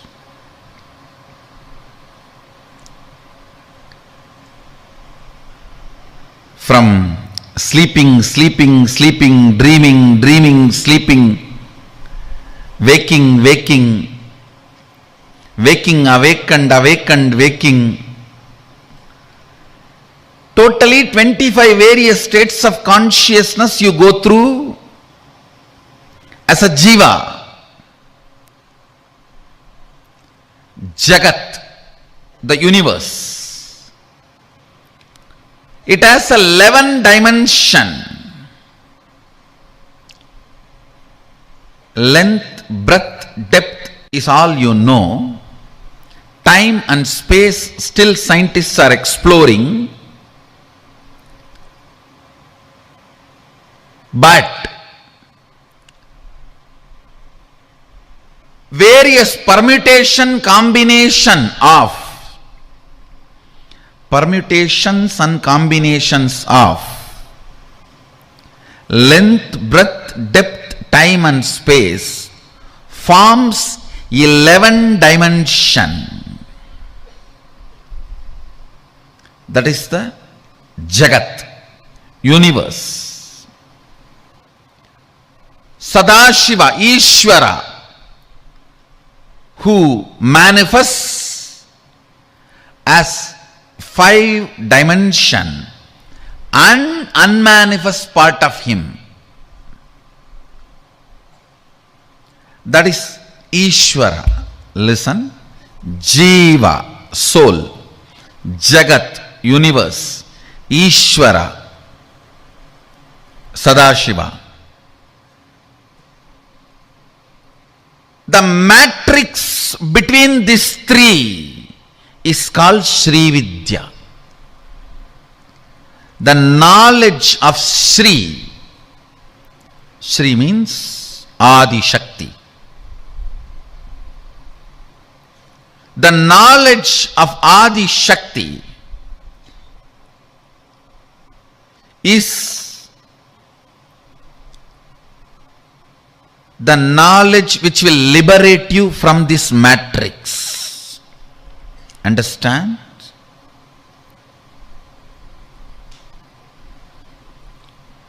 When you are caught in this matrix, whatever you think you are, you will continue to be slave. It is like a lion hypnotized all the sheep, saying that you are all lion. Don't bring lion cub story here. It is different. It's a different lion. The lion hypnotized all the sheep, saying you are all lions. So you can come without fear every day. You will have one. Even what society teaches you, the choices as freedom is nothing but you being hypnotized. You being sheep and hypnotized as lion. Understand?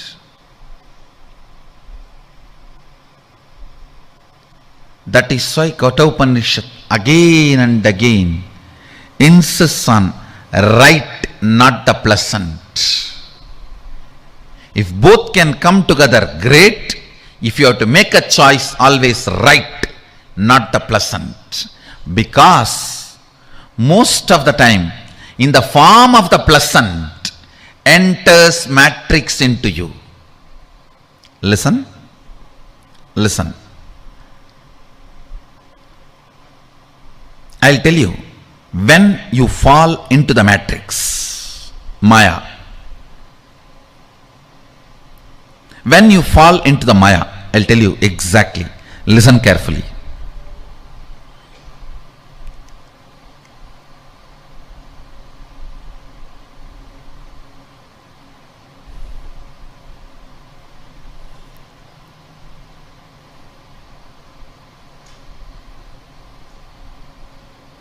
I'll give you this example. Listen carefully. You come and ask me, Swamiji, give me the way for enlightenment. I tell you nothing. Just have integrity and listening with the Guru. You will immediately be liberated. And you start thinking, oh God, integrity means I have to be completely in tune with what he is telling.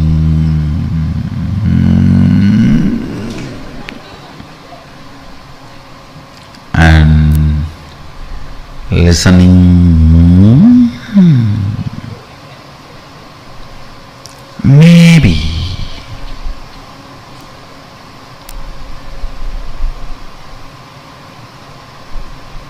I think I tried 2-3 times, it did not work out.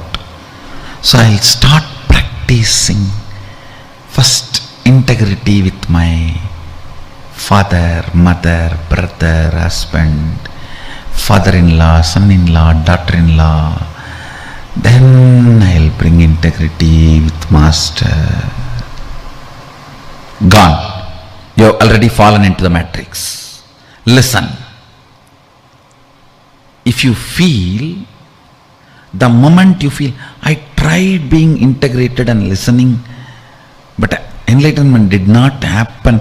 When you come with that statement, when you come to that statement itself, decide, no, will persistence is the solution, not delusion.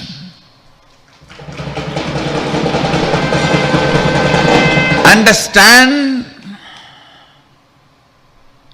the first principle.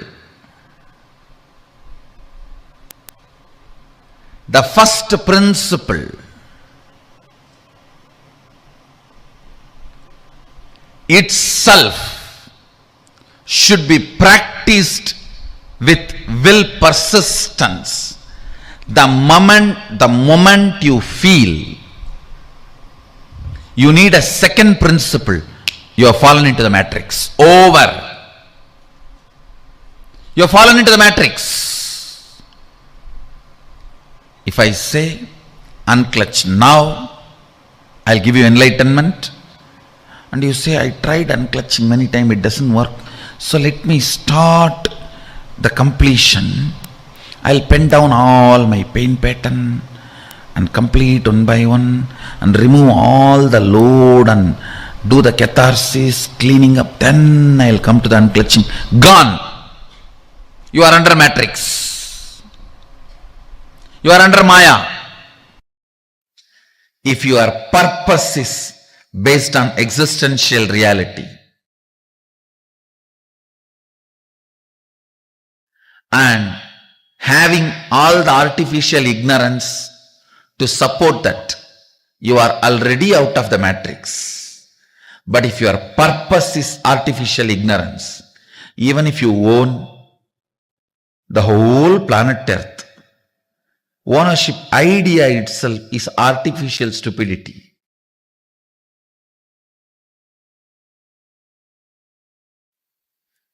Within the matrix, anything you do is waste of your time, which is life for you.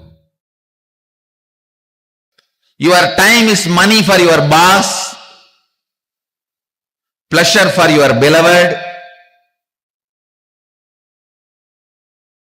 Your time has a various meaning for many people in your life.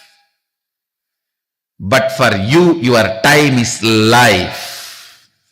Understand the meaning of your time.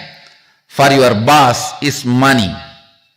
Meaning of your time for the people who is in love with you or loved by you is attention, love, meaning of your time for your son or daughter is to have what they want, their education or their house or whatever they want. Each one of them have a different meaning for your time. Your meaning you need to have for your time. The word your time, the meaning you need to have is your life. Understand, if your purpose is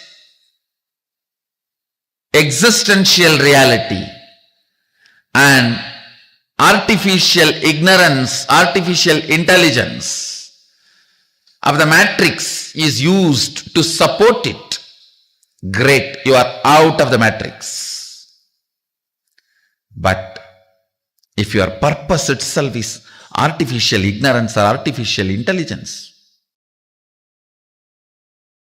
I tell you, you are wasting your life. You are not living, you are grown. You are not living, you are grown. When you hook your gadgets to the grid, be very clear, you are hooked, not your gadgets. When you hook your gadgets to the grid, you are hooked to the grid, not your gadgets. Your gadgets are the tub in which you are sleeping and you are hooked. The artificial pleasure you feel in your Facebook friends and the gadgets, with that is the liquid, lubrication liquid on which you are grown. Understand, it is 110 volt current in the Matrix movie. I'll call it as a 120 because 120B is conspiracy in Indian IPC. It's a 120B, greatest conspiracy against humanity. Please listen.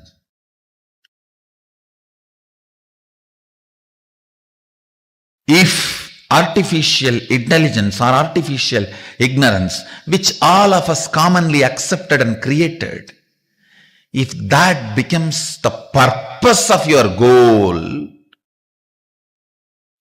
you are grown, not living. So, sit today and try to understand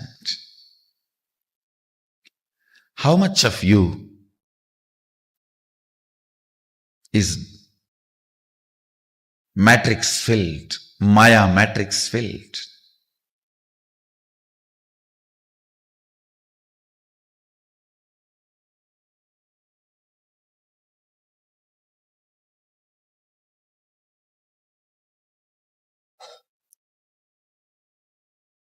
Whenever you are putting your gadgets on the grid, hooking them on the grid, be very clear. It's not your gadgets, you. It's not your gadgets, it's you. You are grown, not living.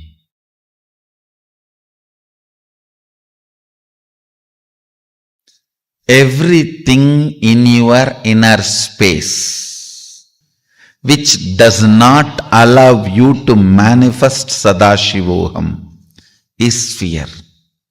It is like a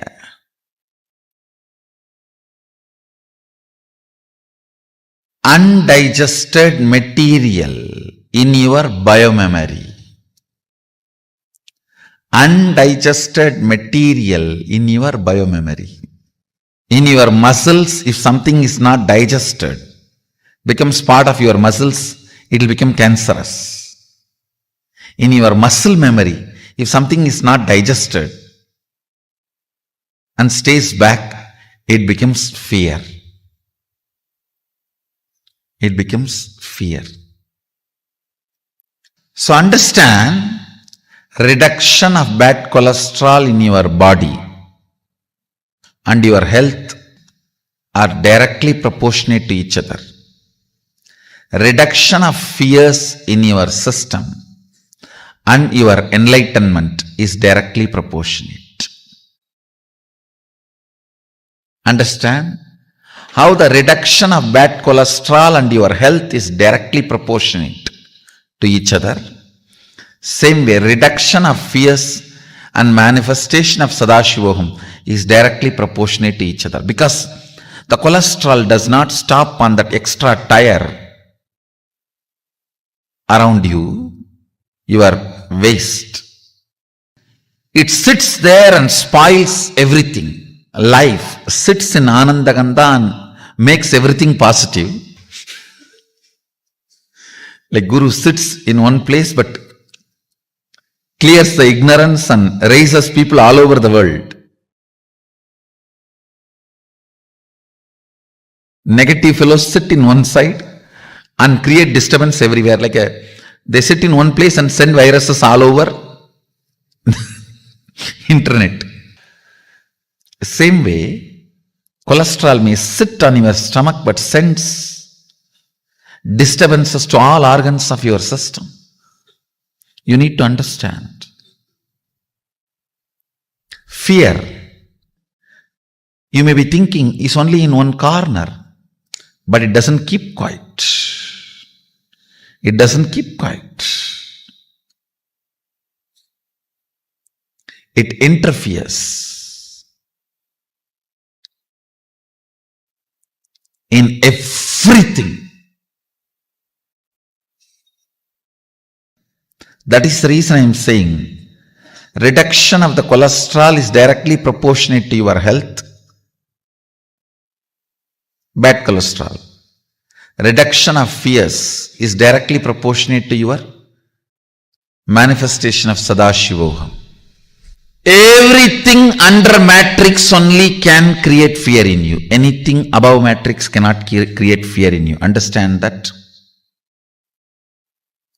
Something which is beyond matrix may not be attractive towards you, to your mind as on now, but understand that can never generate any fear.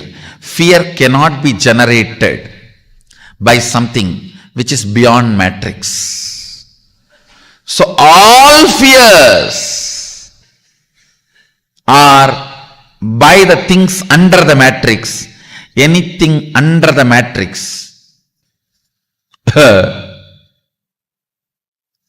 See how you have to deal with matrix, You should make him as comedy villain, not even a real villain.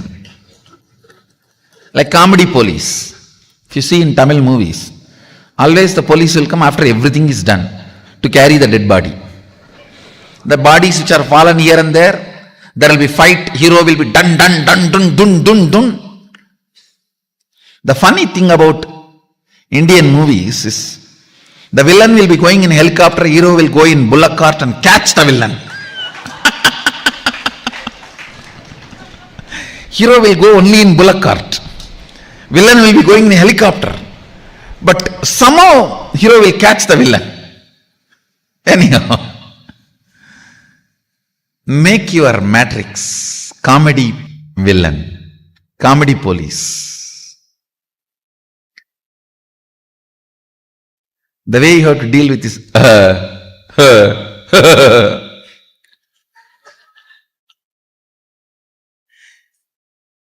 treat anything under matrix as like a dirt. I can give you many examples. If a frog is trying to kick the elephant, how the elephant will look at the frog? Same way, look at your matrix. I wanted to tell you one important thing. Be rest assured. Even if you think you are under the matrix, ultimately there is a space in you which cannot be bound by any matrix. That is Sadashivoham.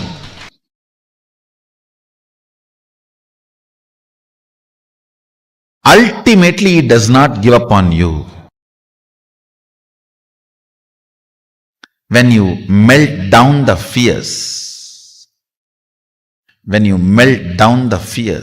you will understand what I am saying. When you melt down the fears, you will understand what I am saying. Today, let's melt down the fears.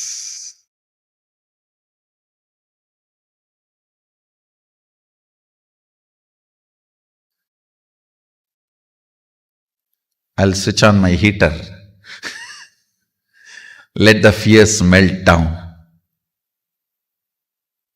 It's time to melt down the core fears. Understanding the Maya matrix.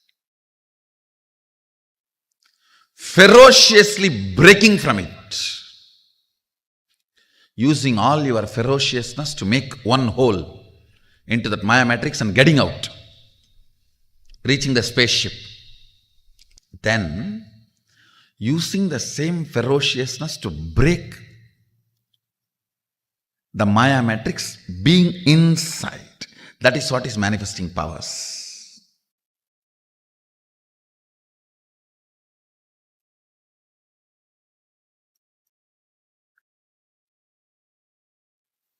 Listen carefully.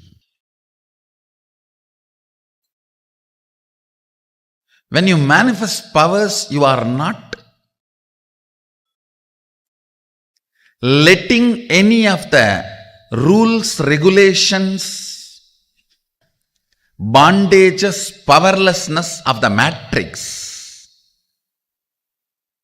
come to any agreement with you. Matrix tries its best. Let's have a contract. You don't expose me, but you are very clear. I am not going to have anything extraordinary by you giving me like a bhiksha. I'll break you, only then I will have powers.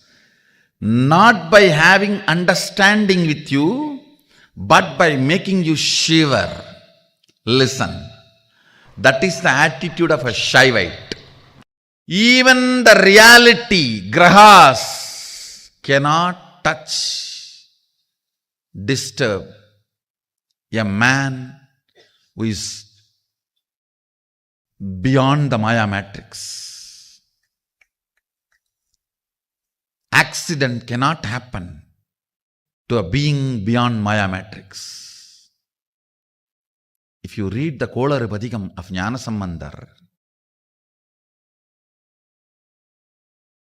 how beautifully he describes, he does not stop with just 9 grahas.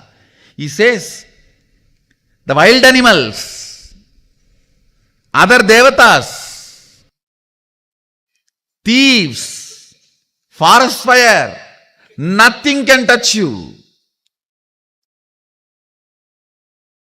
Nothing can touch you. The whole Kolar Badikam of Jnana Sambandhar, the thought current is conveying to us is, have the ferociousness towards the Maya matrix. It cannot touch you. It cannot touch you. Prevalent things which makes you powerless are reality. Nothing can touch you. Avai nalla adiyar avarkku migave.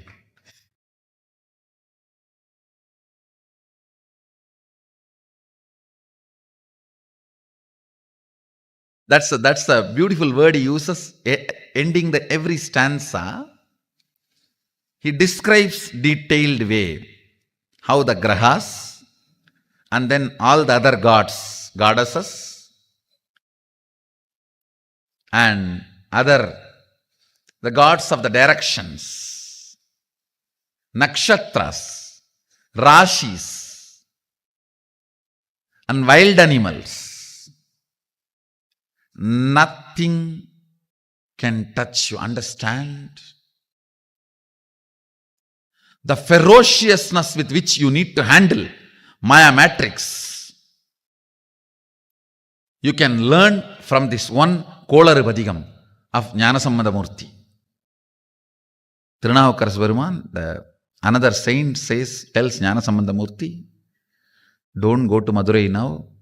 Neither the grahas are right, nor the situation there is right. Jnanasammadha Murti never listens to anybody other than Sadashiva. He does not care about anything which is under the Maya matrix. Veyuru Dolivangan Vidamunda Gandan Viganalla Vinay Dadavi Masaru Dingal Gangai Mudimel Anindin Ulame Bugundadanal Nyayiru Dingal Sevai Budan Vyalan Velli Sanibam Birandu Mudane Asaru Nalla Nalla Avai Nalla Nalla Adiyara Varkumigave.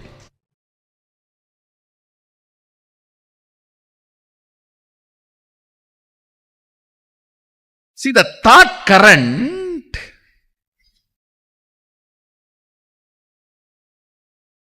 when I know reality is my purpose,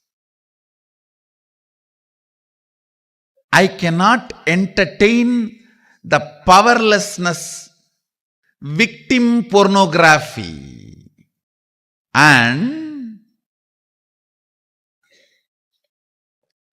I cannot be affected, I will not be affected by any of this powerlessness. The child, see the ferociousness. One more thing, it is not the arrogance of ignorance. No, the way he describes all the possible obstacles which can come shows very clearly he is aware of all that. See, out of ignorance, what can happen? That is different. Here he is not out of ignorance, he is describing everything. He is describing everything. Yenbodu kombu aadamai Ivai marbilanga yeruderi ezhayudane ponbadi matta malai punal soodi vanden ulame bugundadanal onbadodu onrum aarel 18 உடனாய நாங்கள் ஆள்கள் அவைதாம் அன்போடு நல்ல நல்ல அவை நல்ல நல்ல அடியார் அவர்க்கு மிகவே. He is describing every possible danger. And then he says, all that will be only good for the person who is carrying Sadashiva within him, who is beyond matrix.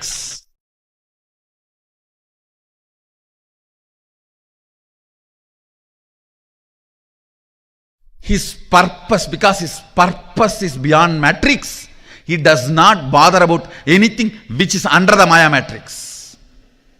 The ferociousness you need to have to handle the Maya matrix. Understand here, see the way structure. First, he defines the Sadashiva, how he is in his heart. Then only he describes even this poverty pornography items. He is not describing this first. He is not describing ஞாயிறு திங்கள் செவ்வாய் புதன் வியாழன் வெள்ளி சனிபாம்பு இரண்டும் வேயுரு தோழிமங்கன் விடமுண்ட கண்டன் மிக நல்ல வீணை தடவி. No, he is not describing the problem first. Please understand, the fellow who does not know the problem also is not complete. The fellow who thinks about the problem first also is not complete. Neither the ignorance of the problem will solve the issue, nor putting that as a first is going to solve the issue. A proper right solution. First, be very clear. The matrix has no place in you. Beyond Maya matrix only sits in your heart. He says, Veyuru Dolivangan Vidamunda Gandan. Even the description of Sadashiva, see, Veyuru Dolivangan Vidamunda Gandan means the worst matrix. Alahala, that itself is swallowed and kept in his throat. Even the description of Sadashiva, who is beyond matrix, is sitting inside me. It's a beautiful story. Actually, after having the whole alagala in his throat, he is playing veena, Rudra veena, and enjoying the taste. You need to know, Rudra veena can be played only when you are in high awareness. It means even the alahala cannot make him miss even awareness.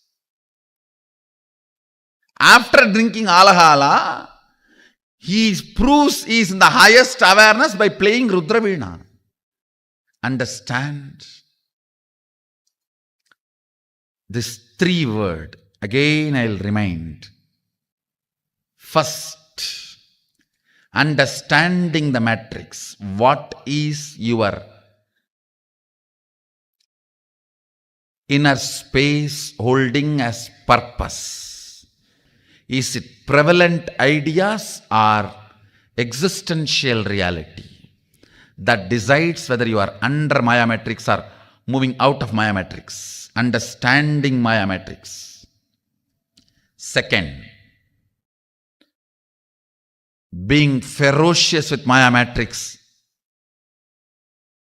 If you are already bitten by Maya matrix, even with you, be ferocious. With that part of you, be ferocious.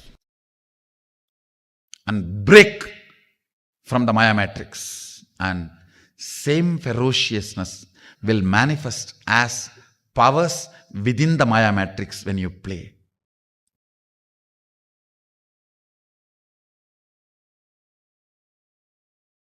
I welcome you all to be out of the matrix. My love to we all of you who have decided to come out of the matrix. My respects to all who are struggling to come out of the matrix. I welcome every one of you sitting with us.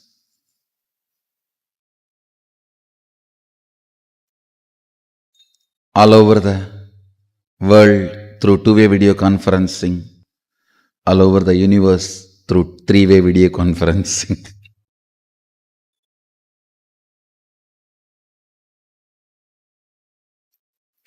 I welcome all the beings here.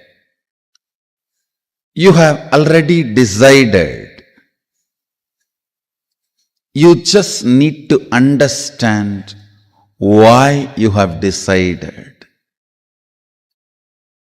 You have already decided. You just need to understand why you have decided. Understand? If you think you have decided, listen very carefully. If you think you have decided and do not know why you have decided, then you are inside the matrix. Listen. If you perceive you are in bondage, you have decided to be in bondage. You just need to know why you decided. If you perceive you are struggling to get out of the bondage, you decided to perceive that way. You need to know why you decided to perceive that way. If you perceive you are liberated, you have decided to be liberated, you need to know why you decided to be liberated.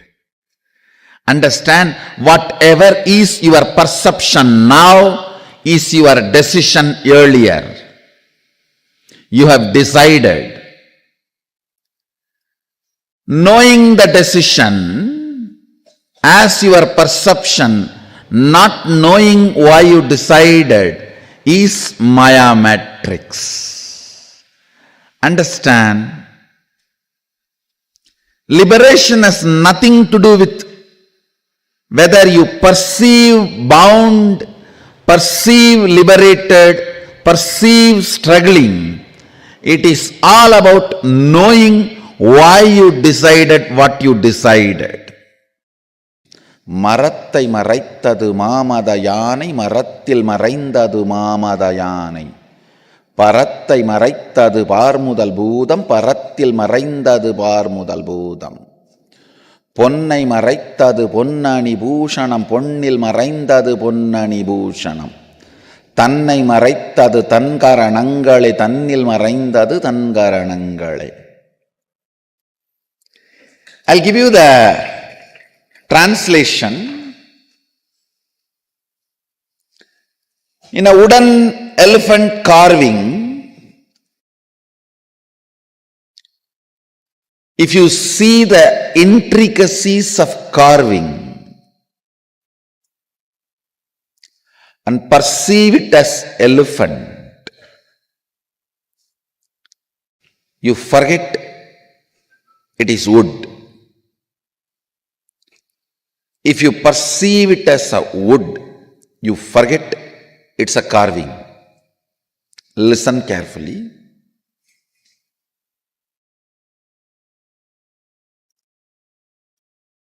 When you get involved in every intricacy of what is shown in front of you by building an opinion about everything as good or bad, you are caught in the Maya matrix. Listen. The every curve, ups and downs of what is being shown, what is appearing in front of you, whatever is appearing in front of you,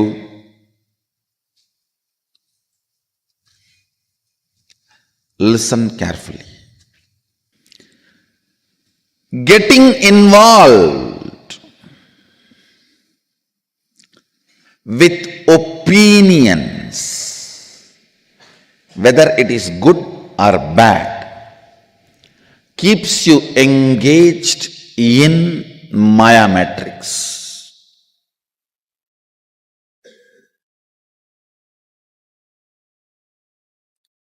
If you build opinion about every person, every situation, everything around your life, you will polarize the whole life. All this good for me, all this bad for me.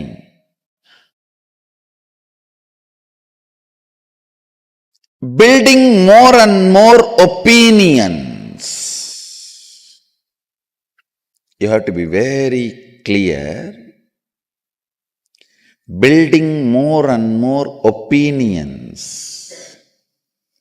about the things you are seeing within the matrix keeps you engaged with the matrix and establishes matrix's authority over you.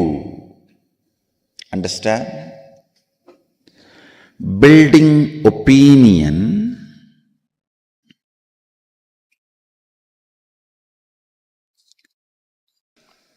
as good or bad is what I call seeing the elephant and forgetting it is wood. Understand? In the world, it is a wood sculpture of elephant. But if you perceive that as elephant, it's my world.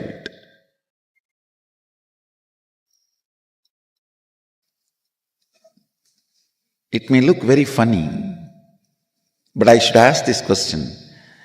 In your iPad, when you are seeing some video clip about cobra or python or a big snake, how many of you don't even touch the iPad where the face or the head of the snake is? Raise your hand.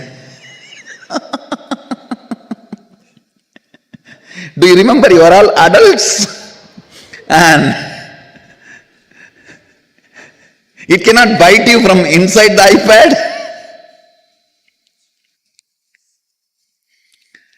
Listen.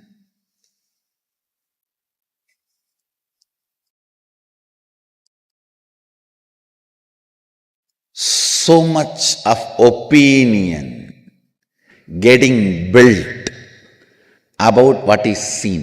Many of you have not raised the hand, I know, but you will not even dare to touch the screen, I know. I know.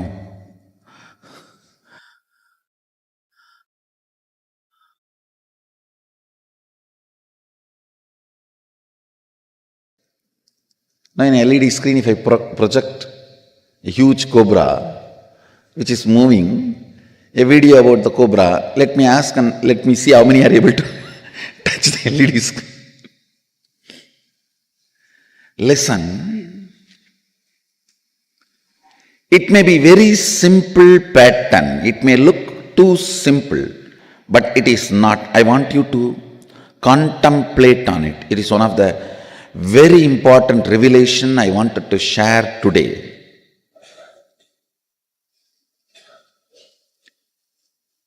Opinions.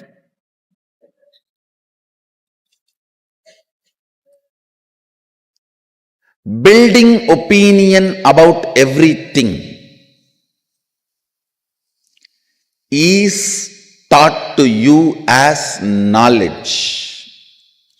Listen carefully. This is one of the worst Maya matrix, steals your life from you. The worst thing is, see, any structure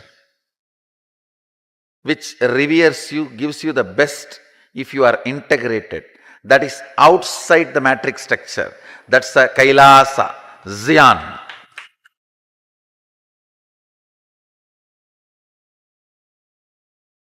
But if you are able to manipulate, play around without becoming integrated, sucking all the resources and being celebrated and enjoying everything, means it is within the matrix. The problem is not that you cheating and having all the resources under you, you not realizing you are within the matrix. Wherever integrity becomes the decision-making factor of getting pampered, supported,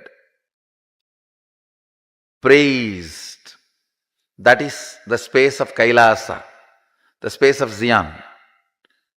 If not, I tell you, if you are able to manipulate some place, some structure, some organization without integrity, unable to have everything there, then you are under the matrix.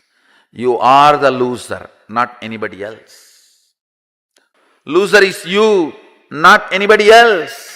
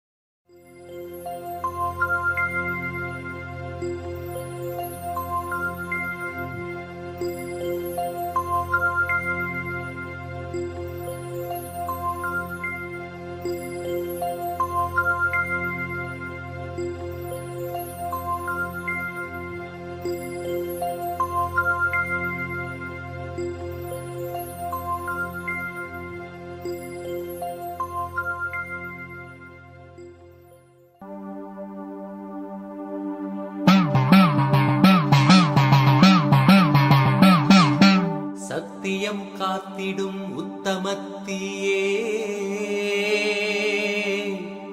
சத்குருவாய் வந்த நித்திய தாயே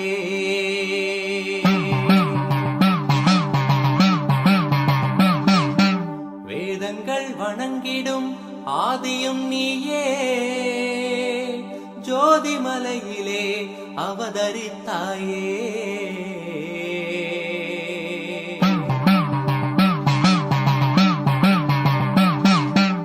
அவனியை பேணும் ஞானமும் நீயே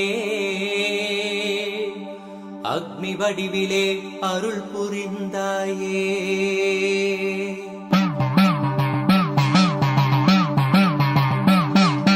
பூதங்கள் ஐந்தையும் ஈன்றவள் நீயே, அழல் உருவாகவே ஈன்றெழுந்தாயே.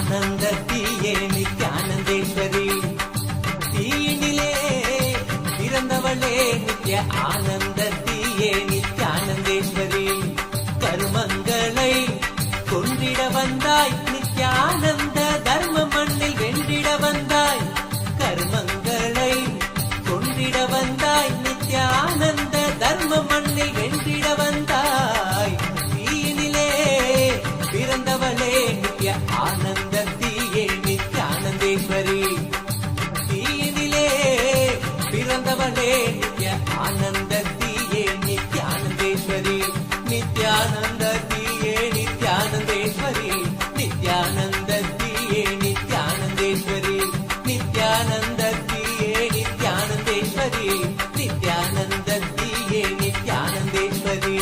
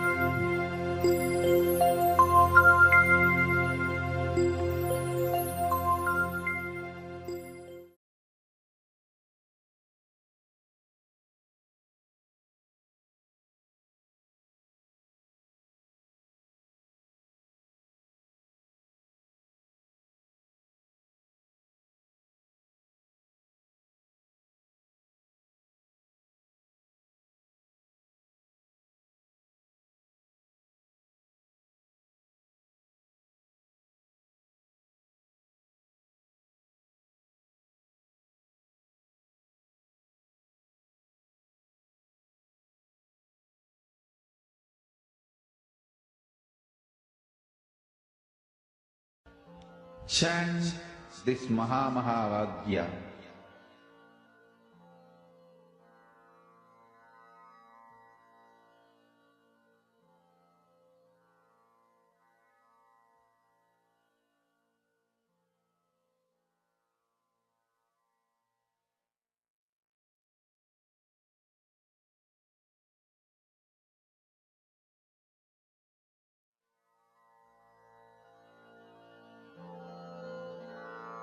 Mahamahavagyā, spiritual lullaby for Samadhi, and Suprabhatam, wake up call, wake up song for Paramashiva, for Paramashiva to manifest.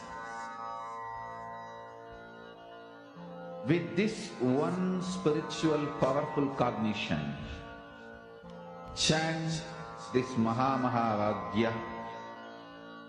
Om Nithyananda Paramashivoham. Om Paramashivoham. Om Nithyananda. Paramashivoham. Om Nithyananda. Paramashivoham. Om Nithyananda. Paramashivoham. Om Nithyananda. Paramashivoham. Om Nithyananda. Paramashivoham. Such a powerful revelation Swamiji revealed to all of us about what is Maya matrix. How you fall into the matrix. How many of you understood this? Ma Parabrahma Sarupini, Ma Deepika Praveen, Ma Matthew Veskaraya, Ma Nistre Dunya, Ma Ashini, Ma Claire Lang, Nithyanandam to each and every single one of you. What did each of you understand as Maya matrix? What is Maya matrix? And what is the power to break free from Maya matrix? I request all the participants to post this as a very, very, very powerful revelation that you revealed to us about Maya matrix. Can I request all of you to please post? Paramashivoham. Om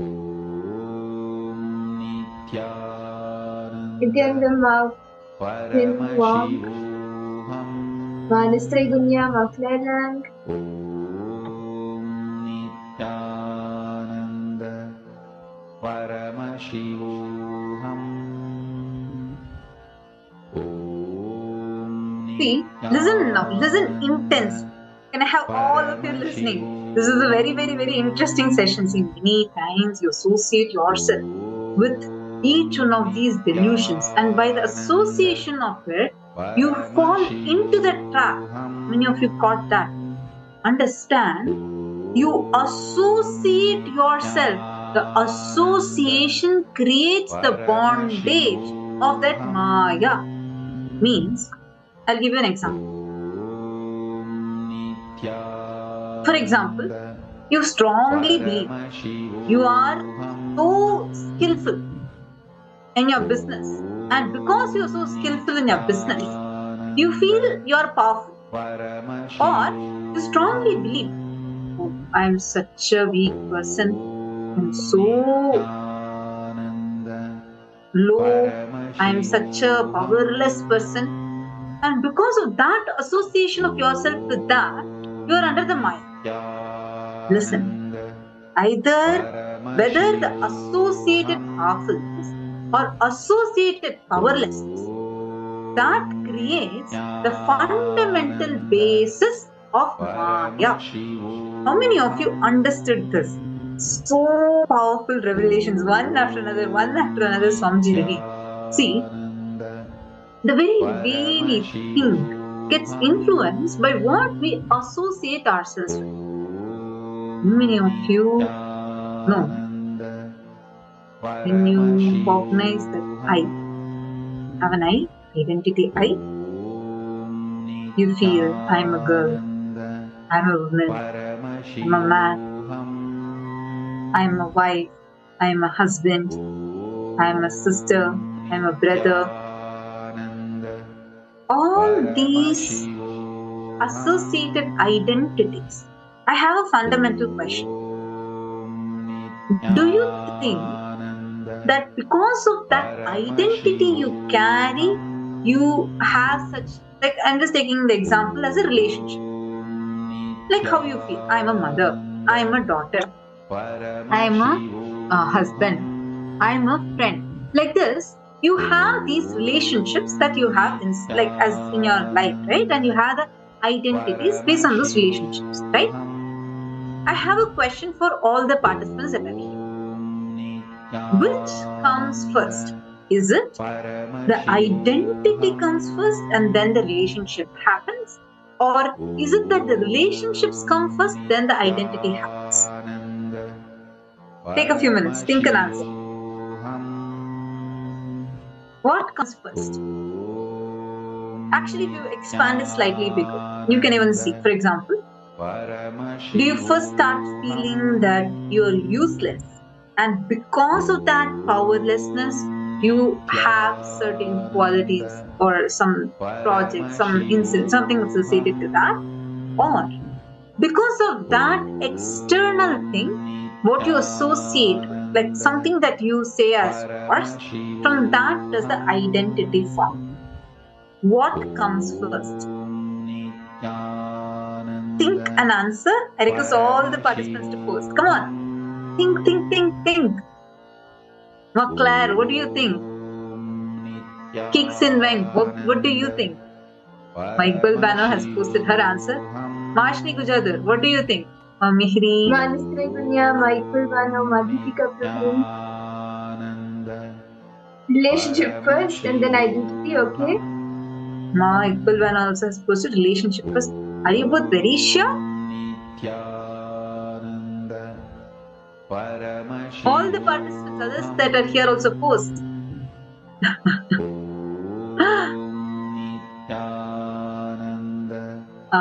Okay. See more of you posting. That's right. Right, Ma Claire Lang and Ma Iqbal Ban. Listen.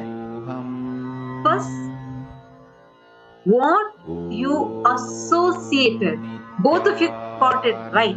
Relationship first, then the identity means what? The mind makes the I, not the I making the mind. You don't become, see, because you feel that the relationship is yours, you associate with that. From that, you create the identity. I am a mother. You feel this body belongs to you. This body is yours. That mind makes the identity I am a girl. Because this body belongs to me. So I become a girl. So this kind of a conclusion based upon the associations we carry in our life. How many of you are catching this associations part? For example, yes, Maniste Guna, you also have told similar. You are also right. Are you all catching this? My Iqbal, are you getting it? See, for example, you feel you are someone weak. You feel, I'm a very sick person. Why? Because you associate that sickness, you feel that body is yours, the mind creates the I. Which is why what you associate yourself with matters. Are you associating yourself with powerfulness? Are you associating yourself with powerless? What do you associate yourself with? That decides who you are. When you associate yourself with the Paramashiva in you, Samjig is a powerful technique. How many of you have in your life this lucky chance? Wear this shirt today, so my day is going to be lucky. Or you say, God, I saw this black cat today, my day is going to be horrible. I woke up fresh today, I'm so happy in the morning, my day is going to be bright. Some associations, you have an external factor associated with something external, and you link these two. You say, because this happened, so that will happen. You link these two. How many of you carry these things? See, some people openly admit it, many don't openly admit, but most of us carry these lucky charms. Like you feel, if I have, if I wear this is my lucky color, I wear this color and book, my thing will be successful. Or only if I read my newspaper in the morning, or maybe I'll open and scroll your Insta or TikTok, then you feel, only then my day gets moving. It's like a lucky charm that you carry. A lucky charm you carry, you are associating external event to another external event. Am I right? Now, if you see the same thing, Swamiji gives such a powerful technique in this. Any external event, something good that has happened or something bad that has happened, you're being praised by your whole office, everyone praises you, your employee praises you, you feel so high, maybe you got a salary hike or promotion, or everyone is scolding you, they're being bad to you, they're being mean to you, and you feel powerless in your office. Either which ways, the ups and downs that you face, each time when something good happens, just look in. See what is the cognition, the sound in you that is occurring, which is associated and which is actually creating that reality. So very, very, very powerful technique. Every time something good happens in your life, look into that sound. When something bad happens in your life, look into that sound. Just this one looking in, that associated powerfulness, associated powerless, just this one thing, suddenly you will realize Mahavakya is the most powerful thing. Each time you carry Mahavakya in you, the most powerful, amazing events of your life can just manifest from inner space. Understand, the associations you carry starts the fundamental, like the underlying current for the Maya. How many of you are catching this? So far, how many of you are with us and understanding this? Mama Aditya, Wisconsin is Deepika Prabhu, Manistri, Claire Lankaman. What did you click with the most? Nithyananda Mama Aditya, Maashni Vijadu.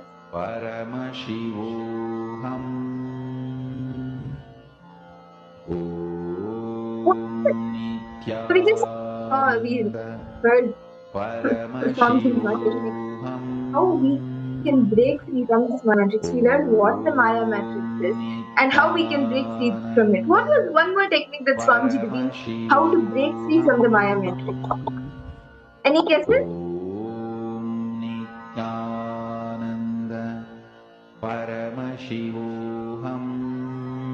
Unclutching, okay.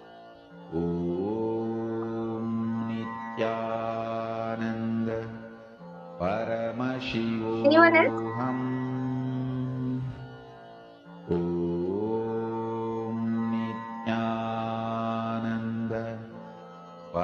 Yes, Makiana, unclutching is one powerful technique, and even ferociously deciding to break free from that Maya matrix.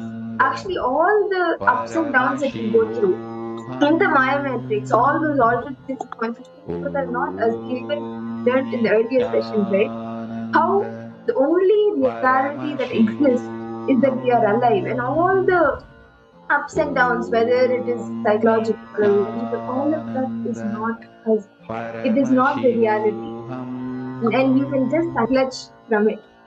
And when you see Maya matrix is coming, like you see that you are being caught in Maya matrix, just decide ferociously to come out from it, unclutch from the Maya matrix. Paramashivoham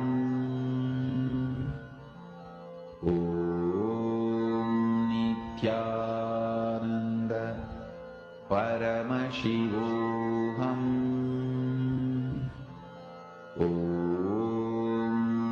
Nithyananda Paramashivoham.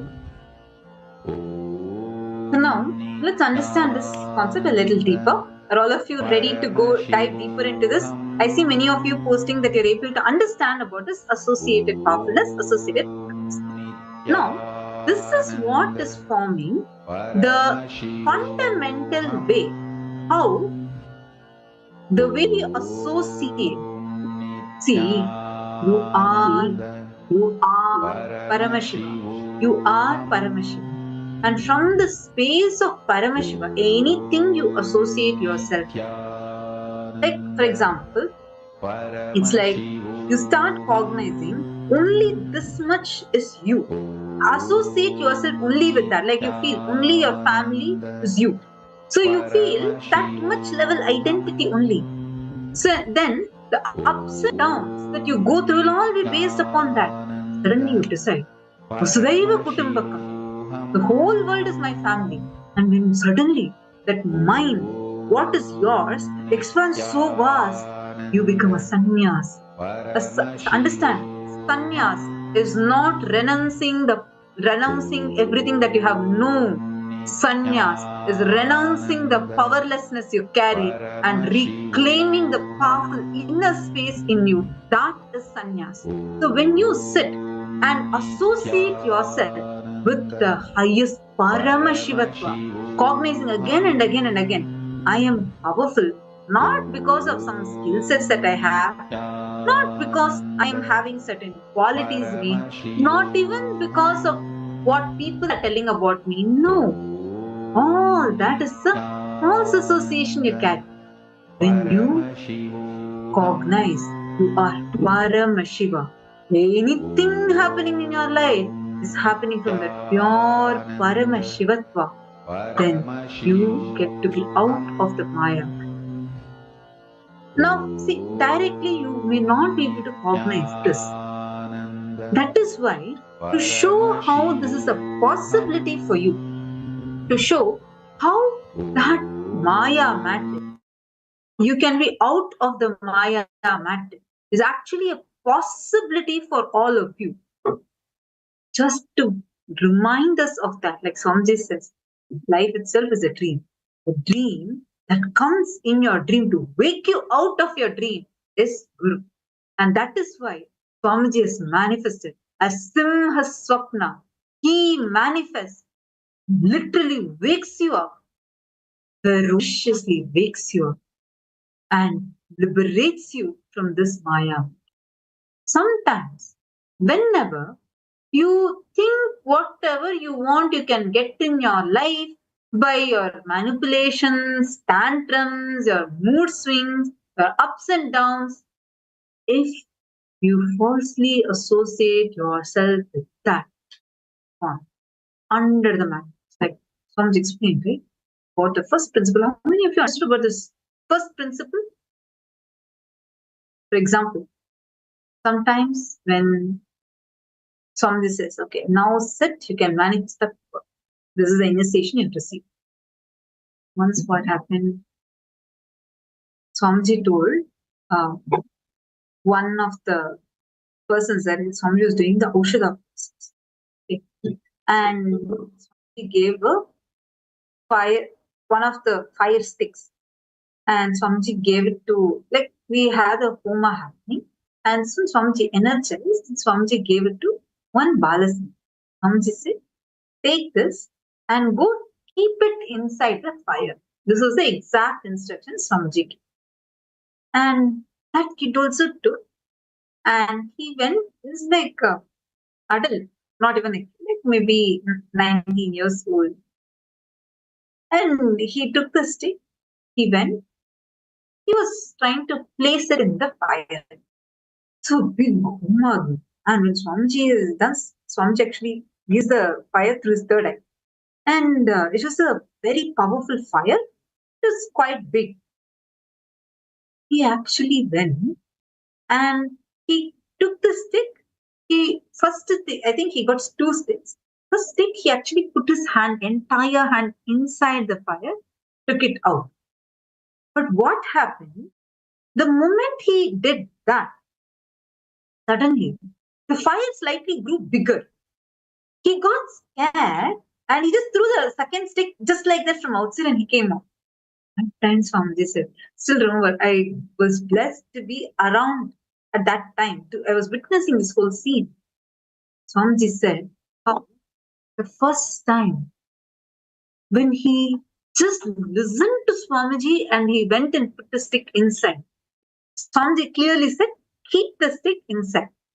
It was actually a very powerful like Aushadha process going on at least we had some 20,000 to 30,000 people live who are watching, and we had thousands of participants sitting physically.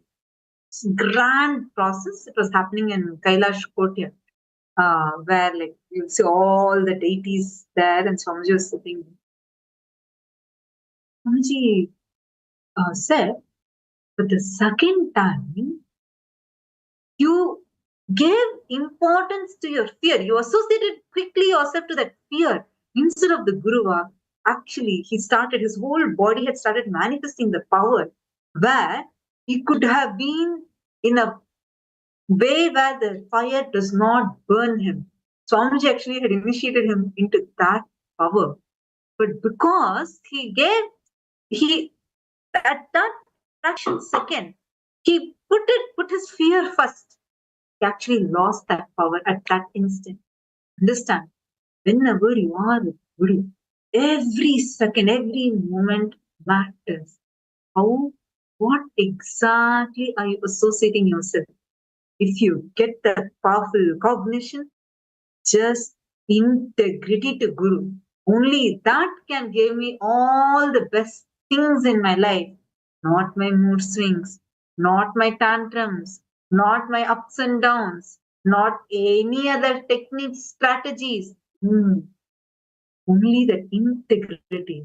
You will become an amazing power manifester. You'll be showered with all the things as the best in your life, and you will have the liberation from the Maya.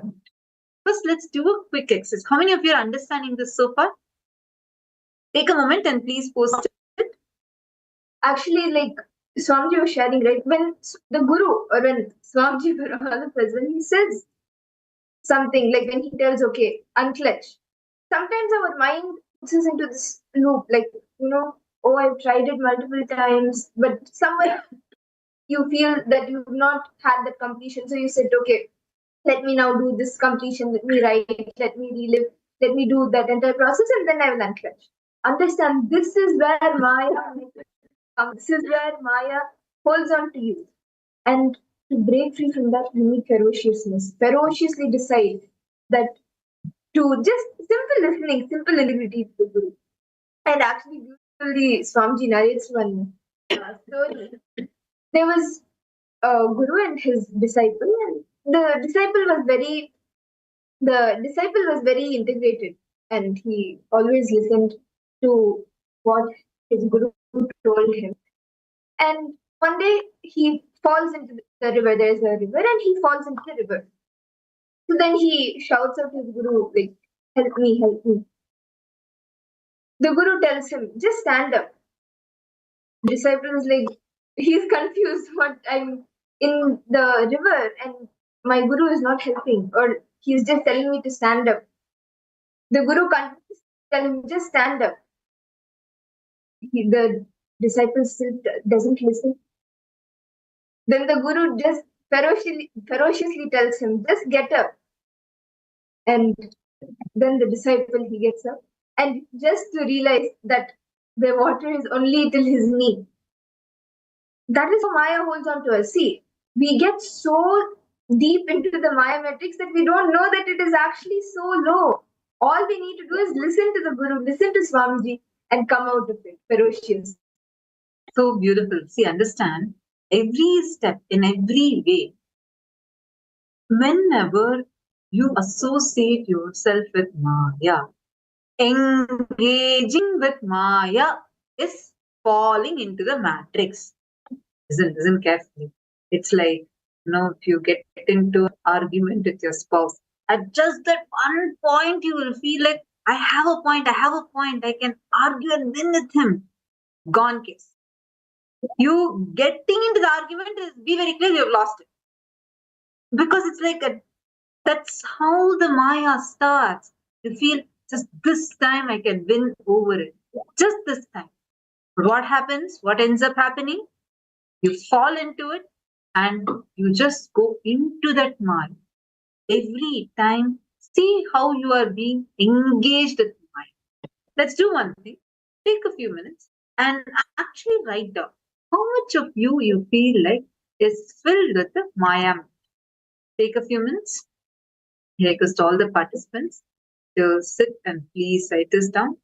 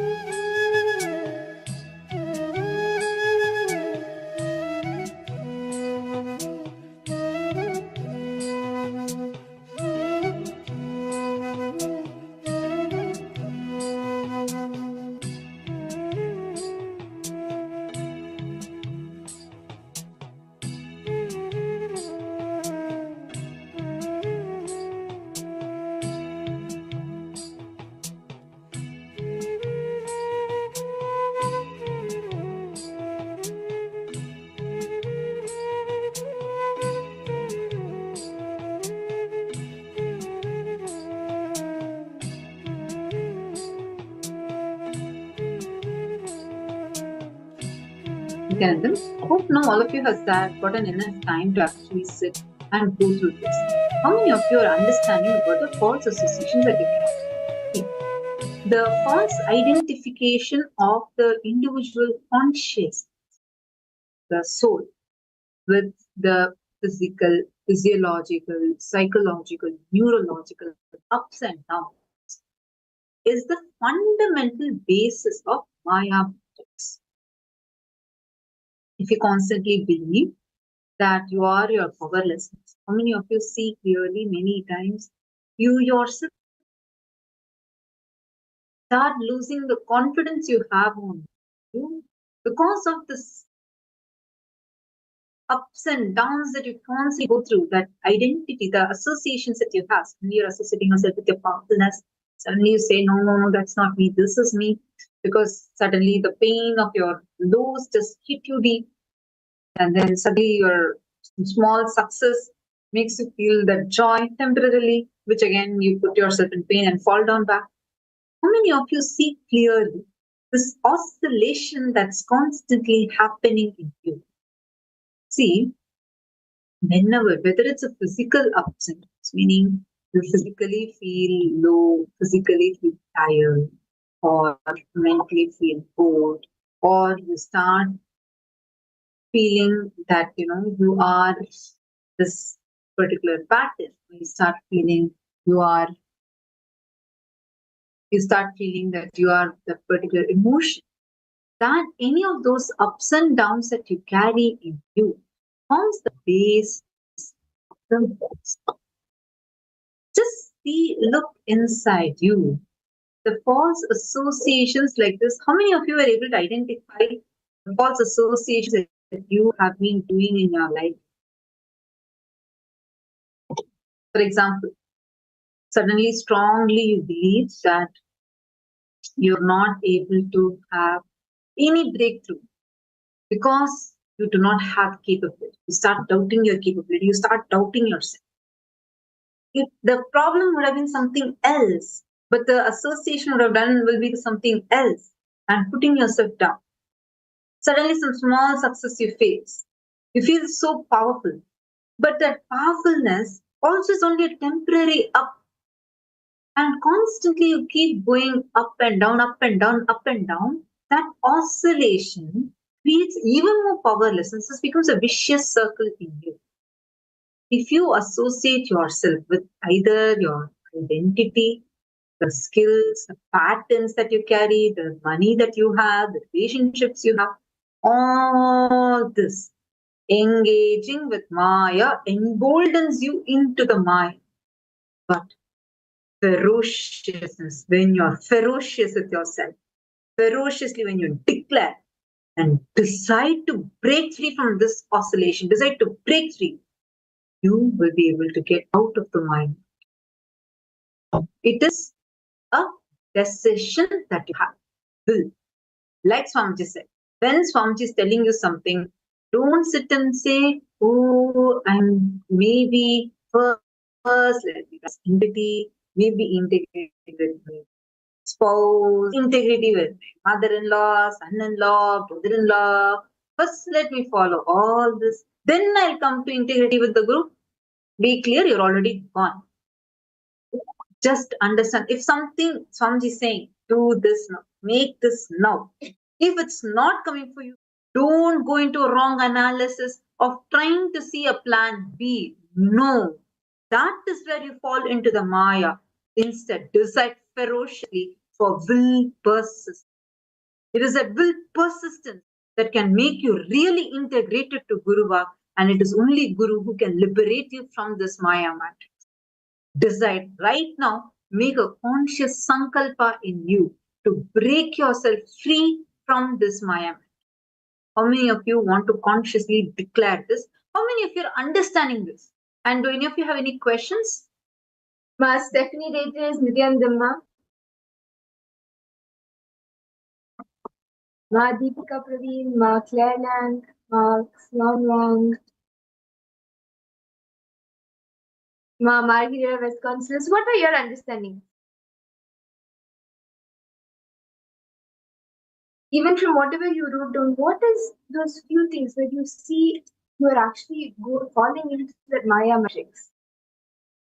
And what is the one thing or the few things that you are going to do to ferociously break out from that Maya matrix?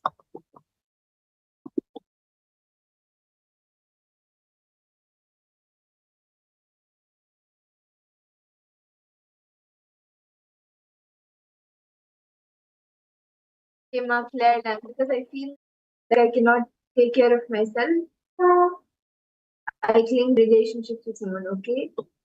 Now look in, Ma Claire. Isn't this a self-restrictive word that you put on yourself where you feel you cannot take care of yourself? Look in. Is it just about taking care of yourself or is there some other need that is happening in you? Ma Parabrahma Swarupini, thank you for sharing that. Listen carefully. Even after making a decision, there's a lot of weakness and anxiety. Why? Look in. What are you associating yourself with when that is happening? I want you to analyze a fear straight. You cannot escape an anxiety or a fear by running away from it. Only facing the fear can make you conquer that fear.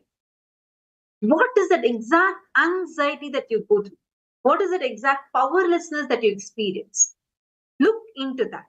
See, if sometimes something is making you feel that no, you're not sure, you took a decision, but you're afraid of its consequence. Look at the right thing. What is it that is making you believe that you are going to go into some path or some wrong thing can happen to you? You can be violated. What is that which is giving you that belief? That is the problem. It is not that decision. For example, you decide, let me take a strong decision and I am going to become a sannyasi or I am going to become a Sarvangi Pirajama. Then suddenly the insecurity you have will kick in. It will say, hey, what do you mean? You have your dreams. You want this, you want that. You don't want to take this decision. You have to stick to this. Now, really straightly analyze that. Is it real? Is that problem that you're actually seeing, is it real? Are you seeing that the problem that the Maya is showing to you at that time when you make a decision? If you're feeling that anxiety, just look into that anxiety. Actually, 90% of that will just be that fog, like a smog, not even a fog, just a smog that is created around. It is the actual fire will be less. The smoke will be so much. You get frightened seeing the smoke. But actually, when you look into it, the flame is tiny. You can easily deal with it. Look into it. Analyze. Okay, do I really have these dreams? Even if I think I have, then I'm actually making a decision for my life. Am I serious? Do I really have a plan for this? Sometimes people say, oh, no, I don't want to become a sannyasi right now. I have a plan. I'm going to go abroad. I'm going to settle down the most posh way possible. I'm going to have my own dream house, this, that. Ask them what their plan for their future. It'll be empty. Why? Because that's not even serious. It's not even a real thing. But what happens? When the moment you are having from your being, when you make a decision, suddenly these insecurities, because your mind is afraid of losing its existence, it needs to have its control over you. So what it will do, Maya will jump up. It'll say, hey, what decision are you making? You sure? Don't you feel you have this dream, you have that dream, you need to achieve this, you need to achieve that? If you think, oh God, so much smoke is there, when it's too big to handle, then you are the least. Nobody else. Think. Look into that. Hey, this is the smoke. Let me actually look into it. The real problem would be probably a small insecurity. The insecurity that you are carrying about what if you cannot handle your own bigness. That would be the insecurity. I'm just giving you one example. You can map it to any decision that you're looking. See, it'll actually be deep rooted. Like sometimes people, no, I will miss my family. What about my family? Then you tell them you can invite your family also to Kailasa. They'll say, no, they don't want to come. Okay, fine. Are you living with your family currently? No. 20 years are over since I met my mom. You say that you are going to miss your parents. You say that I have not been with my mother. But then actually, if you look into it, like really, you have not even lived with your mother last 20 years. Suddenly, that comes as a problem for you when you're saying, oh, I want to take sannyas. Look in. See, the real problem is something else. You are associating yourself with the wrong path and think so big. Like I was speaking to one of the persons who had applied for their sannyas initiation. So while speaking to them, they said, no, I really, my mother is so dependent on me. I want to really live with my mom. I want to take care of.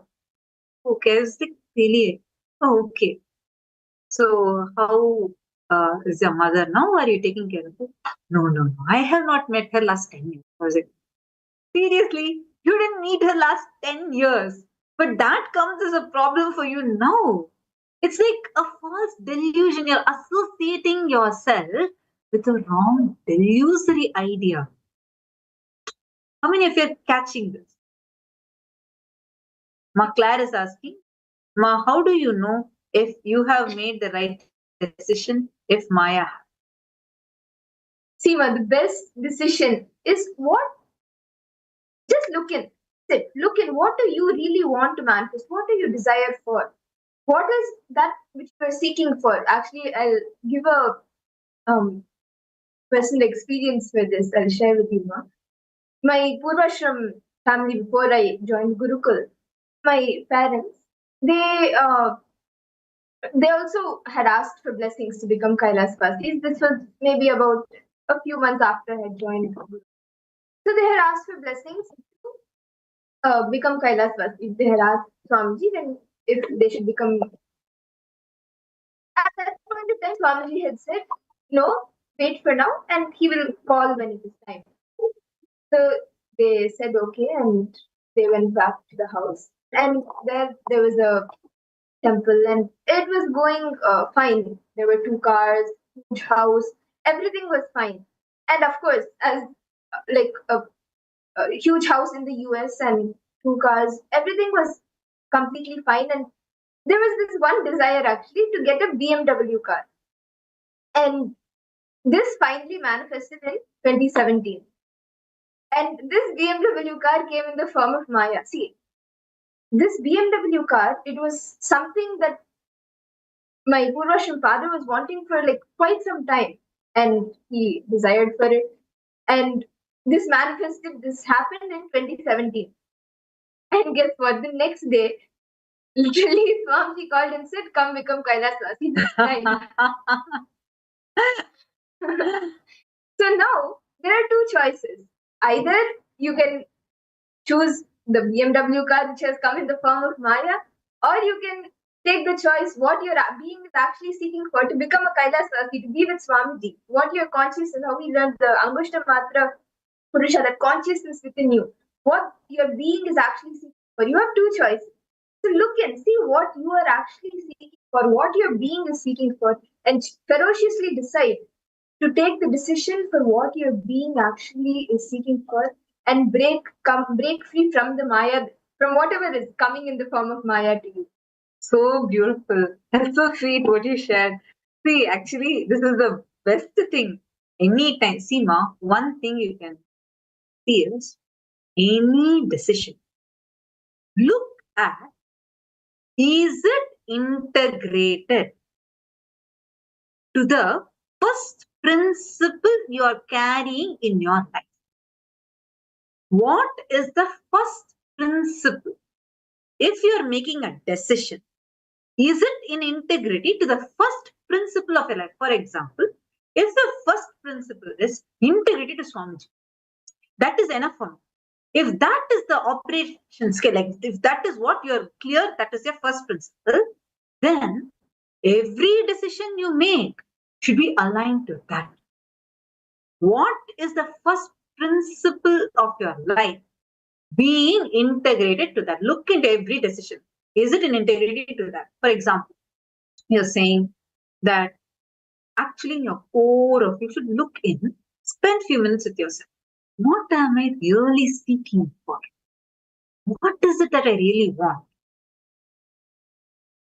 See, ultimately, you're seeking for that ultimate oneness with Swamiji, nothing else. Your whole being is only seeking for that. Life is trying to tell it in different forms. Like she shared, it came till the BMW car came. Swamiji said, wait. Very next day, after so many years, when the actual car manifested, Swamiji didn't even give a gap of 2 days, 3 days, not even a few days to enjoy. Next day, come to Kailasa. The best part is they decided. Because they decided to come to Kailasa, they had best break. See, it is in your hands. What is it that you really want? See, Ma Parabrahma Swarupini, don't worry. We are having a special initiation for getting the relationship. Actually, Ma Parabrahma Swarupini, we have a seva, the Devasena Tirukalyanam, that is going to be happening, the celestial marriage for the problem you posted. Celestial marriage that's going to be happening. Why don't you offer that? Actually, you can offer that. It's a seva. Through that offering, you will manifest. It's mainly for it's a very grand celestial wedding where all the gods and goddesses land for that marriage, divine marriage. And anyone who offers that seva, any relationship issues you have, it will get solved. So I highly recommend that you offer that seva, literally any kind of relationship issues, especially for what you have posted, directly it is related. And don't worry, if you offer that seva completely with the grace and blessings of Bhagavan Subramanyam, who has come down as Swamiji, this will get completed in you. You will manifest the right real partner that your being is seeking for, and you'll manifest your reality. So why don't you actually offer that and see? Let me know if you want the details. I can send you the details. Offer that. Through that, you will be able to immediately see the shift happening in this. All right. So now I hope all of you are understanding. Maklar, you also got the answer for your question now? It is about actually any time you are getting this out, directly see, okay, what has Swamiji told me? Am I integrated to that? If not, this is not the decision for me. Let me just drop it. That's all. For you, what? You are so deeply in love with Swamiji, connected to Swamiji, so deeply devoted. So many years you have been connected to Swamiji. Your life is the first principle of your life. Actually, honestly, if you look into your life, do you really care about anything else other than Swamiji? Is there anything else? No. That's the best strength you have. Why do you even associate yourself with any other powerless identity? Look at how many miracles, how many auspicious things have manifested each time you just chose Swamiji. Just choose Swamiji. That is the real thing you are seeking for. That is the only thing that you are seeking. Decide that. Now, I hope all of you have understood this. Now, with this, we are going to be continuing. See, listen.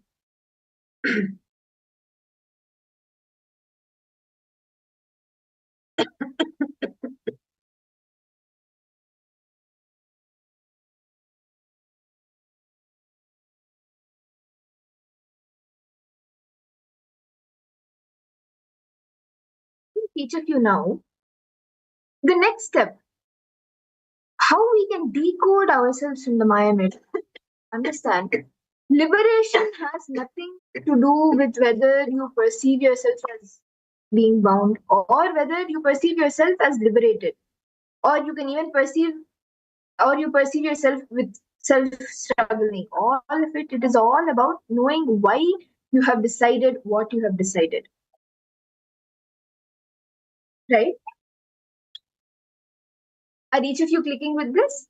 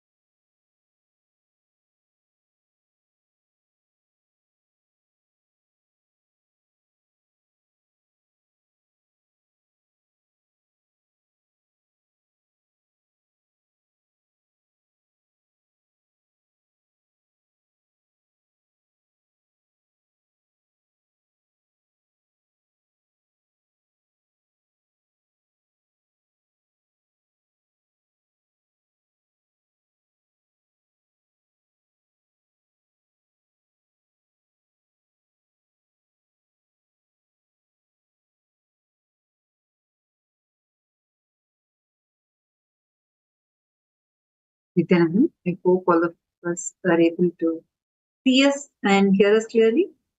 I apologize for the small glitch we had. Now I hope all of you are able to see us and hear us. All right, now I hope all of you have understood.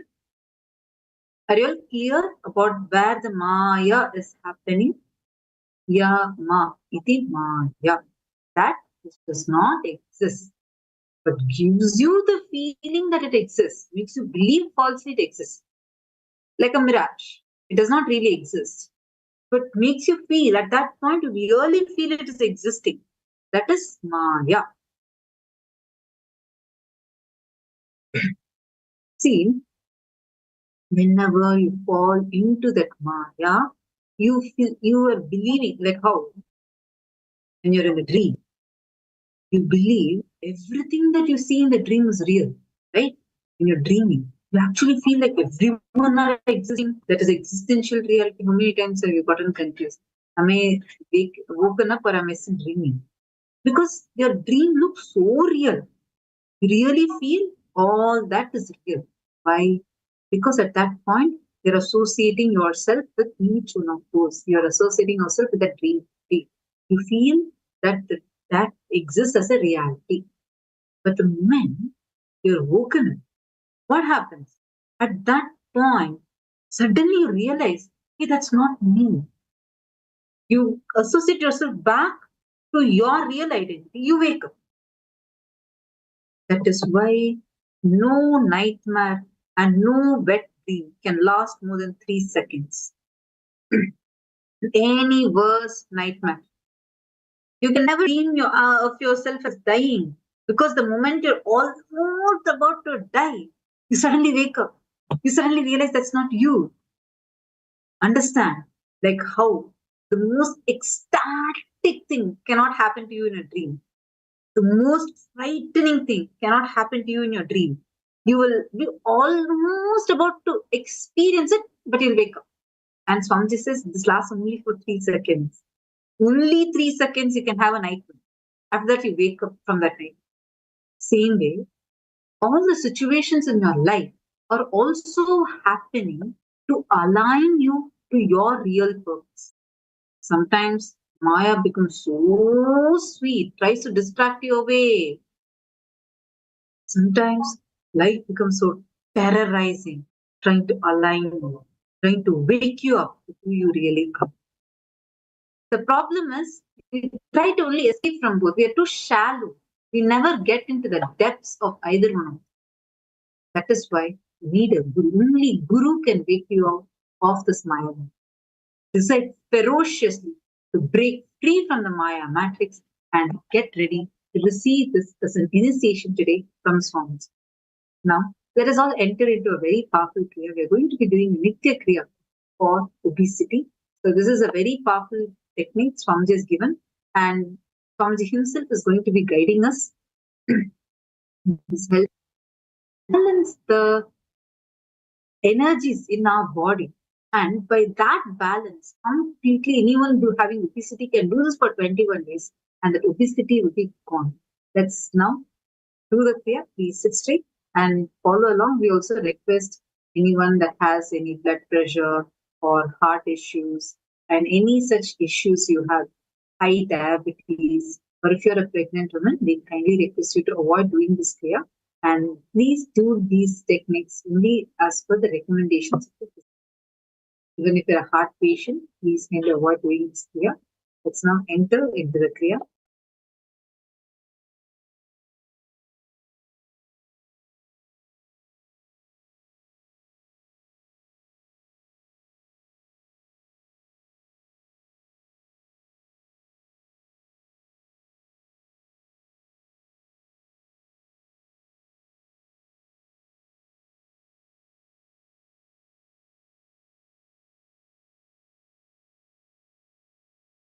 This Kriya specially for obesity. Today I have added asana which anybody can do, very easy but very powerful, very effective. So this Kriya, this Nitya Kriya, today's Nitya Kriya directly cures obesity. Please understand. With or without diet control, this can burn lot of unnecessary cholesterol fat. Only thing, you may need to drink lot of water and buttermilk for the Kriya to work properly in your body, in your system.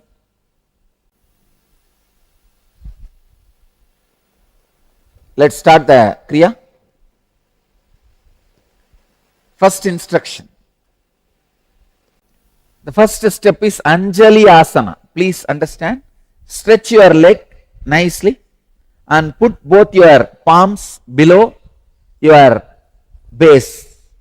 Sit on your palms. This is the Anjali Asana.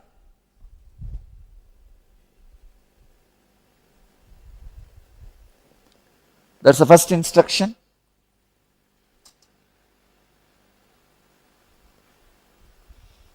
I'll read the instruction. This is Yoga Pradipika, verse 283 and 284, 285, 286. Let me give you the translation. Sit with legs extended forward, keeping the heels on the ground and toes pointing upward. Place two hands under the buttocks, palms facing upward and finger closed together. Please understand, palms facing upward. Palms this way. Palms should not be facing the downward. Palms facing upward. fingers close together. Try to bring elbows close to the body. See, these postures are mainly designed to create certain tension in your body where the Kundalini can be awakened, kind of a certain straightening out. So the Kundalini can be awakened. Direct the gaze between the eyebrows, means put your attention on Anya, between the eyebrows. It's called Anjani Asana. Be in this asana at least for 60 seconds.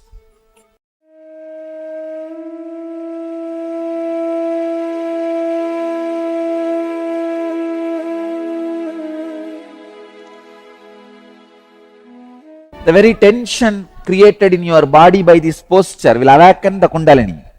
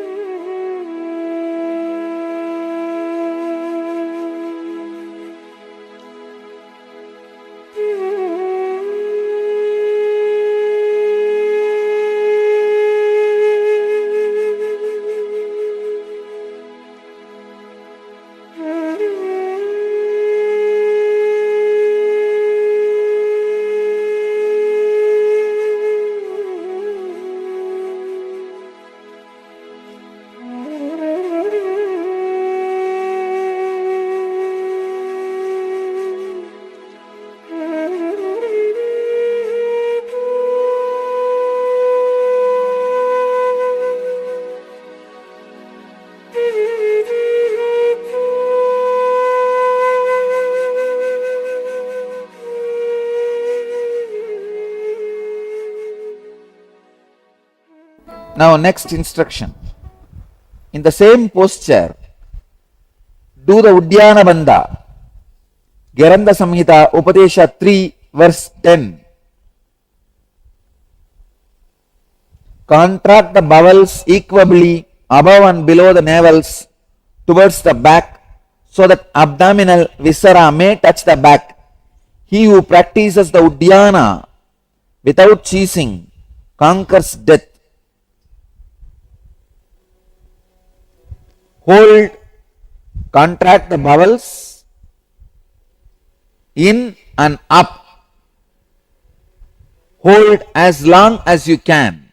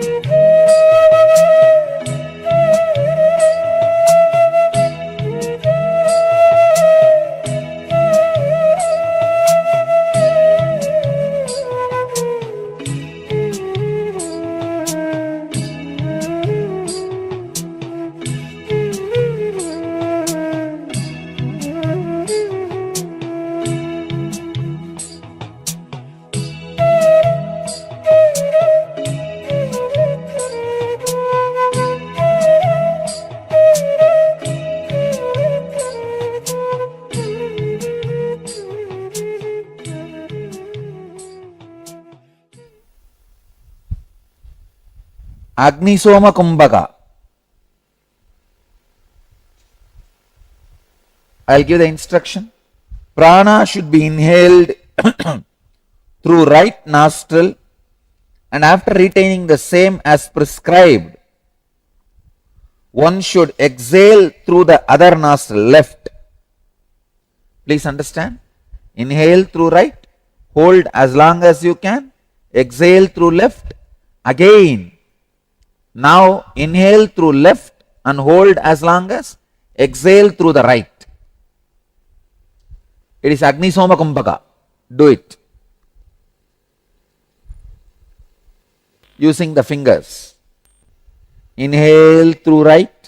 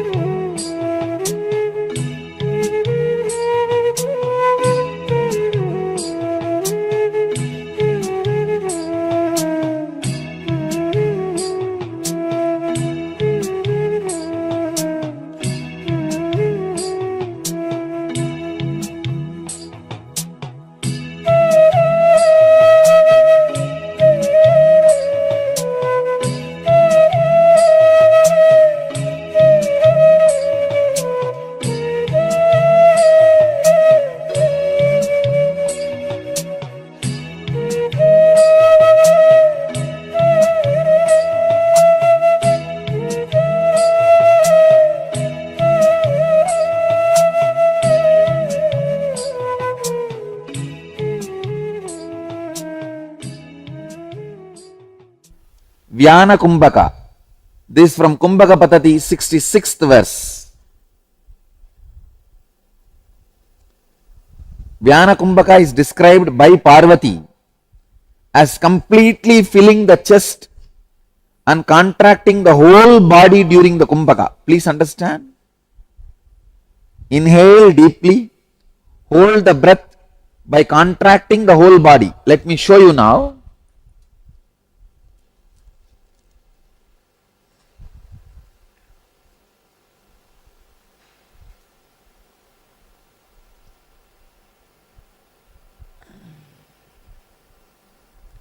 Inhale, fill your chest and stomach and contract the whole body and do the Kumbhaka. Hold. Visualize, literally you are contracting the whole body.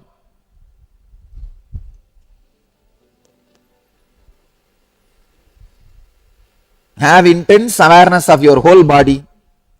When you can't hold anymore, relax, exhale very slowly. Do this 21 times.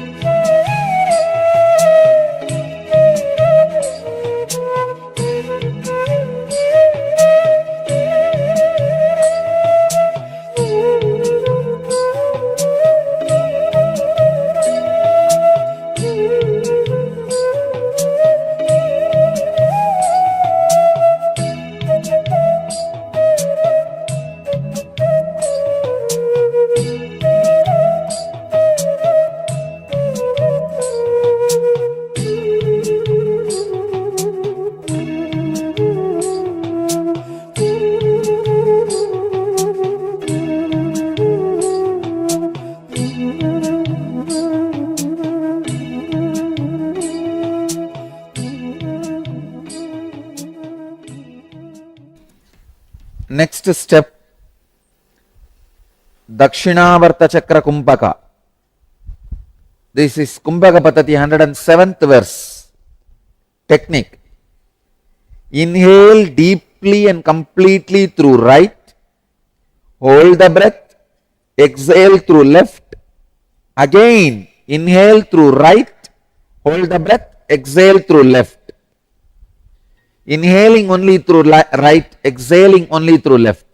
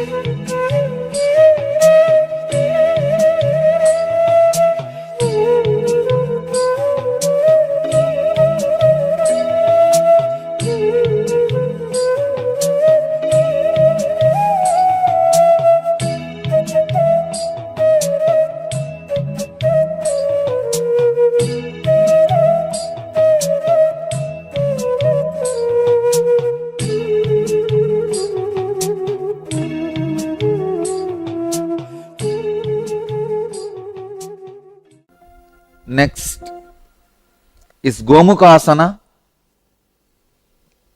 I know obese people may not be able to do this asana, so just try. If you can, do it. Otherwise, it's okay. Gomukasana is from Atayoga Pratipika, first Upatesha, 20th verse. Place the right ankle to the left butt and the left ankle to the right. This is Gomukasana. In Gomukasana, Gata Kumpaka. In Kumpaka Patadi 112th verse technique.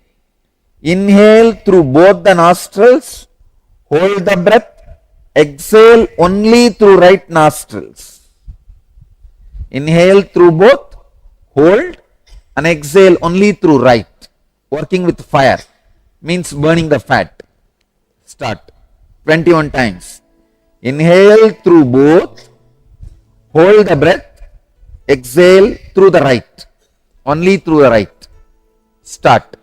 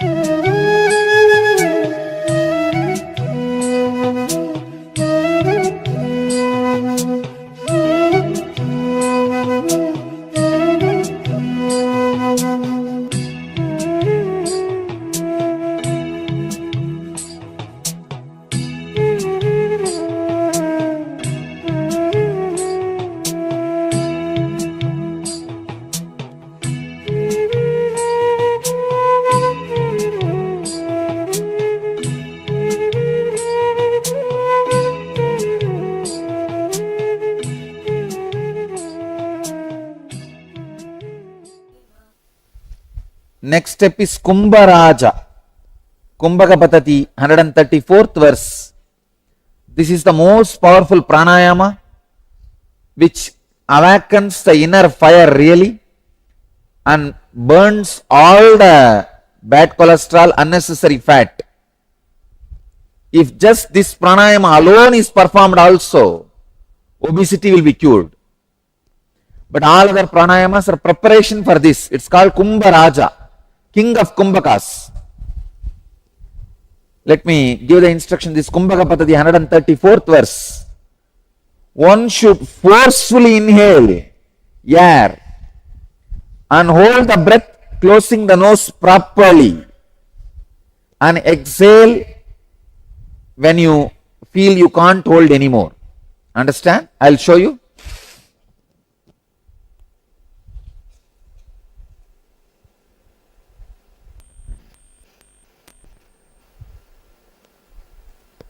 Very forcefully inhale, hold as long as you can, and exhale when you feel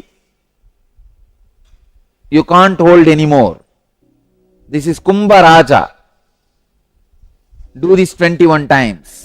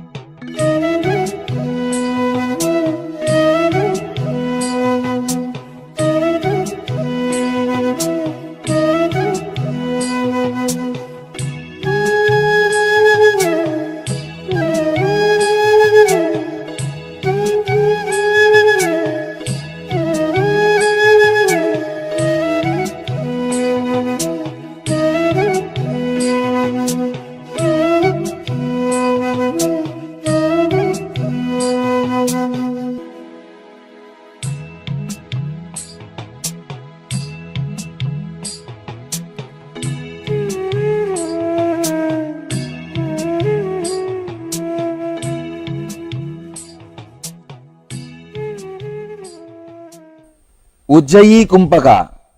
This Kumpaka Patati, 131st, 32nd verse. Close your mouth, inhale through both the nostrils, hold the breath and exhale through left nostril. Close the mouth, inhale through both the nostrils, hold the breath, exhale through the left. I'll show you.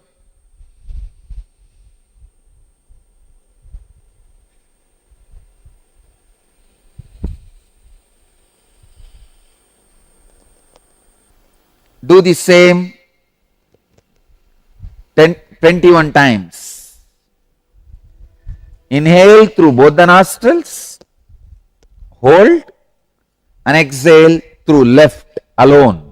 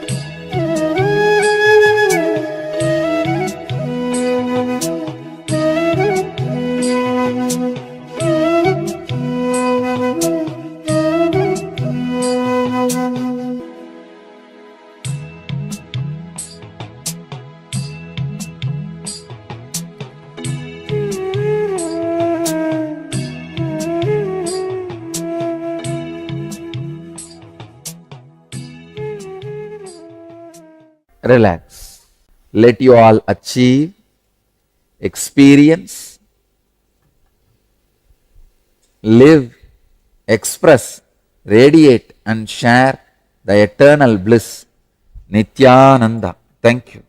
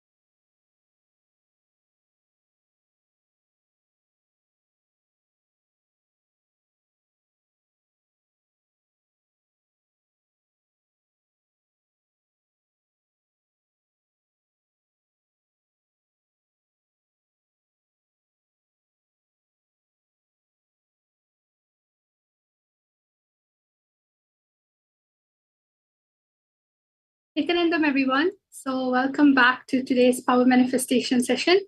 I hope all of you did experience the Kumbhaka that you were doing before in a more powerful way. So we can all now relax from the process that happened before. Take a deep breath and relax. So Nithyanandam, everyone. Ma Mishri, Ma Claire, Ma Baste, and Jnana Pradayani Ma Parabrahma, Matthew Aya, Margarita Ma, Sishan Wang, Ma Yogananda Rupini Ma. Yes, so all of you, welcome back for Power Manifestation session. Ananda Lakshmi Ma Sofia. So today I have something in store for you for Power Manifestation. We're going to be manifesting the power of Dura Shruti. What is Dura Shruti? So you may have heard this. It sounds so familiar. It's because maybe in previous sessions you would always hear the power of Dura Shrishti. The Dura Shrishti means the power of remote vision, having the ability to see at distances, correct? But Dura Shruti is the power of hearing across distances, meaning you'll be able to tap into sound without the need of it physically being in front of you for you to hear it. Yes, it can be almost like a second telephone where the frequency captures and then it gets created. But however, before going into the power, let's all understand what is actually happening in our system and why the perspective and the lens of the way we use power of the sound is different in Hinduism. In Vedic sciences, in yogic sciences, as you all know, everything starts because everything around us is nothing but energy. Everything about yourself, the things around you is energy. You are actually doing some sort of completion process just now where you're looking into finding out what are the words that you are creating in your inner space. Guess what? In our manifestation, the words you utter to yourself inside of you deeply matters because it goes to the level of your DNA. Your DNA actually makes what you are based on the words, the vibration, the sounds you use onto yourself. For instance, let us all understand first, what are the different type of sounds that is available? So the different types of sounds available is the infra hyper sounds, ultrasounds, then you have the audible sounds, then you have the last one. So I want all of you to understand that this process is something that is commonly known. The last one is called infrasound. So the infrasound is 16 hertz and below. The audible sound, which is basically known for human ears, is like 20 to 20,000 hertz. And ultrasound is more than 20,000, and hypersound waves is more than 1 gigahertz. So now, how do we receive sound? You receive sound through your ear.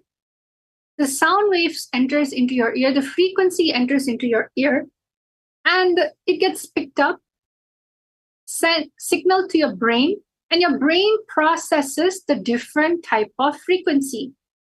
So the human range is only 20 hertz to 20,000 hertz.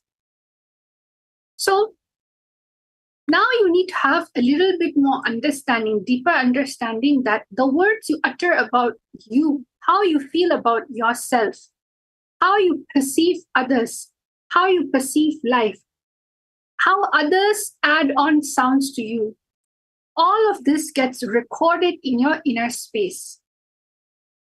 So let's go to the second one for a deeper understanding. Now, you need to understand this one thing. Swamiji says that the DNA in which you have, the DNA in which you have, the DNA strands and your consciousness is kept together through sound. means the binding force between your DNA structure and your consciousness. What is holding these two together is sound. This sound the sound you store inside matters because through that sound, your consciousness connects with the DNA and sends instruction. Are you understanding? So listen carefully again. I'll explain. Let me just, yes. Listen carefully again. Swamiji says, through sound, your consciousness and DNA is tied together.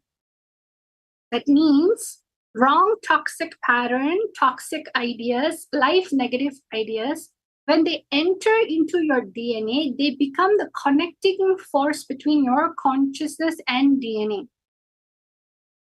So that is how powerful sound is, because the whole world and even you are made of nothing but sound and light. So that is why we emphasize so much on the science of completion, because the science of completion is not just something about sharing what you feel inside of yourself. It is literally a DNA changing experience for each and every single one of you. Are you understanding? Yes? So now let's go to the next.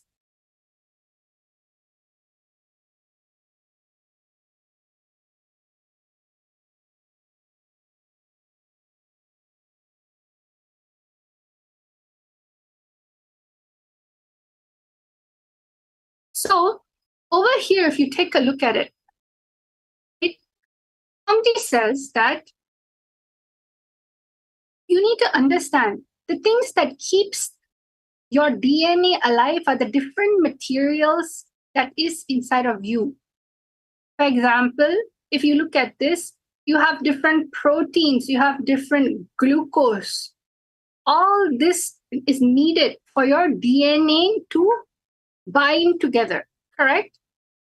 So the one that is holding on to all of this, the physical components like sugar and water and hydrophobic material, all this, when it comes together, the only glue, the glue is actually nothing but the sound. The sound.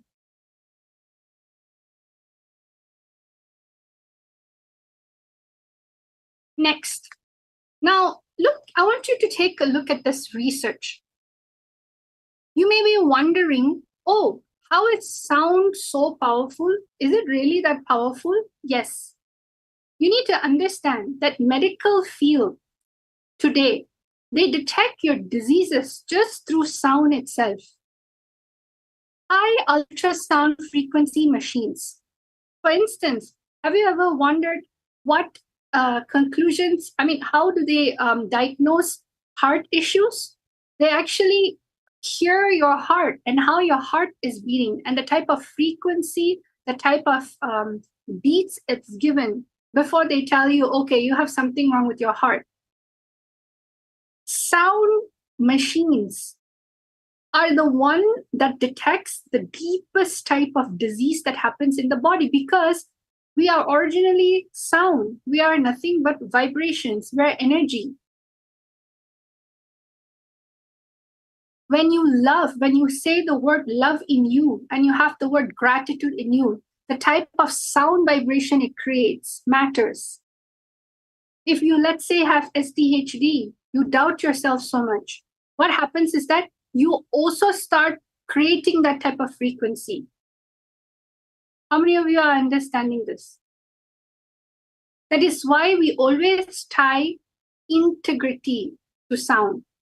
The words you utter to yourself and the words you utter outside of yourself matters, because it's a DNA related transformation. And this is how in Hinduism we do a superconscious mutation happens. It is when you reassemble the whole DNA through sound. Whenever Swamiji talks to all of you, he actually talks to you through sound. He initiates you to sound. So now let's take a look at a study that happened. They actually captured cancer cells and how cancer cells would look like. So there's an acoustic physics scientist called John Stuart Reid, and basically they partnered up with Rutgers University, and they applied cymatic imaging to identify cancer cells to compare it to healthy cells. So these two scientists hope to develop this technology to allow surgeons to have the ability to precisely target cancerous cells when removing tumors. So they did something called they used something called the CymaScope instrument, and basically it printed out how a cancer cell would look like. For example, to your left, the one that is completely, with a very beautiful pattern, that is what you call a healthy cell. How a healthy cell sound like. And to the right, you're seeing how a cancer cell looks like and what are the type of sound that gets generated and created by it. So now imagine the type of words and how your words can actually impact you. How each word sends sound vibration into your inner space. So let's go to the next one.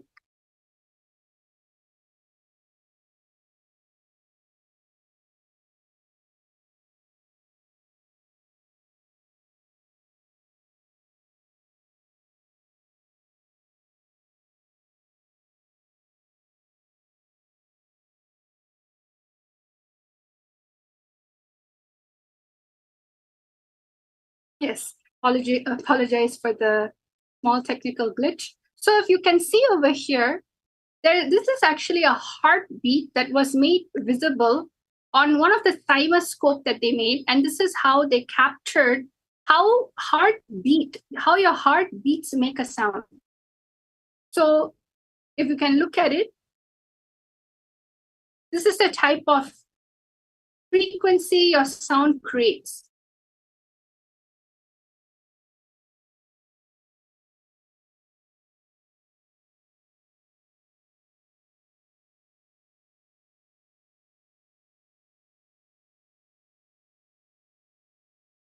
Okay, so Swamiji says this.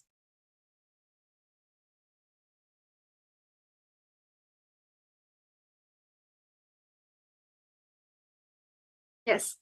So if you can see, each and every single sound is created in the body for a particular purpose, for a higher purpose.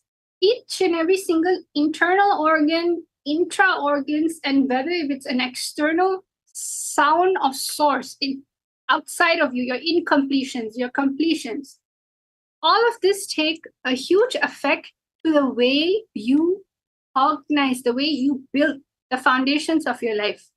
Because the DNA is nothing but a foundation of your life.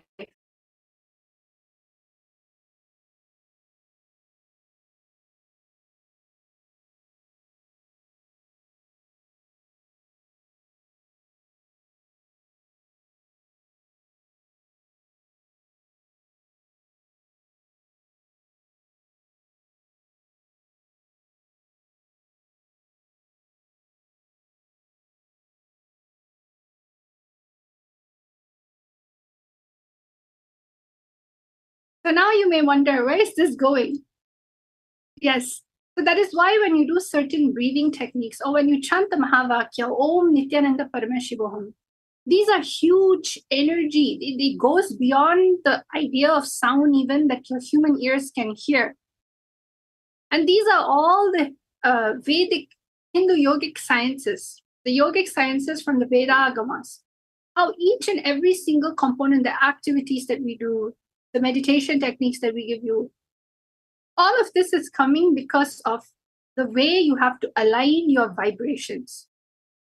But today with this power, we're going to be playing around with the power of sound. At least for the initial preliminary level, we are going to be hearing something that is not physically being played for your two regular ears to hear. Are you all understanding this?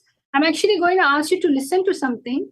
There will be a music playing behind the scene. However, you'll not be able to hear it. It'll be on mute.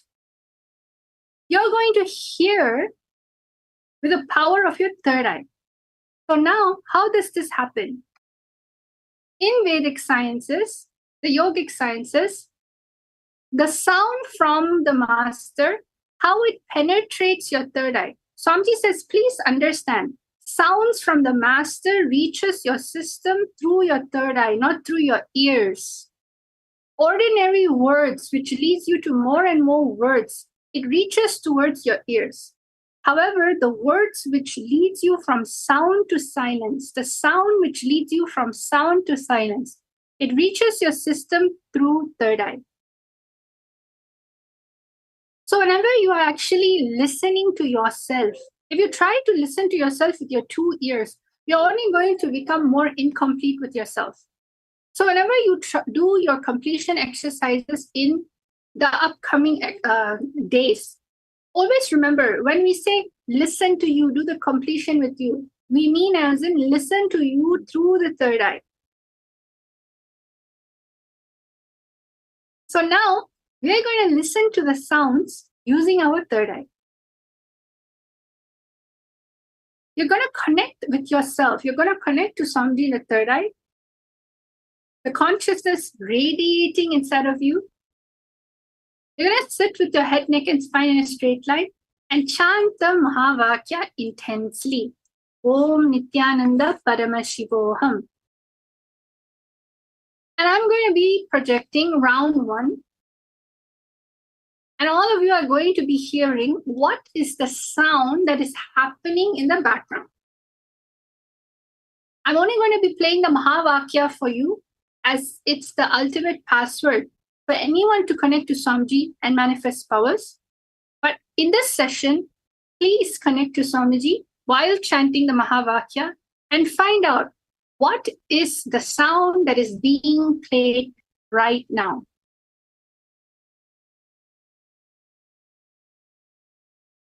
What is the sound that is being played right now?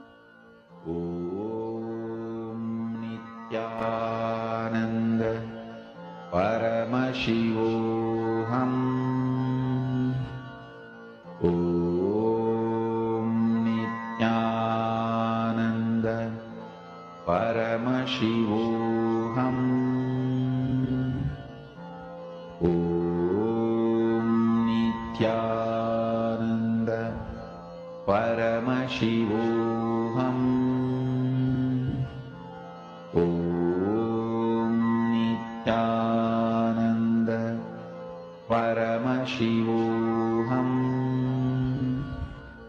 Om Nithyananda Paramashivoham. Om Nithyananda Paramashivoham.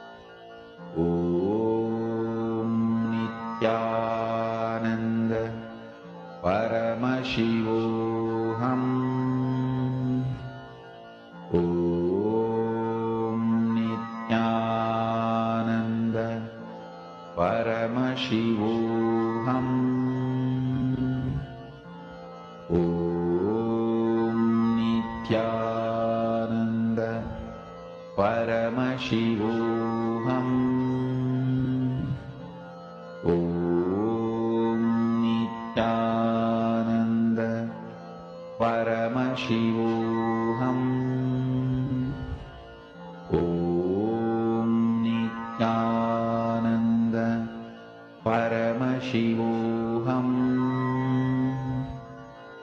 Om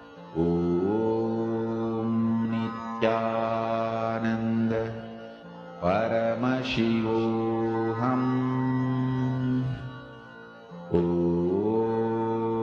Nithyananda Paramashivoham.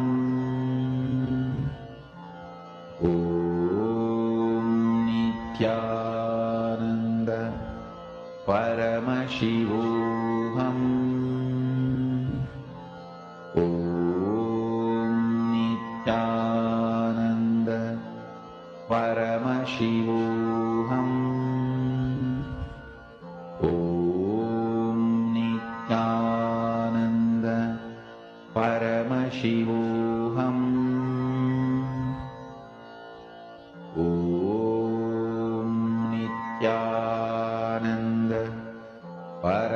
Paramashivoham Om Nithyananda Paramashivoham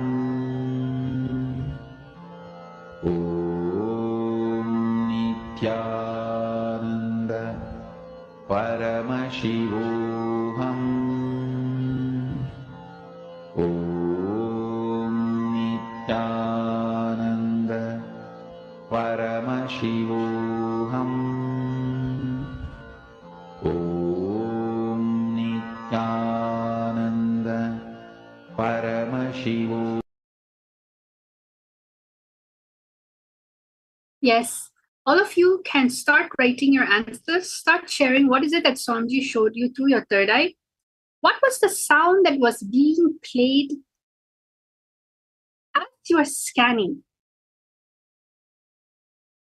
Remember, having the ability to hear through your third eye gives you the power to hear what you need to do when you are doing all your completion sessions. The power of listening. In so many ways, it helps you heal yourself, give yourself a powerful cognition, expose your own blind spots to you. Just like that, it becomes a power to empower you, to be used to change your very own DNA, especially when you have Swamiji in your life. All of you can write your answers. What was it that Swamiji was showing you through your third eye? What type of frequency were you hearing? What was the sound? Yes, Matthew Aya, sound of Mahavakya itself was being played in the background for sure. But what else were you able to see through your third eye, hear through your third eye? Ma Claire, tambourine, chimes, bell, guitar, male singing, and piano. All right. How about for you, Ma Grazina, Ma Mihri? What is it that Swamiji was showing you through your third eye? Ma Parabrahma Swarupini, Ma Nithyananda, Ma Shingwang. What was it that Swamiji was showing you through your third eye as you were listening?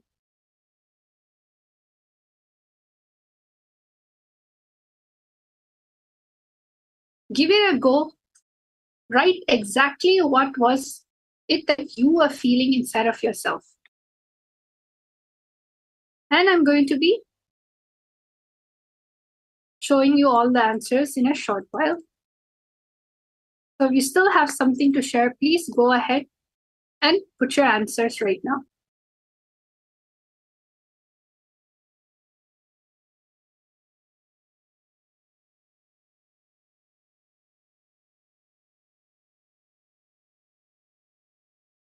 So the sound in which you are listening to that was played behind the scene was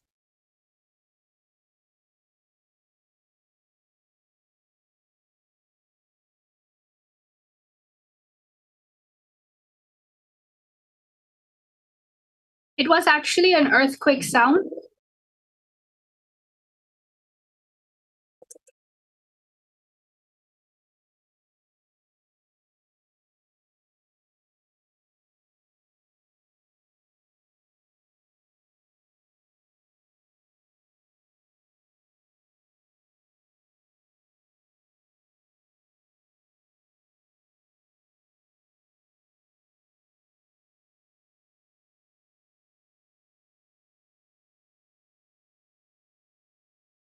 So now let's go to the next round. Everyone who heard maybe trembles, the earth shaking, you need to understand this earthquake sound is not within your hearing range. It is called the infrasound range. The tremor that you hear when an earthquake happens is something not part of the human hearing frequency. It is lower than 20 hertz. So right now, let's go to the next round. Round number 2. Again, we're going to be listening to the sound that is being played. However, you cannot hear it. Just listen through your third eye. Listen to your third eye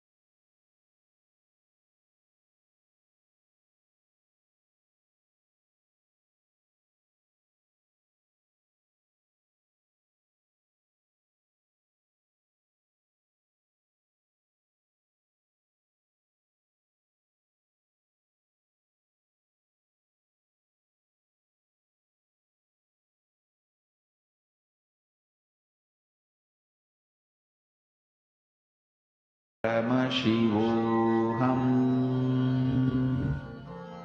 Om Nithyananda Paramashivoham Om Nithyananda Paramashivoham Om Nithyananda Paramashivoham Om Nithyananda Paramashivoham Om Nithyananda Paramashivoham Om Nithyananda Paramashivoham Om Nithyananda Paramashivoham Om Nithyananda Paramashivoham Om Nithyananda Paramashivoham Om Nithyananda Paramashivoham Om Nithyananda Paramashivoham.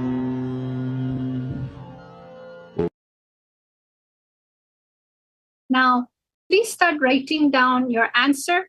What was it that you were hearing through your third eye? What was the sound that was being played that you were hearing and picking up with your third eye? Because remember, third eye is a space, an intra-organ within you that is beyond the human hearing aid. Just by connecting to Swamiji in oneness, you are able to hear things in any situation. It's just that your ability to tap into the non-mechanical parts of the brain by chewing on the cognition that you are Paramashiva. Okay. So everyone, you can put your answers now. I'm going to be reading out your answers on the chat below.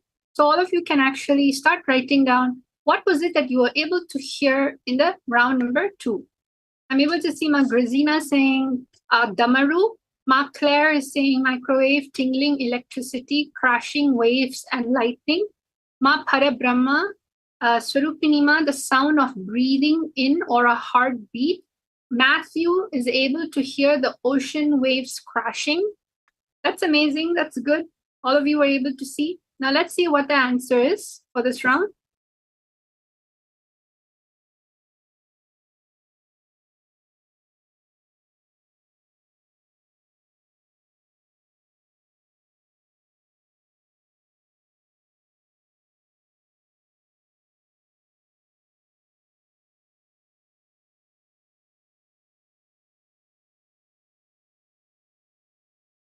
So it's the sound of a helicopter. There's a sound of a helicopter actually turning. It's turning its propeller. So this helicopter sound is actually in the range of the human hearing aid. It is in the lower frequency though. It is around 200 to 500 hertz of sound, of frequency. Yes. So now let's go on to round number 3. All of you are doing a wonderful job. You just need more manifestation. That's all. Powerful cognition and manifestation. So let us all go to the last round. The sound is currently being played. Now scan through your third eye and chant the Mahavakya. What is it that is being played in the background?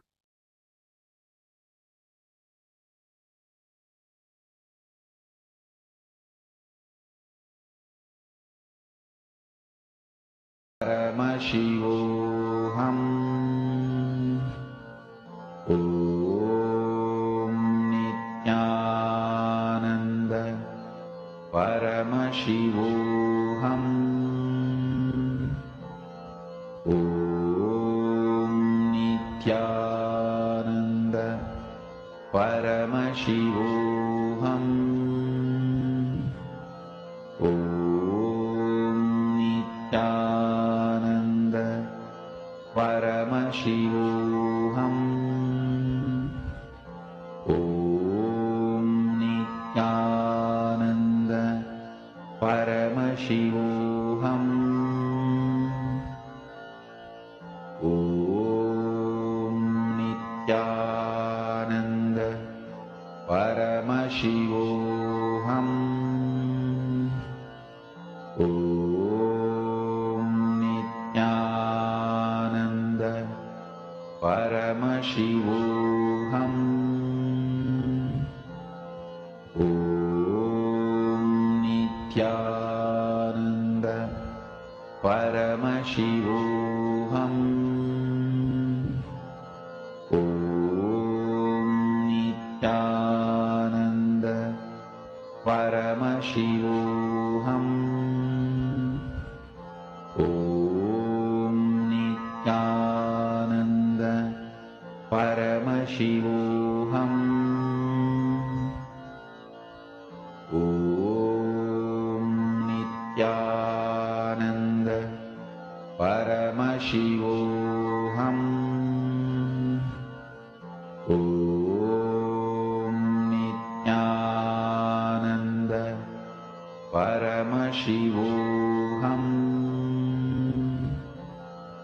Om Nithyananda Paramashivoham Om Nithyananda Paramashivoham Om Nithyananda Paramashivoham Om Nithyananda Paramashivoham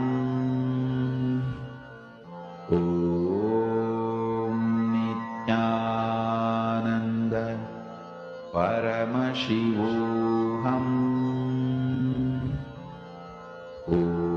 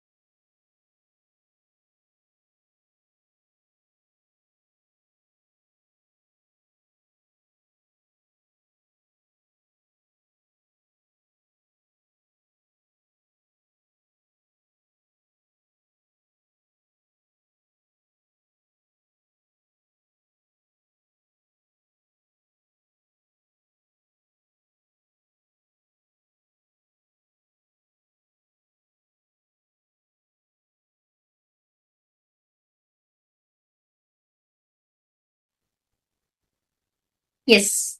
Nithyanandam, to all the participants, hope all of you are able to hear us clearly. Nithyanandam, are we audible for all of you? Nithyanandam to all participants? Okay. Ma Yufangsu, Ma Julisila, Ma Shulni Durga, Ma Kaili Wong, Ma Sharmain, yes, Ma Wang Han Yu, Nithyanandam, yes, Nithyanandam to you too, Ma. How about the participants who's watching us from live YouTube?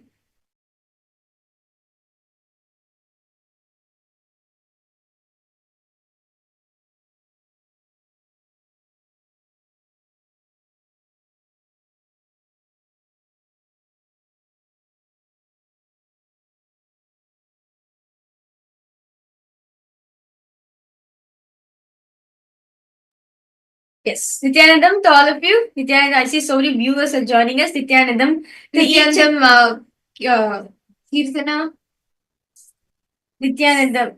See, understand very beautiful in yesterday's satsang, especially in yesterday's satsang, Swami literally gave like the workout plan, right? How to strengthen your devotion, how to strengthen your bhakti to Swamiji, right? Swamiji first started that you need to build that relationship. Like how, if you want to have a healthy body, you have to consciously build it in you. You have to consciously build it, manifest that. Only then you'll be able to do it. For example, if you want to think, I want to be a gymnast, having a very flexible body, that means you have to put the workout for it. You have to do all the necessary things. You have to build yourself consciously. Only then you will see the end result manifesting, right? Same way, in bhakti, for you to build a relationship with Swamiji, for you to manifest the relationship with Swamiji, you have to consciously build it in your life. You have to consciously nourish it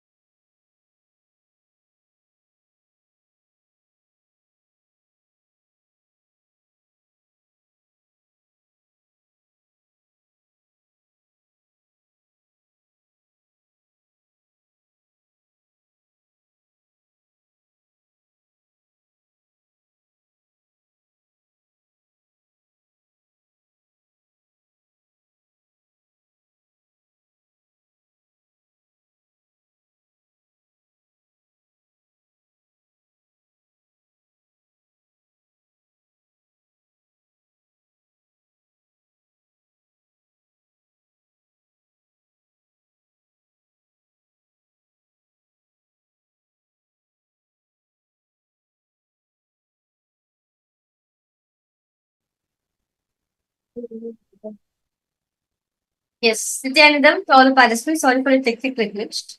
So, as you were saying, right, you need to consciously build that devotion in you, build that relationship with the master. Only when you consciously build it, you can even cherish it in that. In the yesterday's satsang, right, very beautifully Swamiji literally gave like a workout plan for bhakti, literally how to strengthen your bhakti.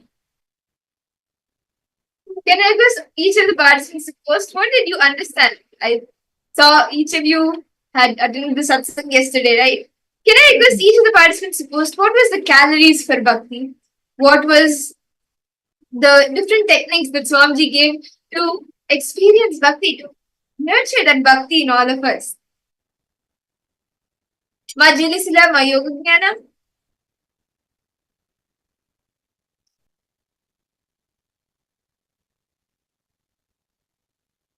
Each of you can first.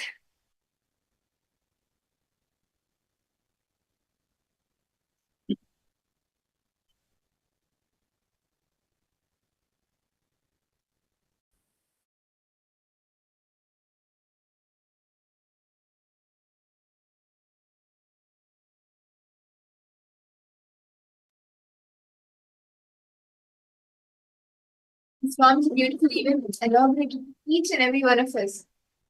How Paramashiva Vijnana is Swamiji knowing you, Paramashiva knowing you personally. And Swamiji shared how for each and every, for like the last 6-7 days now, every Paramashiva Sena participant, Swamiji is going through like detailed. That is Paramashiva Vijnana. And even the Paramashiva Bhakti is going Swamiji. Just immersing yourself in that devotion.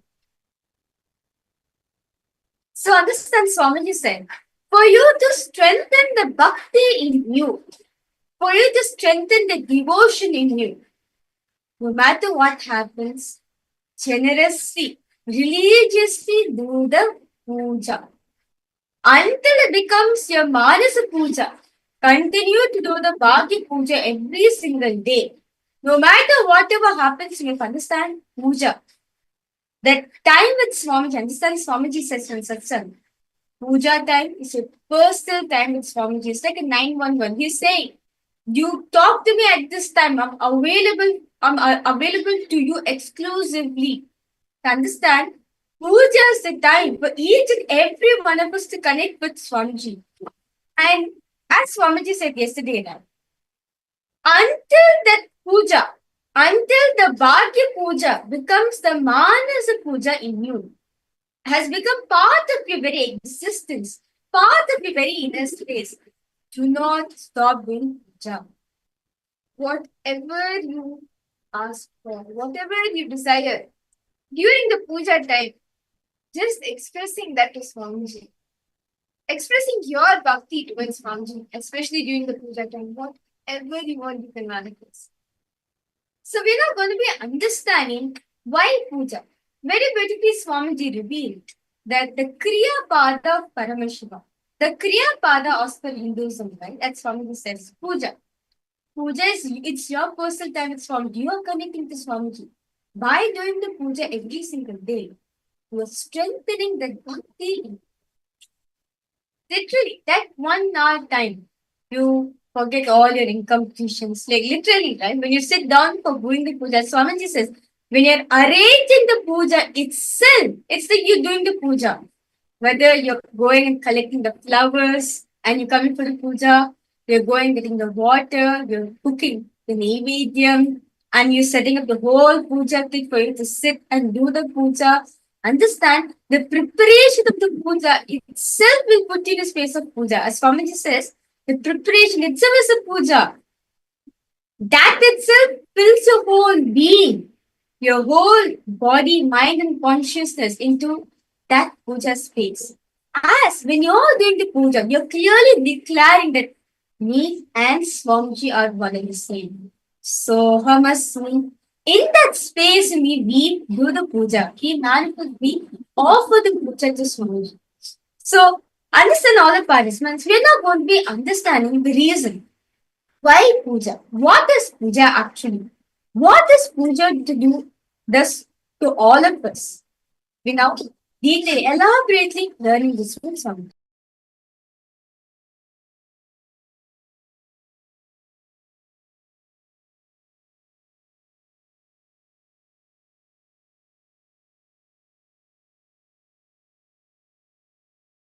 I want all of you to know in Hinduism there is nothing called faith, belief. It's a simple science. You cognize the higher reality which exists. Shraddha Vivecha. Shraddha is not faith or belief. Shraddha means discovering the higher dimensions of the universe, higher truths of the universe, higher powerful cognitions of the universe.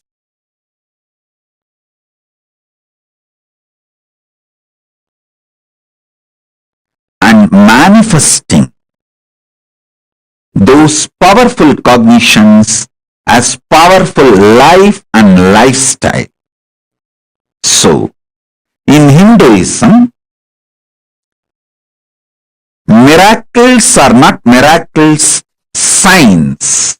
It's a cosmic science. Kriya Pada is the next most beautiful and important pillar of Hinduism. Unique to Hinduism. I want all the living and practicing Hindus to wake up to the Kriya Pada. If you have not woken up to the Kriya Pada, you are missing something big. You are missing out on something great. Understand, Kriya Pada is the real grand cosmic party going on. Don't miss the cosmic party. Kriya Pada is the cosmic party happening in the universe. Somebody missing Kriya Pada, the ritual component of Hinduism, the ritual dimension of Hinduism is missing on the grand party going on. Kriya Pada is that real Thanksgiving celebration, Thanksgiving party with the cosmic family. Krishna says in Gita, only when you give back to the devatas, gods, goddesses who gave you everything, you are living a real life. Otherwise, it is stealing. It is equivalent to stealing. Giving back to the gods and goddesses, cosmic powers, and building relationship with them, living with the cosmic beings of the higher dimensions, the vertical dimensions, is Kriya Pada of Hinduism. That's a second major dimension of Hinduism, pillar of Hinduism. Whether you do a simple Ganesh Puja or Atmalinga Puja or Atmartha Salagrama Puja or Sri Chakra Puja, any small ritual you do, the time you take, the items you use may be small, but ritual itself is not small. Kriya Pada is the cosmic thanksgiving, cosmic celebration, cosmic get-together, cosmic partying going on. Don't miss Kriya Pada. Listen.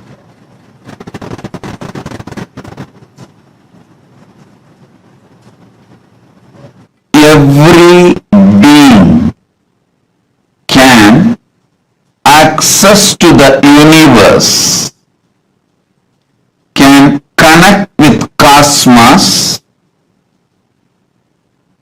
receive the best gifts from the cosmos.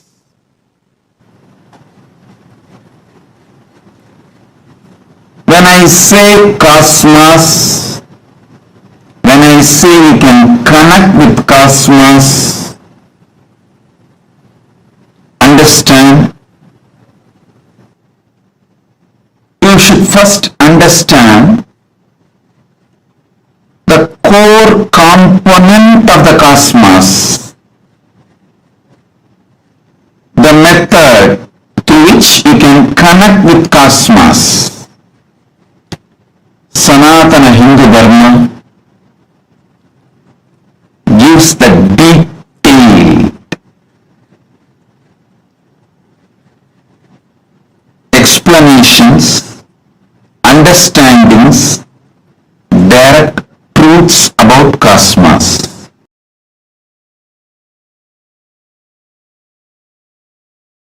Vedas and Agamas talk various methods for enlightenment, power manifestation, achieving the ultimate goal of the human being, the moksha.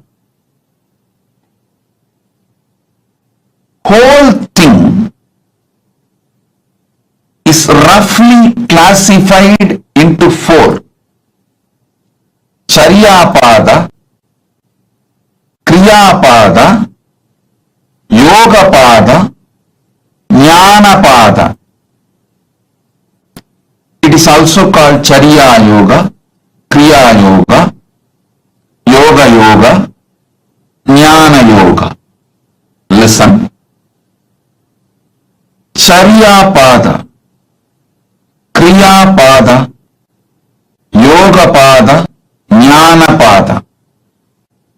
Charya means lifestyle.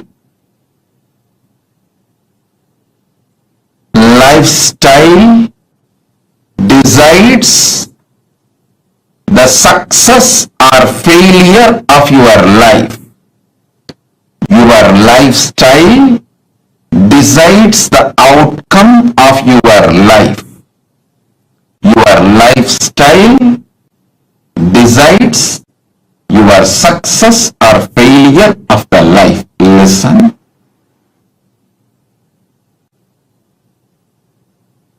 Success is not like a lottery you win in one day.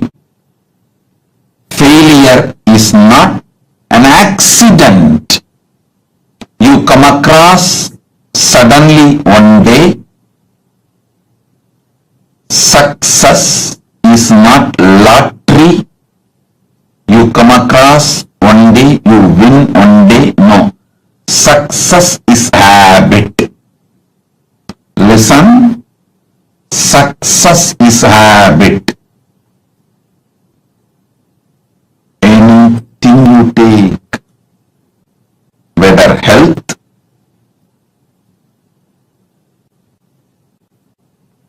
either healthy life or the collapse of health, does not happen in one day.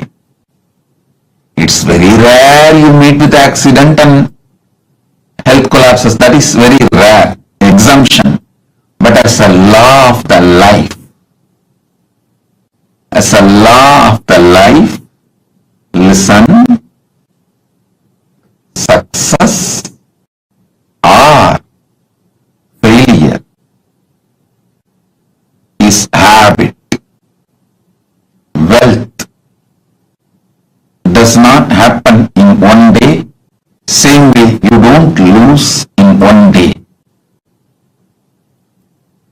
Wealthy life or poverty is a lifestyle, habit. Losing wealth in one day or achieving wealth in one day happens by accident, which is exemption. That is not a rule. Sometimes people win lottery and they become wealthy in one day. But that is exemption, not rule. As a rule, law of life.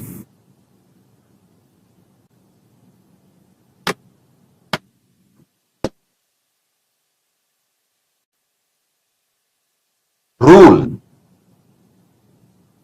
As a rule, law of life, your lifestyle is life. Charya means lifestyle. Making your lifestyle as Paramashiva. Next, Kriya. Sanatana Hindu Dharma is the greatest science, the cosmic science which had access, which gives you the technology, everything you to has to vertical time zone and the beings who live in vertical time zone.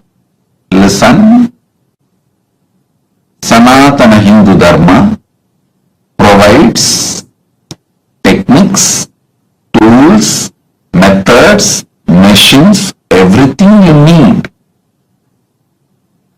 to know, connect, relate and get benefited by the vertical time zone and beings who live in vertical time zone. This science is called Kriya.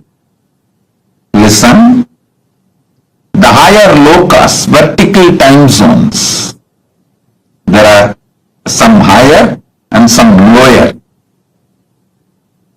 Starts from Patala, Rasatala, Mahatala, Talatala, Sutala, Vitala, Atala, and then Bhuloka, the earth we are in. Then above, Bhuva, Suva, Maha, Jana, Tapa, Brahmaloka, and beyond all these 14 lokas is the Vaikuntha, Shripura, Kailasa, Maha Kailasa. Listen.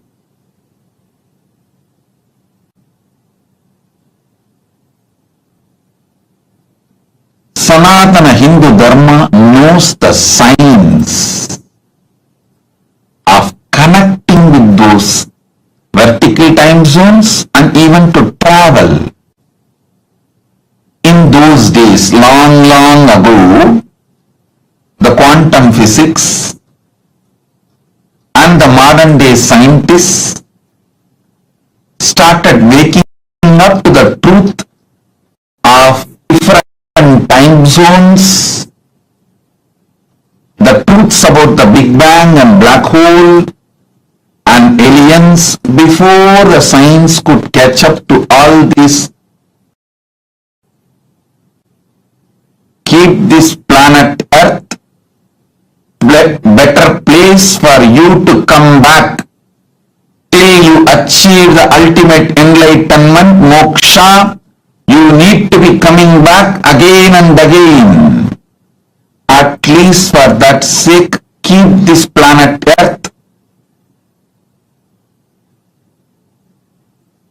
as livable. Leave it as a better place when you go.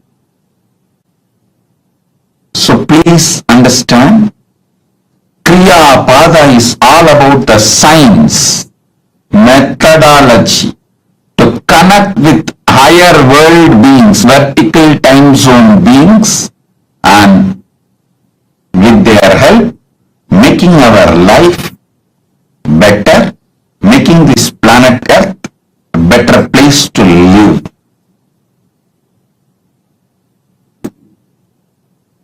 Each Hindu temple is machine, living machine, not just dead machine. It's a living organism which can just shoot you up straight to the loka where those gods reside. God is inside also. He is there far far away in the vertical time zones also. By knowing him in the vertical time zones, not only you will bring all the great things from those higher dimension time zones to the planet Earth, you will make your life better and the planet's life better. Life in the planet Earth better. You will make planet Earth better place to live. Kriya Pada is the powerful science. Kriya Pada is the powerful science for you to go to those lokas and experience and come back. Tiruvarur, the Musugunda Chakravarti, not only he went to Devaloka, Suvarloka, he took his whole army, waged a war for the sake of Indra. So understand, it was a science in Hinduism, Sanatana Hindu Dharma. He went, fought war for Indra, won the war for Indra, and brought gifts from Indra to planet Earth. There are 27 things unique only to Tiruvarur, unique flower, unique chariot, and the unique deity Tyagaraja. All of that he brought it from Suvarloka, from Devaloka.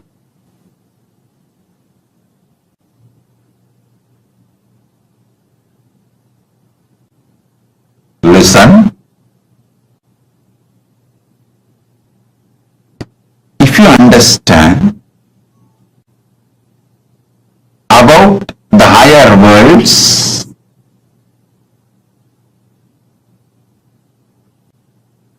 you will realize you are not individual, you are a species. You will look beyond.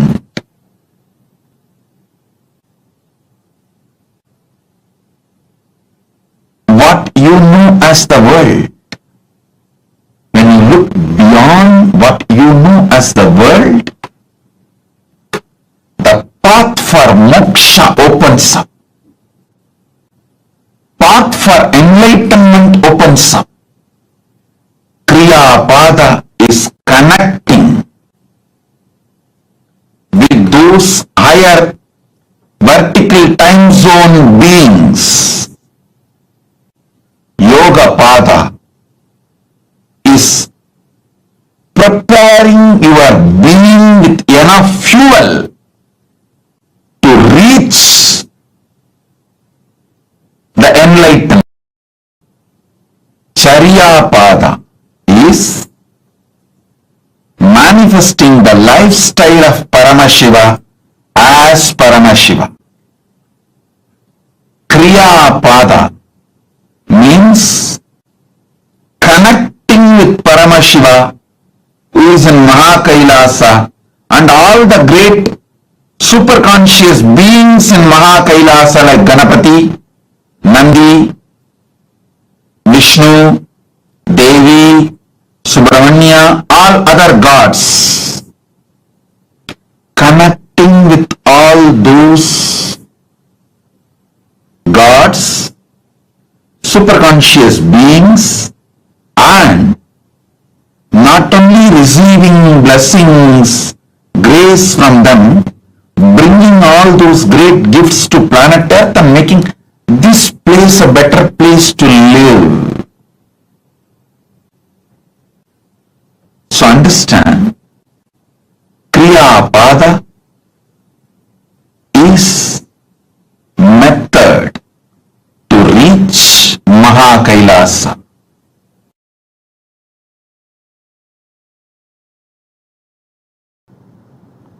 All the great gifts given to this planet,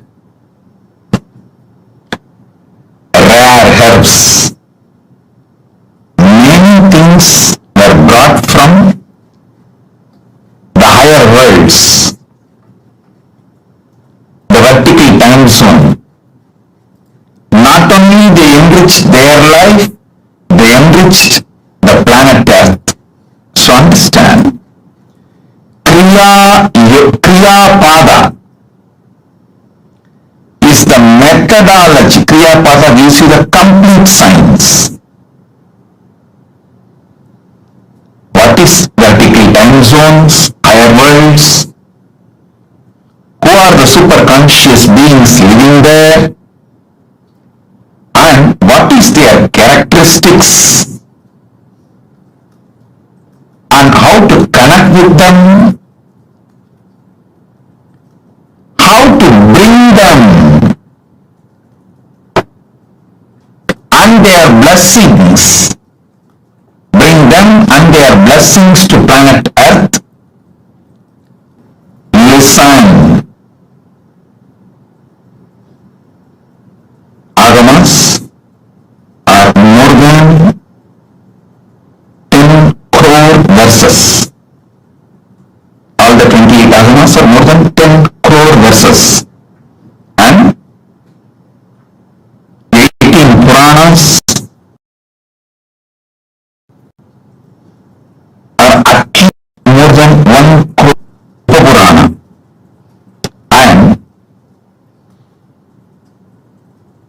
Mahabharata is 2 lakh verses. Puranas, Upapuranas and Itihasa. Itihasa is Ramayana and Mahabharata. Please understand, this whole thing, Agamas,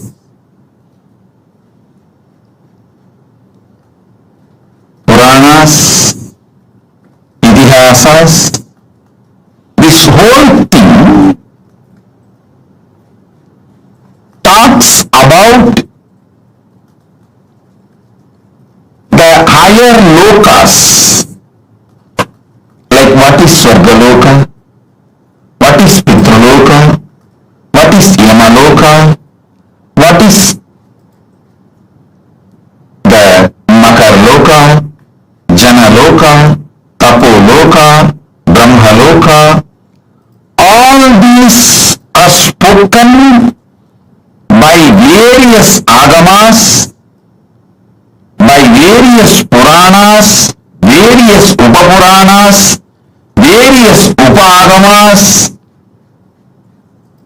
and various Itihasas. Listen, Vedas talk about all these vertical time zones, then Upavedas talk about it, then Veda Angas talk about it, then Agamas talk about it, Upa Agamas talk about it, then Agama Angas talk about it, then Puranas elaborately talk about it, Dharma Shastras, many places talks about it, and Itihasas talk about it. I want you to know,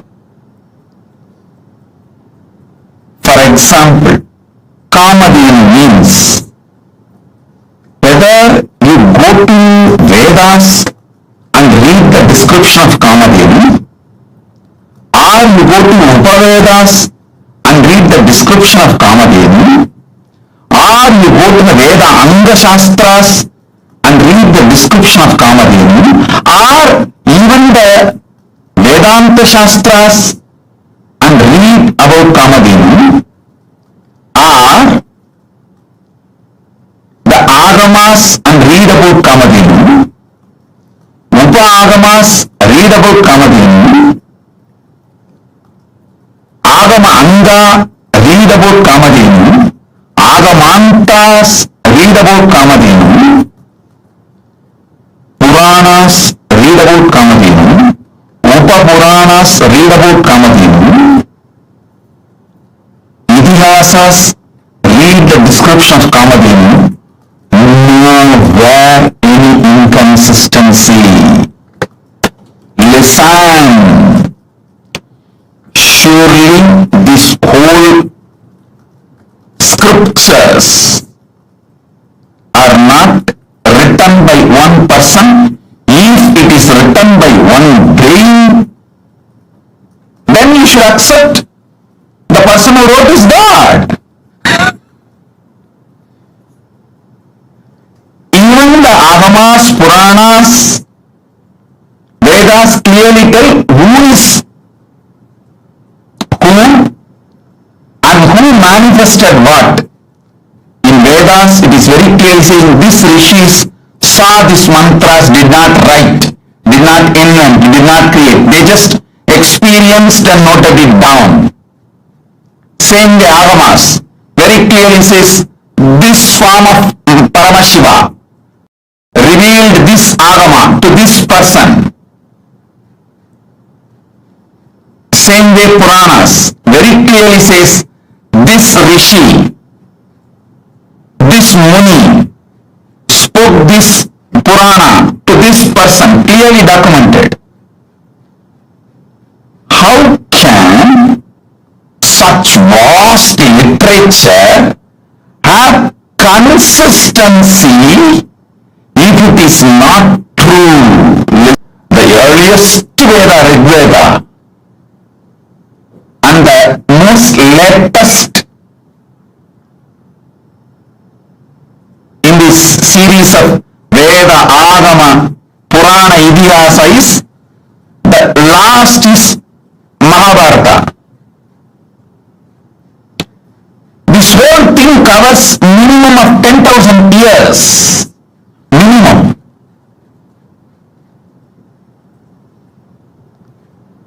But the whole spectrum so consistent. Understand? Listen. Anima, Siddhi, Mahima, Siddhi. These Ashtama Siddhis, description about the Ashtama Siddhis, whether you go to earliest Rigveda,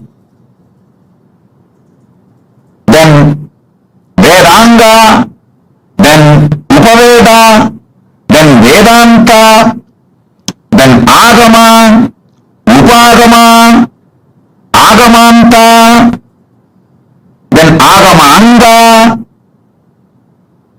then Puranas, then Upapuranas, then Itihasas, the whole spectrum. Description is not different. Definition is not different.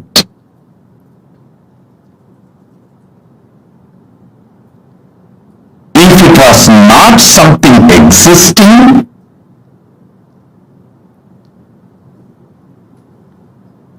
if it was imagination, you cannot make a million people who are involved in this whole Veda Agama knowledge chain. Understand? I call it as a knowledge chain.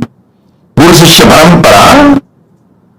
At least 1 million people are involved. If you take all the names of the compilers, authors, revealers, the rishis, the mantra drashtas who saw this mantra, the rishis' names.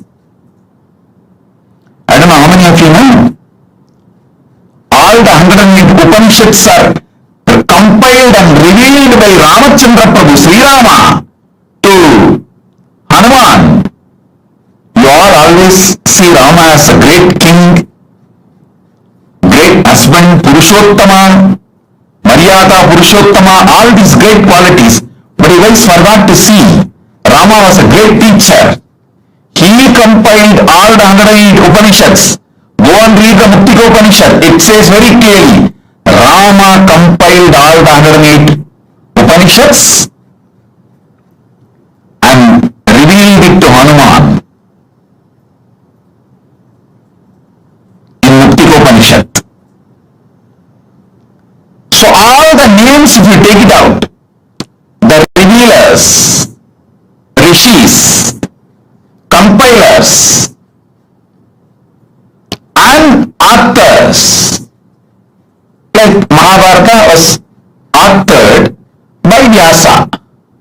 I should say in a way he chronicled. If you see all these names, totally it's at least million names are there. Sudha Maharishi, million rishis, million knowledge-centered people. If 1 million intelligentsia, the knowledge chain, Guru Shishya Parampara, 1 million people consistently describe what is Kalpavriksha, what is Kamadhenu, what is Ujjaisavas, who is Mahalakshmi, who is Ganapati. Understand? More than 1 million keywords, like a persons, places, trees, animals, beings. 1 million minimum is there. Every Purana, Upapurana, Veda, Agama, Upadama, go and see. These 1 million descriptions are so consistent. How is it possible? First of all, 1 million definitions cannot be transmitted through any education method to 1 million people and make them maintain consistency other than it is factually existing. Only if it is factually existing, not otherwise. Tons of researchers have come to establish the authenticity of Ramayana and Mahabharata in various levels. Someone has done a very nice research on how the flowers and fruits, everything described in Ramayana and Mahabharata is actually true as per the season and the time and the places the incidents happened. Various methods they have used and established the truth in all the things related to vertical time zone. This extreme consistency between billion versus million personalities, 10,000 years.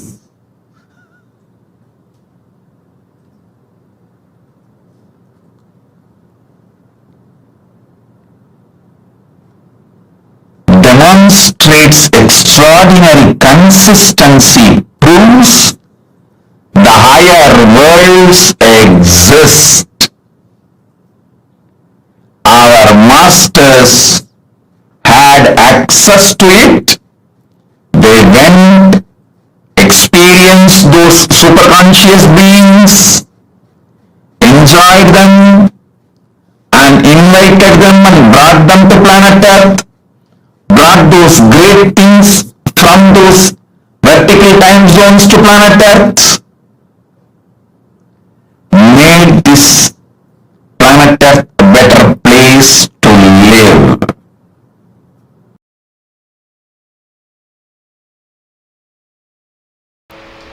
Kriya means the spiritual processes, homas, prana pratishta of deity, pujas, all the auspicious acts you need to do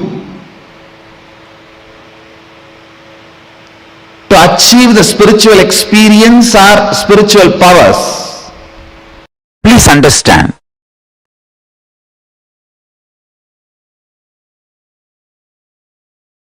Charya, Kriya, Yoga, Jnana, all four are not separate paths.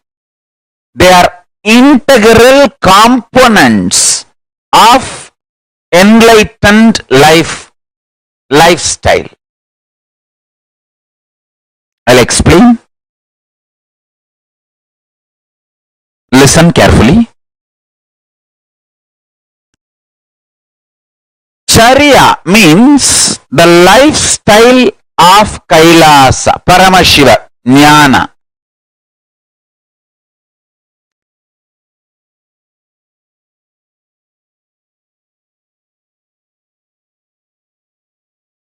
Kriya means methodology, technology which raises the electromagnetic force of your existence. Everything is Kriya Pada. This raises the electromagnetic force of your existence and connects you with the gods, goddesses, Ishvara.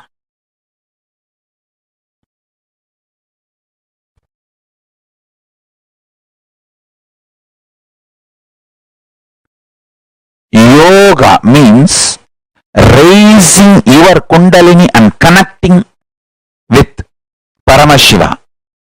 Jnana means bringing Paramashiva into your being and making him manifest in you. That's all. Just these 4 words. Charya means lifestyle of Kailasa.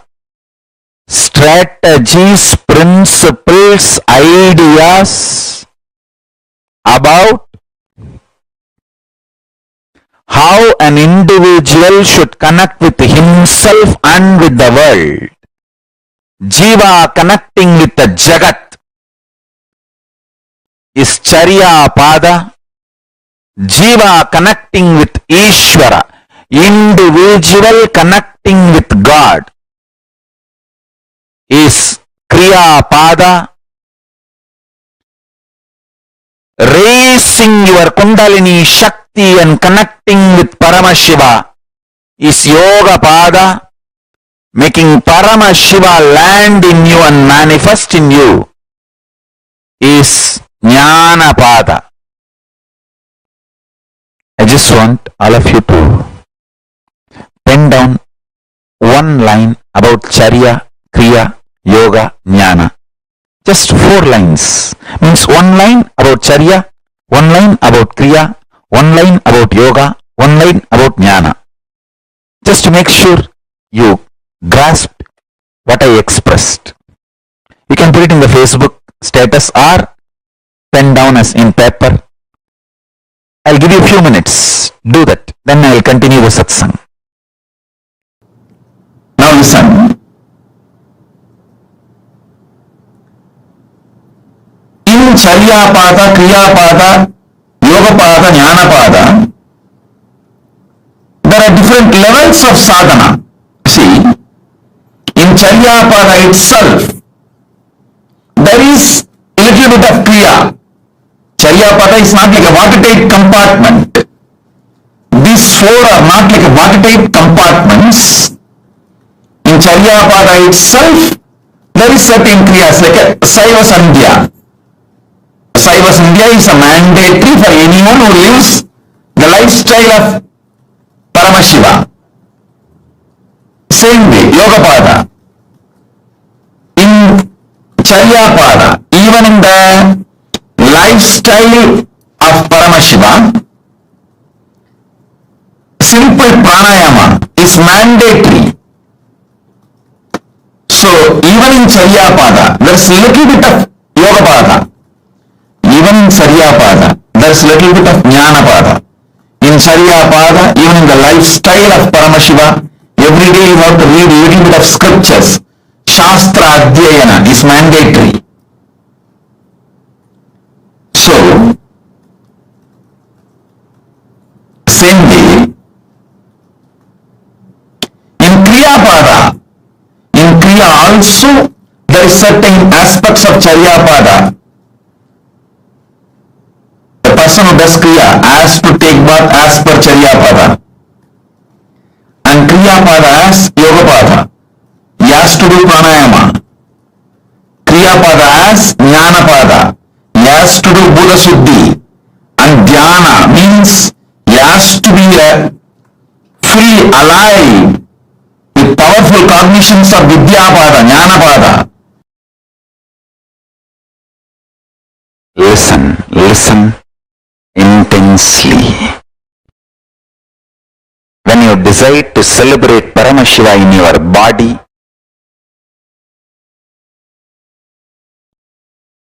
and through your Kundalini Shakti, that is called Nithyananda Yoga. When you decide to connect with Paramashiva and make him manifest through you, that is called Puja. Anmartha Puja or Parartha Puja, all Kriya, Kriyapada and Kriyas. When you decide to celebrate the cosmic principles of Paramashiva and manifest him absolutely in your life, that is called Jnanapada, Jnana. Understand? If you decide to celebrate Paramashiva in your lifestyle, it is Charyapada. In your bioenergy, by connecting with him, that is Kriyapada. If you decide to celebrate Paramashiva in your body and Kundalini Shakti through yoga, it's Yogapada. When you decide to celebrate the cosmic principles of Paramashiva and decide to manifest him in your life, that is called Jnanapada. Understand? Charyapada, Kriyapada, Yogapada, Jnanapada. All the four is nothing but celebrating Paramashiva.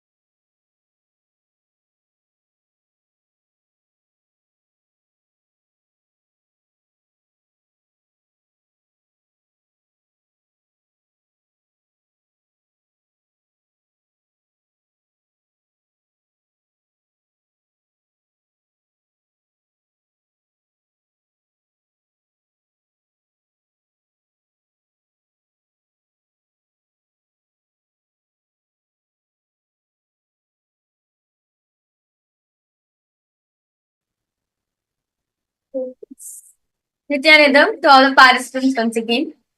That was a very beautiful revelation. Swamiji spoke on puja, the Kriya part of the agamas. In the starting of the session, understand? In the beginning of the session itself, Swamiji said, right? How Kriya Pada is important in our life. It is an important aspect of Hinduism. As it is through Kriya Pada we reach, it is through the Kriya Pada we reach the ultimate. Nityananda, Ma Saroj Aplush, welcome Ma, welcome for the program. Ma Yi Pang Su, Nityanandam to you, welcome. Can I request all the participants please come on cameras? Ma Maha Sadashiva, Ma Maha Sadashiva Priya, Nityanandam to you too, welcome. So, it is through puja, as Swamiji said yesterday, right? You can strengthen the bhakti in you. As continuously sitting, reminding yourself of the space of devotion. Understand? Even in the puja, we do the puja from the space that I am Paramashivoham. From the oneness space, we offer puja. Swamiji said, if at all I have not taken, this enlightenment on all those things, right? I would be sitting in a remote corner of the temple. I'll be sitting in a remote temple and sitting and doing puja happily and doing puja, chanting Paramashiva's name, enjoying his time with the deities. Understand? Kriya Pada, doing puja to Paramashiva will strengthen the bhakti you are having in you. And until you receive that, until you experience the Manasa Puja happening in you, meaning the internal version directly happening in you, do not stop it. Continue to understand. Swamiji says, no matter whatever happens in my life, whether I was in the prison, right? Wherever Swamiji was, Swamiji said, what this one thing I never stopped. Puja. That retained his blessings. Understand? Because through the puja, you can experience the ultimate blessings, the ultimate devotion with the divine. And that surrender, that space of surrender that you enter into doing the puja, or just by doing the puja, that space that it creates in you, you just feel like surrendering yourself. That bhakti makes you feel like just surrendering yourself to the divine. That is what is actually as Atma Nivedana, just surrendering yourself in bhakti, surrendering yourself to the divine. Actually, with surrender, it literally reminds me of two incidents that Swamiji has shared from his own life, where Swamiji just surrendered to his gurus. Whatever his gurus told him, whatever Swamiji's gurus told Swamiji, because like Swamiji had completely surrendered himself to them, was completely devoted to them. He just listened to them. I'd like to just share some of these incidents. It's actually just doing the Leela Dhyana itself can put you into bhakti. Because just listening to the life of an avatar, it actually puts you in such a high space of devotion, makes you experience and go through the same experience.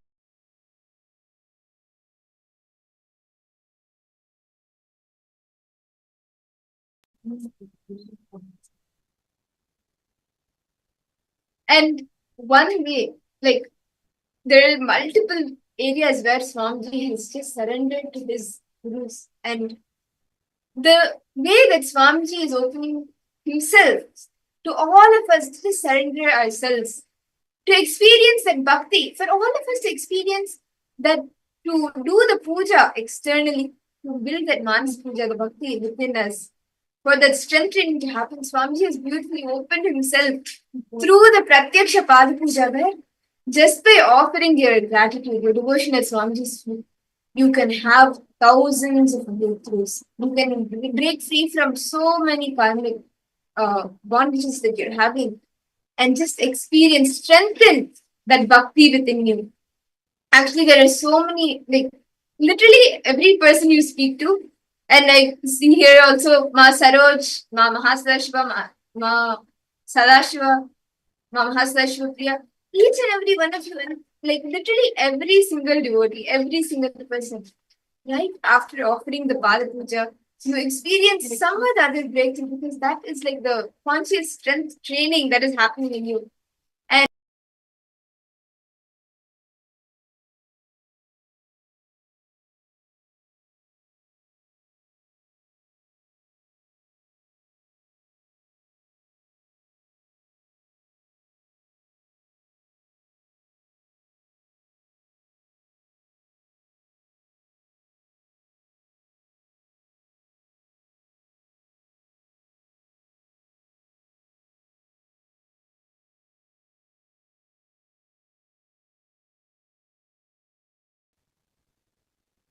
And we apologize for the technical glitch.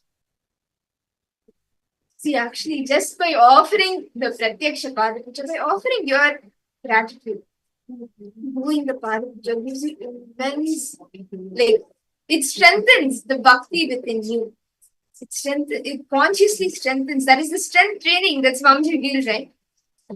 There's actually one beautiful incident where one of the devotees, after offering the Pada Puja, his one blessing that he wanted was to get a green card.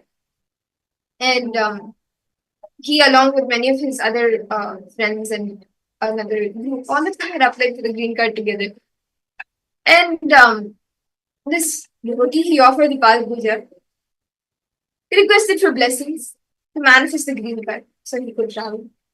And literally, immediately after the Pada Puja, he manifested the green card. All the others who applied along with him, none of them it went through. The application didn't go through, but he manifested. Actually, I would like to share my own experience of the Pada Puja. Understand? It is considered that when you worship the Padakas, when you worship the feet of the Master, right? It is considered you are worshipping the Master itself as the Padakas, right? The feet of the Guru represents the Guru itself. Understand? So actually, I'd like to share my own experience for this. So after my mom put me and my brother into Gurukul, so she was like basically alone in Malaysia, and we had like a very big house, and she was all alone. Like she was all alone in the house, and suddenly, like in the night, without she knowing, like as she's the only person who was living in the house, like suddenly, like thieves used to come and enter the house and they go without her notice even. Like this used to happen very often, and because of it, she'd be very scared. Also, as she's the only person living in the house.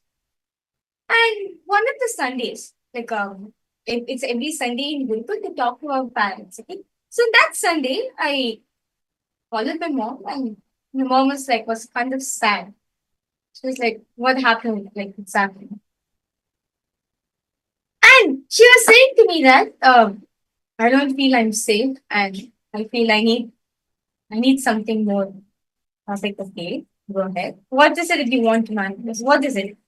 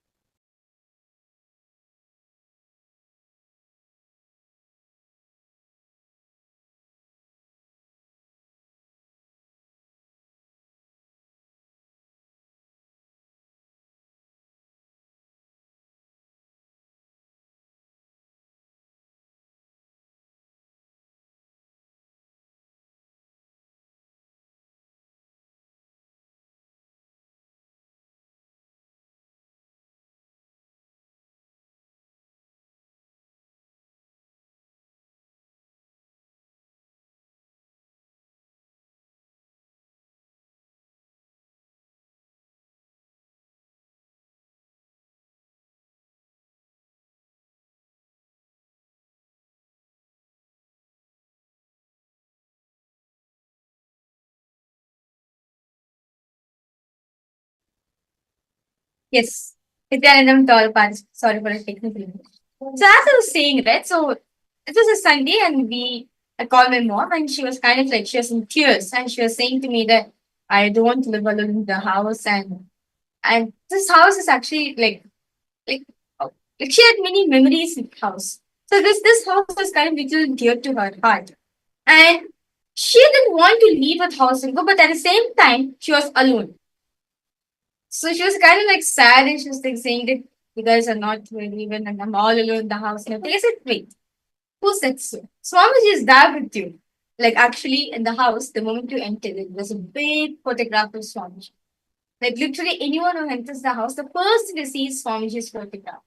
So I was like, why are you worried even? Like Swamiji is there, his presence is there, right? Like, why? He's like, but even the Swamiji is there, but I still feel like I'm not safe and everything. I told, okay, why not? You ask Swamiji what needs to be done. So I told her that why don't you offer Pada Puja? She was like, first, she was a bit reluctant, She was like, a bit reluctant. She was like, Pada Puja. She was like thinking how Pada Puja is going to help her. And she just like brushed it. She was saying, okay, this saying, just for fun. And she just left off. And like, she continued. But this kept repeating in her life again. This kept repeating every single day. So the fear was starting to increase in her more. One day in one night, usually what she does, because of such things happening in the house, so at least she will lock the room in which she is sleeping so that she will be safe. Right. So someone knocked at the door. Like she was just like going to sleep. She was semi-sleeping. She knocked at the door. Like someone knocked at the door. She was like she was like a bit alert, like this night, who would come and knock on the door? And the knock was continuous. Like again the knock, it was knocking. She was like, oh my god, what is this? She was getting frightened. Again, the third knock came. Like, oh my god. She was in fear, literally, like, oh my god. She at that point of time she held the kantamat. She held out the Swamiji, like, Swamiji, you only have to help me right now. And she opened the door to see no one was there. Literally, no one was there. She was like, it's impossible. Maybe someone is hiding here and there. Let me go check the house. So she went and she checked the whole house. No one was there. There's no trace of someone entered the house also. It was completely empty. And while she was coming back, she felt like someone is there in the living hall. Someone is there in the living hall. But even though no one is there in the living hall, but she felt someone was there in the living hall. So as soon as she came to the living hall, she had like a strong, deep feeling that someone is there in the living hall. Even though she was not able to see it, but she was able to feel that someone is there. She's like, okay. So she's like, okay, she's not finding anyone in the hall. So she was correctly, she switched off the light, the main hall light. And she saw a golden light in front of Swamiji's mountain. She saw a golden figure coming in front of her. A golden figure, a golden light. She was able to see in front of her. And she exactly heard the word Pada Puja. She said, oh my god, this is literally like the golden light came in front of Swamiji that picture. Like, oh my god, Swamiji was saying to the Pada Puja, what for a moment. Immediately the next day, the first in the morning she did Pada Puja. She booked a slot in the Pada Puja to be offered during Diwali days. As like one thing, as all the family, Diwali is like a very special festival we carry. So on that day, I just told my mom that why not we do a Pada Puja and Diwali as a family. So and after this incident, the first thing in the morning she did was she woke up, she did her morning routine, and she immediately paid for the Pada Puja. Few days after this, she flew down to Adhikalash, the Bangalore. This happened in the year 2014. And it was correctly also the time where Swami was speaking about the Cambodia, right? So I was kind of saying to my mom, Maha, please, let's go to Cambodia. Please, it's been a long time. Let's go. But she was like, there's no enough funds for us to go. Like, no. You offered Pada Puja, Swamiji. She was like, what is this? Like, no. You are Swamiji will manifest. So she paid for the Pada Puja, and few days after she flew down to Kailash. And on the day of Diwali, we offer the Paramashivoham, and after that, usually darshan will be held for all the participants who came for offering on that day. So right after darshan, right after Paramashivoham, the darshan will happen for all the participants who offered the Paramashivoham.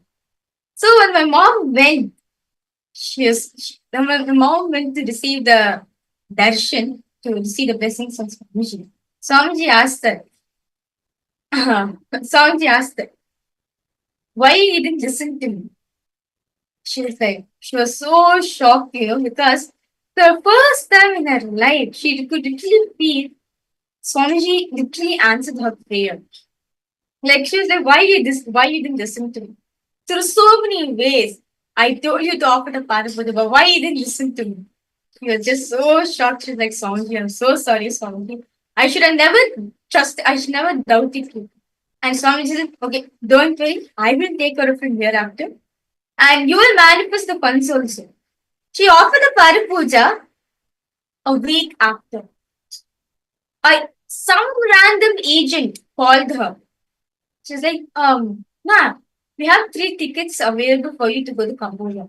She was like, what? I didn't start preparing myself for this. And I got 3 tickets already. Like literally, like she was yet to start the preparation, like even like go reach out the counter or check online with any flights are available. Even before the preparation, a random agent called and said, "Ma'am, we have 3 tickets for Cambodia. Are you interested in flying?"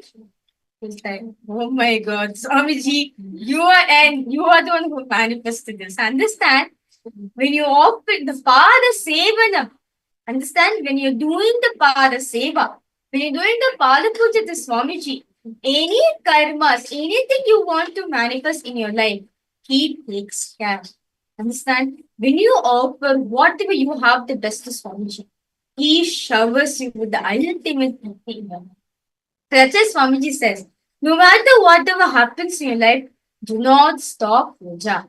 This is literally your hotline connection to Swamiji. It is literally your personal connection with Swamiji.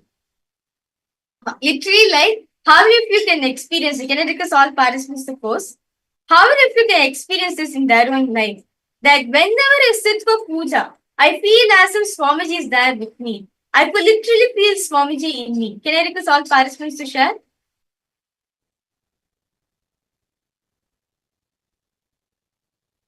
Ma Charmaine, Ma Wong Time Yu, Ma Mary, Ma Yoganyana, Ma Saroj.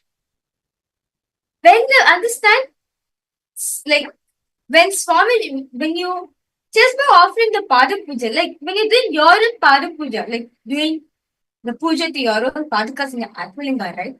We feel that Swamiji's energy, his presence is there in us. As puja is the time where we are connecting with the divine. It is our personal connection, it's our personal time with the divine. How many of you here have offered Pada Puja and have had some breakthrough about it?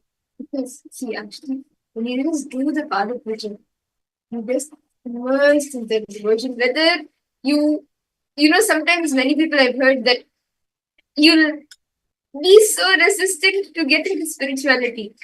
But then the moment you just see Swamiji, the moment you just see his form, the moment you offer Pada Puja, you get so immersed in it that you forget everything around.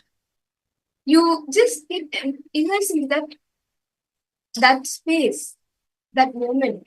Because when you're with Swamiji, when you are around Swamiji, you are in the present.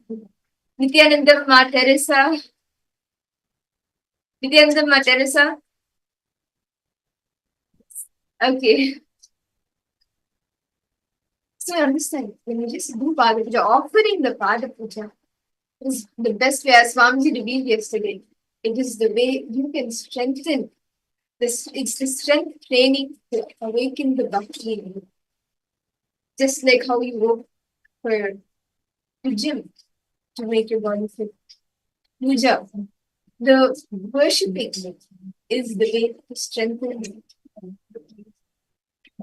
Do any of you have any questions from the last 2 days? The last days since Swamiji, you elaborate on the Paramashivoham Bhakti. Do any of you have any questions? San, no matter what happens in life, do not stop being puja. Literally, it is your personal time with Swamiji. Literally, God is saying to you, hey, you call me at this point of time, at this number, I'm available to you at this time to manifest your reality. Puja is like that. Whenever you do puja, he is available for each and every one of us to connect with him. Understand, Swamiji says, he manifested for each and every one of us exclusively to experience him. Puja is to experience that. In puja, that is why the fundamental base of puja is devotion, bhakti. It's only through that space you can experience the ultimate oneness with him.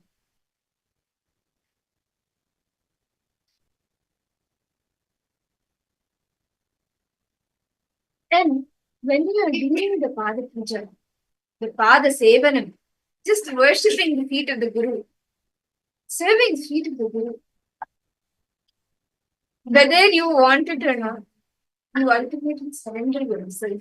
You just feel like surrendering yourself to Him, to the Divine, to Swamiji, Paramashiva, because you are in that present moment. Now, if you speak about surrender, there are so many, like, Swamiji is the most, like, the ultimate example you can give for surrender, because the surrender that he had, that Swamiji had towards his gurus, is like, oh my God, you can't even imagine that, right? But one way that you can experience bhakti is through surrendering yourself. And in multiple ways, in every way, Swamiji surrendered himself to his gurus. That bhakti made Swamiji, and that is the same experience Swamiji is giving to each and every one of us.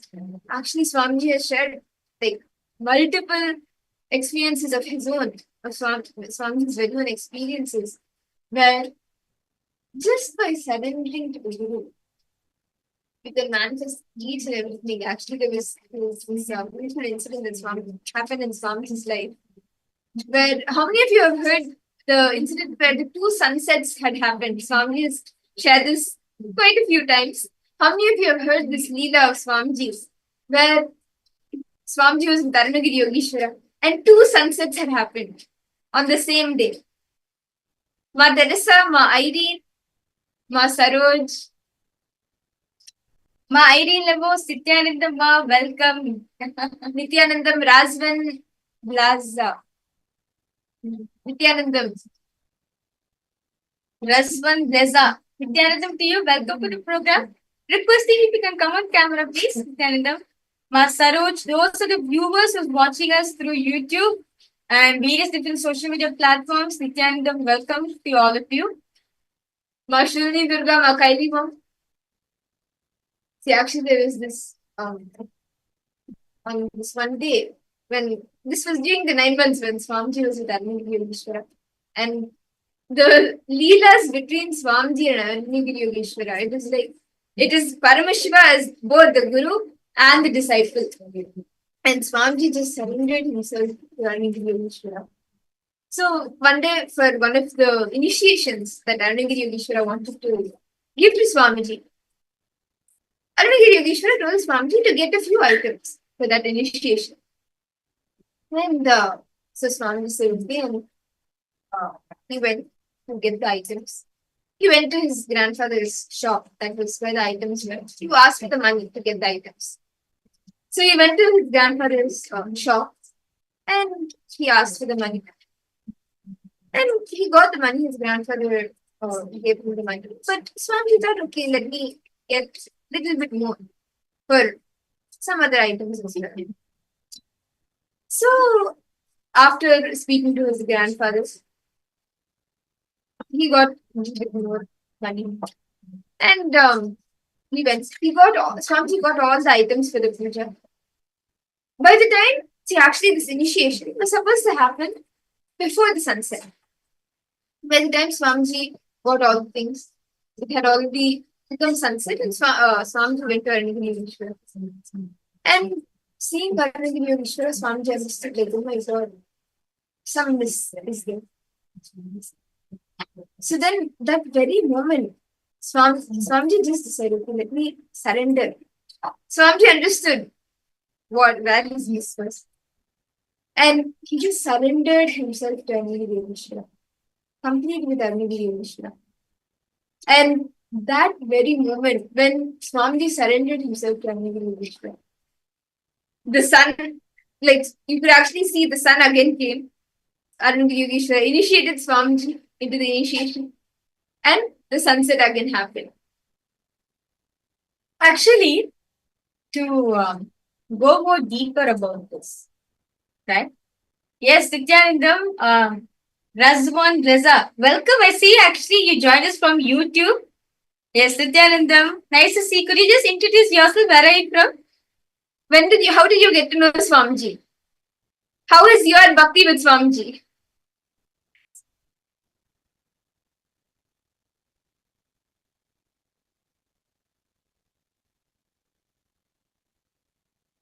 Very good. Okay, that's fine.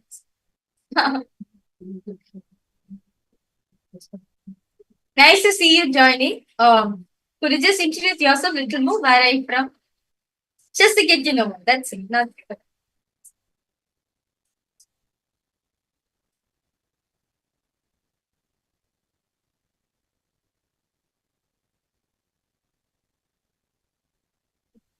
So what happened was, one day, Arungi Yogeshwara asked Swamiji wanted to initiate Swamiji into an initiation. For doing this initiation, he required certain items to be got. So Arungi Yogeshwara tells Swamiji all the required items to be bought, and he says, go get the items and come, but make sure you receive. Make sure you come back before the sunset. Okay, so you live in Spain, you're born in Romania. Nice to see you. Nice to see you. Thank you. Welcome for joining us for this.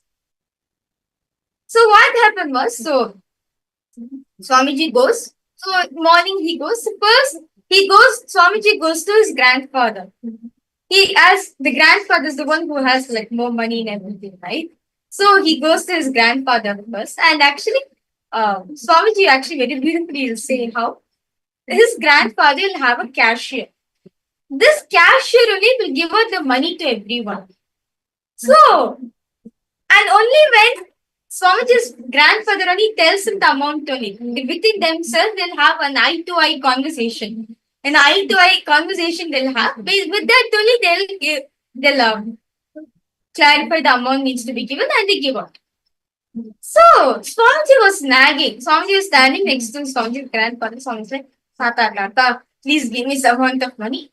Like literally, Swamiji said that this whole, at the time, at that point of time, during like year 1988, the 1 rupee was like the whole cost for this whole thing. 1 Indian rupee was enough for this whole items.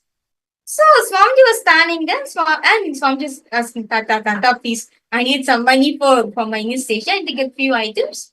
Of course, Rajmani Tata was not like that also. He also goes and gets it. He also gives. So the cashier will be there next to him. So eye-to-eye conversation will have the cashier, and correctly 1 rupee he gives. Then Swamiji is like, no, he wants little more. In case he wants little more. So he'll be standing on table, he'll be nagging. Please give me little more, please, just give me. So grandfather will be like, all right, okay, take some more and go. So he takes few amount, like quite a large amount of money, he goes. And by that time, Swamiji comes back. Like Swamiji thought that on the way, some sweet shops is there, I can stop by, buy some sweet, eat them. So by the time he gets the money, it's already evening. So he has literally has limited time for him to collect all the items and go for the initiation. So by this, Swamiji goes and gets all the items, and when he reaches the temple, sun is setting. And oh my god, this is oh my god, literally when Swamiji tells literally all the participants, all of you should listen to this moment from Swamiji, because the way Swamiji says is just too amazing. Yes, Nithyananda, welcome. Jeremy Maxfield Daya, welcome for the program. So what happened was, by the time Swamiji goes back to the temple, right? It's the sunset. Sun would have set in. Arnigiri Yogeshwara told Swamiji to come back to the temple before sunset. But Swamiji, he sees, oh my God, sun is setting already, he rushes. Usually, when Swamiji goes to Arnigiri Yogeshwara, right? The moment Arnigiri Yogeshwara knows Swamiji comes. So Arnigiri Yogeshwara stretches feet. And Swamiji goes, touches his feet and comes. And Arnigiri Yogeshwara welcomes Swamiji to wide smile. Understand? One of the things Swamiji says, that which caught Swamiji when Swamiji first saw Arnigiri Yogeshwara was that wide smile he carried. So whenever Swamiji met Arnigiri Yogeshwara, right? The same smile. That says every day Arnigiri Yogeshwara will welcome Swamiji with a wide smile. But this time, when he went, right, Arnigiri Yogeshwara did not welcome Swamiji. The wide smile was not there. Yes, like something is wrong. Understand? The kind of relationship Swamiji had with Arnigiri Yogeshwara is just too amazing. It's so sweet. Understand? Swamiji said, the first time I saw him, the first time Swamiji saw Arnigiri Yogeshwara, Swamiji decided to fall in love with him, decided to be simple integrity to him. Understand? Because Arnigiri Yogeshwara did not smile at Swamiji. Swamiji said, okay, I have done something wrong. I have to do something. Immediately, all the extra money and all the items Swamiji had, Swamiji dropped it on Arnigiri Yogeshwara. And he surrendered himself to Swami Yogeshwara. And understand, this is the most of time. Literally, Swamiji said, Guru, Arnigiri Yogeshwara was getting silent instruction, was getting silent conversation with him. Understand? Only blessed are those. Just through silence, you can understand what the master is conveying. As when you're in oneness with the Guru, right? When you're in love, when you have devotion to the master, to the divine, even to the silent notice, even if you notice, you will catch what the message is saying. That intimate relationship Swamiji had with Arnigiri Yogeshwara. That intimate relationship Swamiji had. That even the silent notice also Swamiji understood. Yes, because of my greed only, I came late. If understand the whole costing for all the items, required was maximum 1 rupee. There was no necessary for him to stand there and nag and get little more. It was just pure greed. Immediately Swamiji realized that Swamiji dropped everything at Arnigiri Yogeshwara's feet and surrendered himself. Next moment, Arnigiri Yogeshwara lifts Swamiji's head. He turns and shows the sun is back. Understand? The sun was back. How is this even possible? Understand? We know for a fact nature can't be changed, right? Once sun is set, it is set. You can't bring the sun back again. But because Swamiji completely surrendered to Arnigiri Yogeshwara, right? Swamiji turned up and saw the sun was not set, it was back. So understand, when you're having the devotion to the Guru, when you completely surrender yourself to the Guru, life becomes so magical. Can I request all participants to post what did each and every one of you understand from this situation? From this one incident, actually there's many like this. I just told one incident. Can I request all participants to post what did each and every one of you understand? What do all of you feel right now?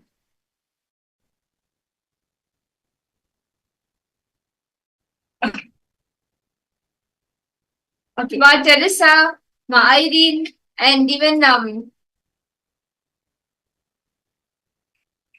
do puja every day. Okay, that's good. I'm sold. Do puja every day. What else? Can I request all participants to post whatever understanding, whatever you're feeling inside yourself? give a pause, understand. One of the ways you can express devotion is listening to the divine place of Swamiji. Understand all the ways it can heal us. See, when we do an action, it is just an action. But for Swamiji, the script is written already. He just needs to come and play. That is why he does leelas. Whatever he does, it is a leela for him. So just by remembering, just by reminding ourselves of all the great leelas he has done in his life, it gives us that same bhakti, the same experience we are having in our life too. Can I request all participants to post exactly right now, whatever you're feeling, go ahead and share. Go ahead and post. What is it that you're feeling right now?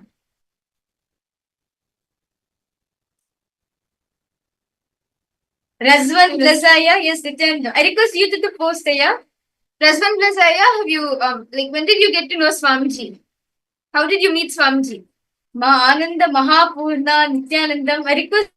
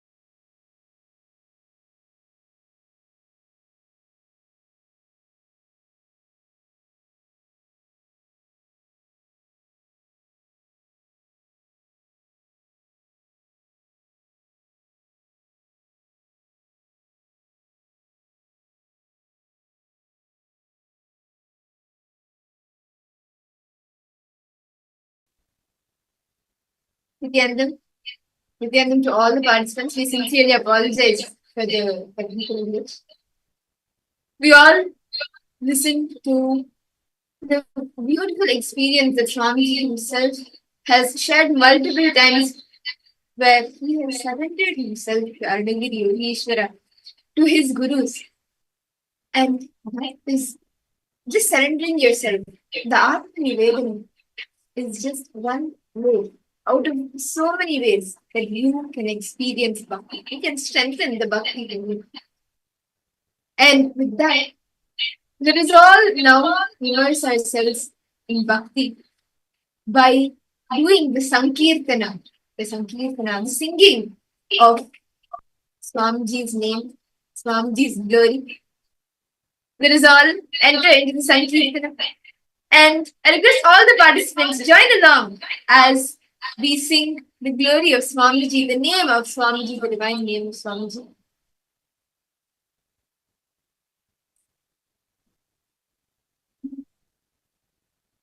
Let us start with the Sankirtana. Nithyanandam Paramasukadam Kevalam Jnanam Murtim Dvandvatitam Gagana Shadrisham Tattvamasya Dilakshyan Ekam Nityam Vimalamachalam Sarvadi Sakshibhutam Bhavatitam Trigunarahitam Sadgurum Tam Namami.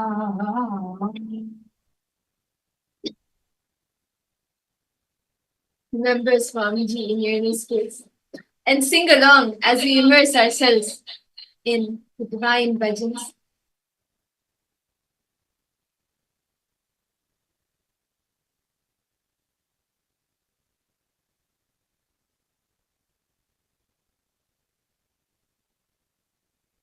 Let us now begin.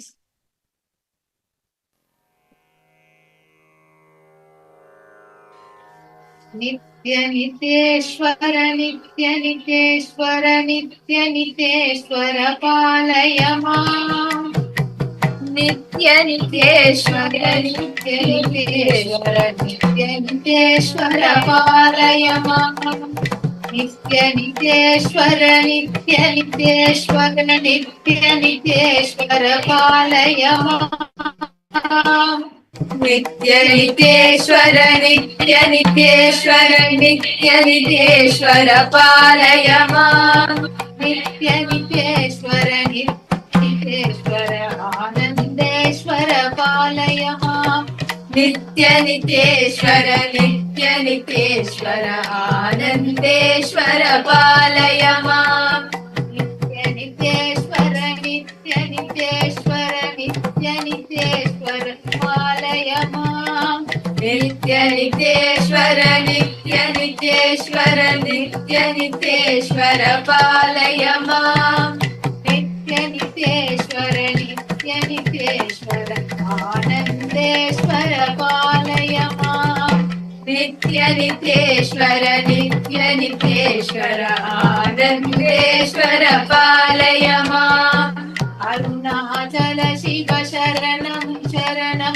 Arunachala Shiva Sharanam Sharanam Arunachala Shiva Sharanam Sharanam Arunachala Shiva Sharanam Sharanam Arunachala Shiva Sharanam Sharanam Arunachala Shiva Sharanam Sharanam Arunachala Shiva Sharanam Sharanam Arunachala Shiva Sharanam Sharanam Nitya Niteshwara Nitya Niteshwara Nitya Niteshwara Palayama Nitya Niteshwara Nitya Niteshwara Nitya Niteshwara Palayama Nitya Niteshwara Nitya Niteshwara Anandeshwara Palayama Nitya Niteshwara Nitya Niteshwara Anandeshwara Palayama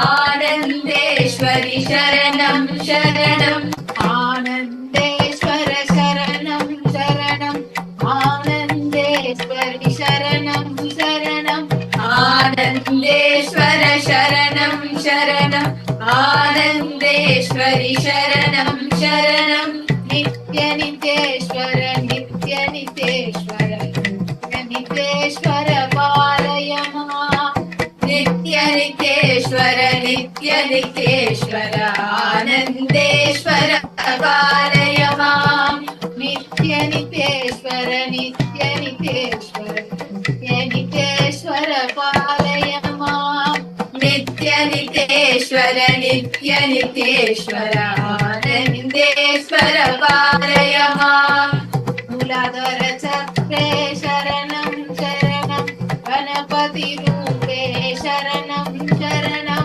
मूलाधार चक्रे शरणं शरणं गणपति रूपे शरणं शरणं मूलाधार चक्रे शरणं शरणं गणपति रूपे शरणं शरणं मूलाधार चक्रे शरणं शरणं गणपति रूपे शरणं शरणं नित्यनितेश्वर नित्यनितेश्वर नित्यनितेश्वर पालय माम् नित्यनितेश्वर नित्यनितेश्वर नित्यनितेश्वर पालय माम् नित्यनितेश्वर नित्यनितेश्वर आनन्देश्वर पालय माम् नित्यनितेश्वर नित्यनितेश्वर आनन्देश्वर पालय माम् स्वाधिष्ठान चक्रे शरणं शरणं तन्तरूपे मम शरणं शरणं स्वाधिष्ठान चक्रे शरणं शरणं सन्तरूपे मम शरणं शरणं स्वाधिष्ठान चक्रे शरणं शरणं तन्तरूपे मम शरणं शरणं स्वाधिष्ठान चक्रे शरणं शरणं शान्तरूपे मम शरणं शरणं नित्यनितेश्वर नित्यनितेश्वर नित्यनितेश्वर पालय माम् नित्यनितेश्वर नित्यनितेश्वर नित्यनितेश्वर पालय माम् नित्यनितेश्वर नित्यनितेश्वर आनन्देश्वर नित्यनितेश्वर नित्यनितेश्वर आनन्देश्वर पालय माम्. We request all the participants of Paramashivoham program and the YouTube participants who have joined us live now to please join us and sing along with the Nitya Kirtans now as we are singing.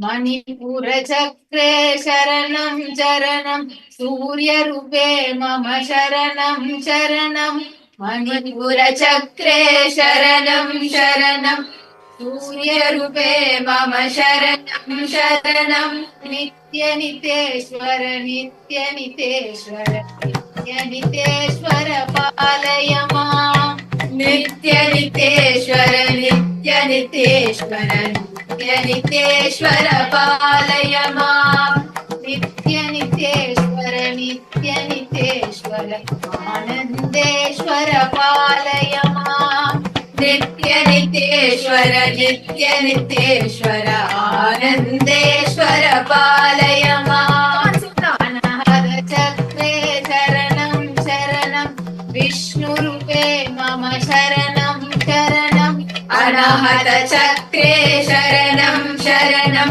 Vishnu rupe mama sharanam sharanam Anahara chakre sharanam sharanam Vishnu rupe mama sharanam sharanam Anahata chakre sharanam sharanam Vishnu rupe mama sharanam sharanam Nityaniteshwara Nityaniteshwara Nityaniteshwara palaya maam Nityaniteshwar Nityaniteshwar Nityaniteshwar palaya maam Nityaniteshwara Nityaniteshwara Anandeshwara palaya maam Nitya नित्यनित्येश्वर नित्यनित्येश्वर Anandeshwar पालय माम् विशुद्धिचक्रे शरणं शरणं शक्तिरूपे मम शरणं शरणं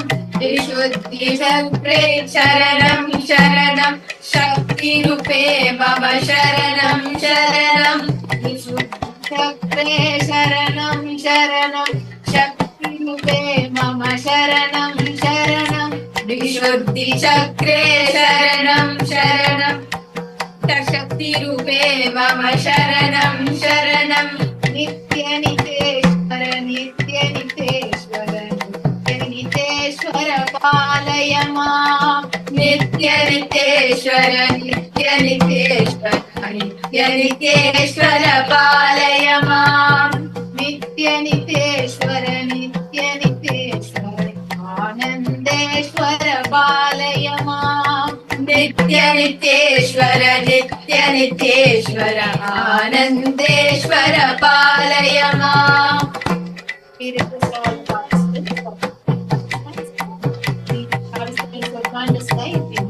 Join us and sing along with the Nitya Kirtans. Remember Swamiji in your third eye and interest. We connect with him, have a deep feeling connection, and sing along with it.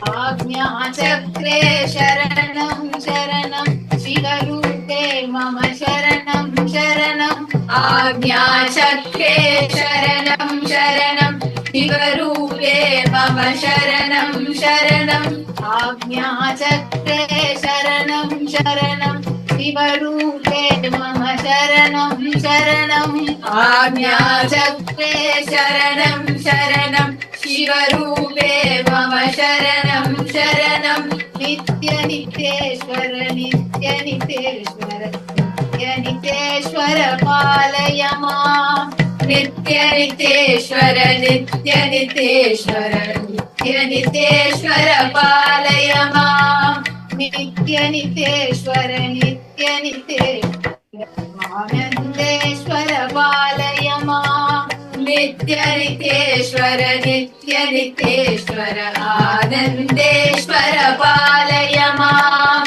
Sahasrara Chakre Sharanam Sharanam Nityananda Sharanam Sharanam Sahasrara Chakre Sharanam Sharanam Nityananda Sharanam Sharanam Sahasrara Chakre Sharanam Sharanam Nityananda Sharanam Sharanam Sahasrara Chakre Sharanam Sharanam Nityananda Sharanam Sharanam Nityaniteshwara Nityaniteshwara Nityaniteshwara Palaya Maam Nityaniteshwara Nityaniteshwara Nityaniteshwara Palaya Maam Nityaniteshwara Nityaniteshwara Anandeshwara Palaya Maam Nityaniteshwara Nityaniteshwara Anandeshwara Palaya Maam Nityaniteshwara Nityaniteshwara Anandeshwara Palaya Maam Nityaniteshwara Nityaniteshwara Anandeshwara Palaya Maam. Now intensely connect with Swamiji, Nithyananda Paramashivaham, and feel devotion, help us. Please connect with him and sing along with us. Nithyananda Sharanam Sharanam Nithyananda Sharanam Sharanam Nithyananda Sharanam Sharanam Nithyananda Sharanam Sharanam Nithyananda Nithyananda Nithyananda Sharanam Sharanam Nithyananda Nithyananda Nithyananda Sharanam Sharanam Nithyananda Sharanam Sharanam Nithyananda Sharanam Sharanam Nithyananda Sharanam Sharanam Nithyananda Sharanam Sharanam Nithyananda Nithyananda Nithyananda Sharanam Sharanam Nithyananda Nithyananda, Nithyananda, Nithyananda, Sharanam, Sharanam, Nithyananda, Nithyananda, Nithyananda, Sharanam, Sharanam, Nithyananda, Nithyananda, Nithyananda, Sharanam, Sharanam,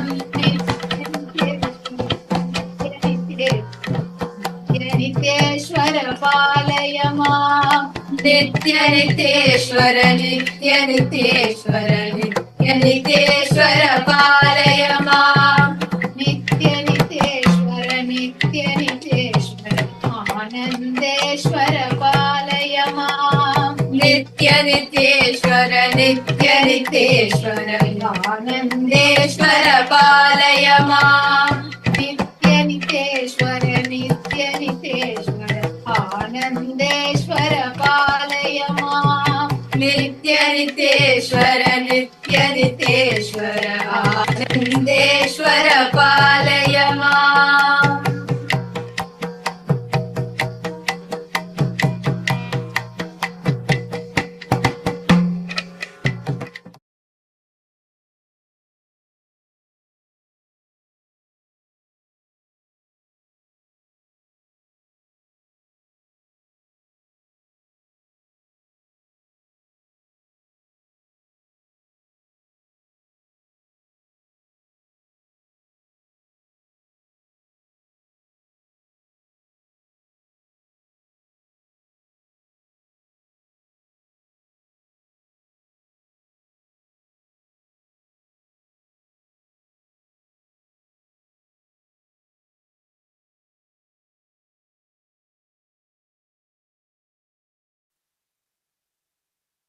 All of us just enjoyed the beautiful bhajan of Swamiji, the beautiful Sankirtan, the Nama Sankirtanam of Swamiji. Just remain in this beautiful space for a few moments. Enjoy the beautiful space which you got in front of you. Just remain in the space for a few moments.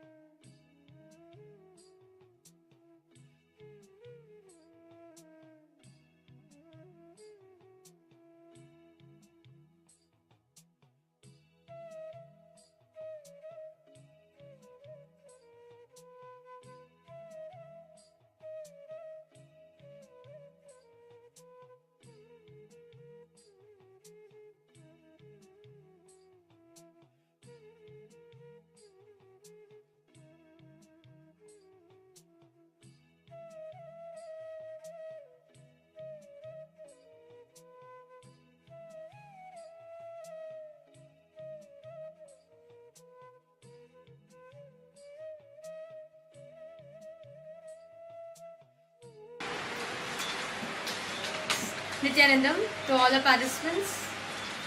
Wow, that was a very beautiful Sankirtanam all of us had. Can I request all participants to post what did all of you experience? How did you enjoy? I saw that Ma Irene, you were enjoying, you were like moving. Manandeshwari, you were like, so beautiful song. Thank you, Ma. Thank you for this beautiful bhajan. Ma Irene was moving for my she was enjoying the song. Ma Irene, Ma Mahapurna, you too. Oh my God. So many of the participants were, all of you were enjoying the music. And I request all of you to post. How was your experience? You can actually just take a few minutes anytime. Just sing Swamiji's name. Sing his name, the glory of Swamiji's name. That itself is one way where you can deepen your bhakti, your devotion to Swamiji. Yes, Ma Mahasadashiv Priya Nithyanandam. Ma Mahapurna, request you to post. Ma, what did you feel? You were like you were like enjoying the whole bhajan, you were enjoying the whole music. And what did you experience? Ma Stephanie Deitas, Nithyanandam, welcome to you. Wow, I see so many of you logged in. Nithyanandam, Pavanaya, welcome Aya. How did you enjoy the bhajan? How was the bhajan for you? Rangaraj Rajan, Nithyanandam Aya, welcome. Ma Saroj, Ma Sophia, Ma Gabriel Harris, Ma Gabriel Harris, Nithyanandam. How did you enjoy the bhajan, Ma? How was it for you?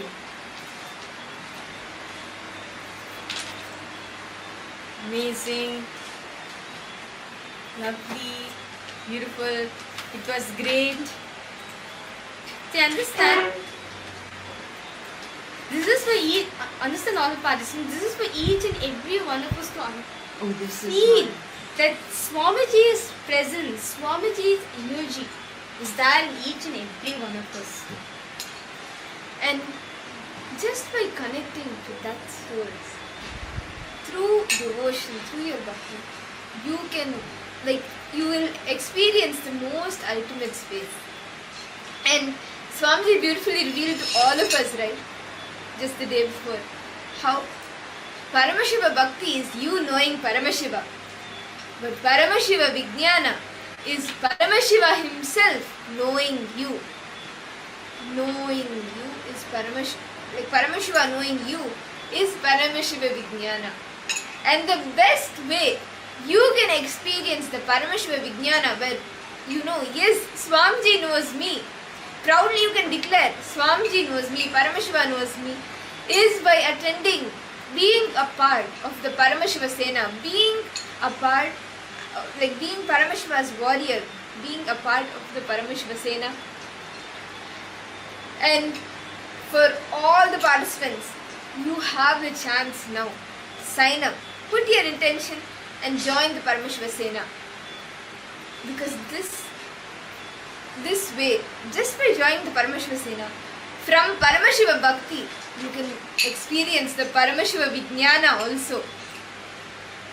You can experience the ultimate space, the best space of Bhakti by singing the glories of Swamiji's name, by meditating on his form, offering your worship at his feet, the Pada Sevanam, or just by singing his glories, listening to his leelas, making all of this from you knowing Paramashiva, transitioning it to Paramashiva himself knowing you, to Paramashiva Vijnana, is one of the best steps you can take right now by joining the Paramashiva Sena.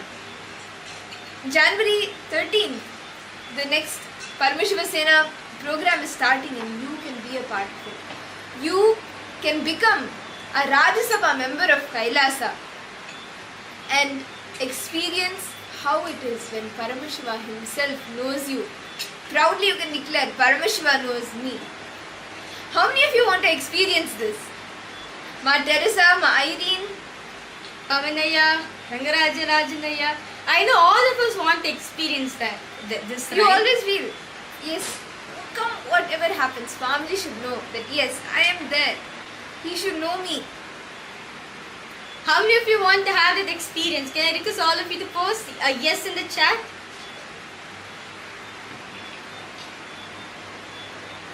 If you want to experience this, join Paramashivoham now, because that is the one place where you can experience the Paramashiva Vijnana. You can experience that space of Paramashiva himself knowing you. And the next program, as we had shared earlier, the next Paramashivoham program is starting very soon on January 13th as the Mahakumbha Mela begins. And by becoming a part of the Paramashivoham, you become a Rajya Sabha member of KAILASA. And just you go on enriching, experiencing every single truth that Swamiji has told more deeper in you.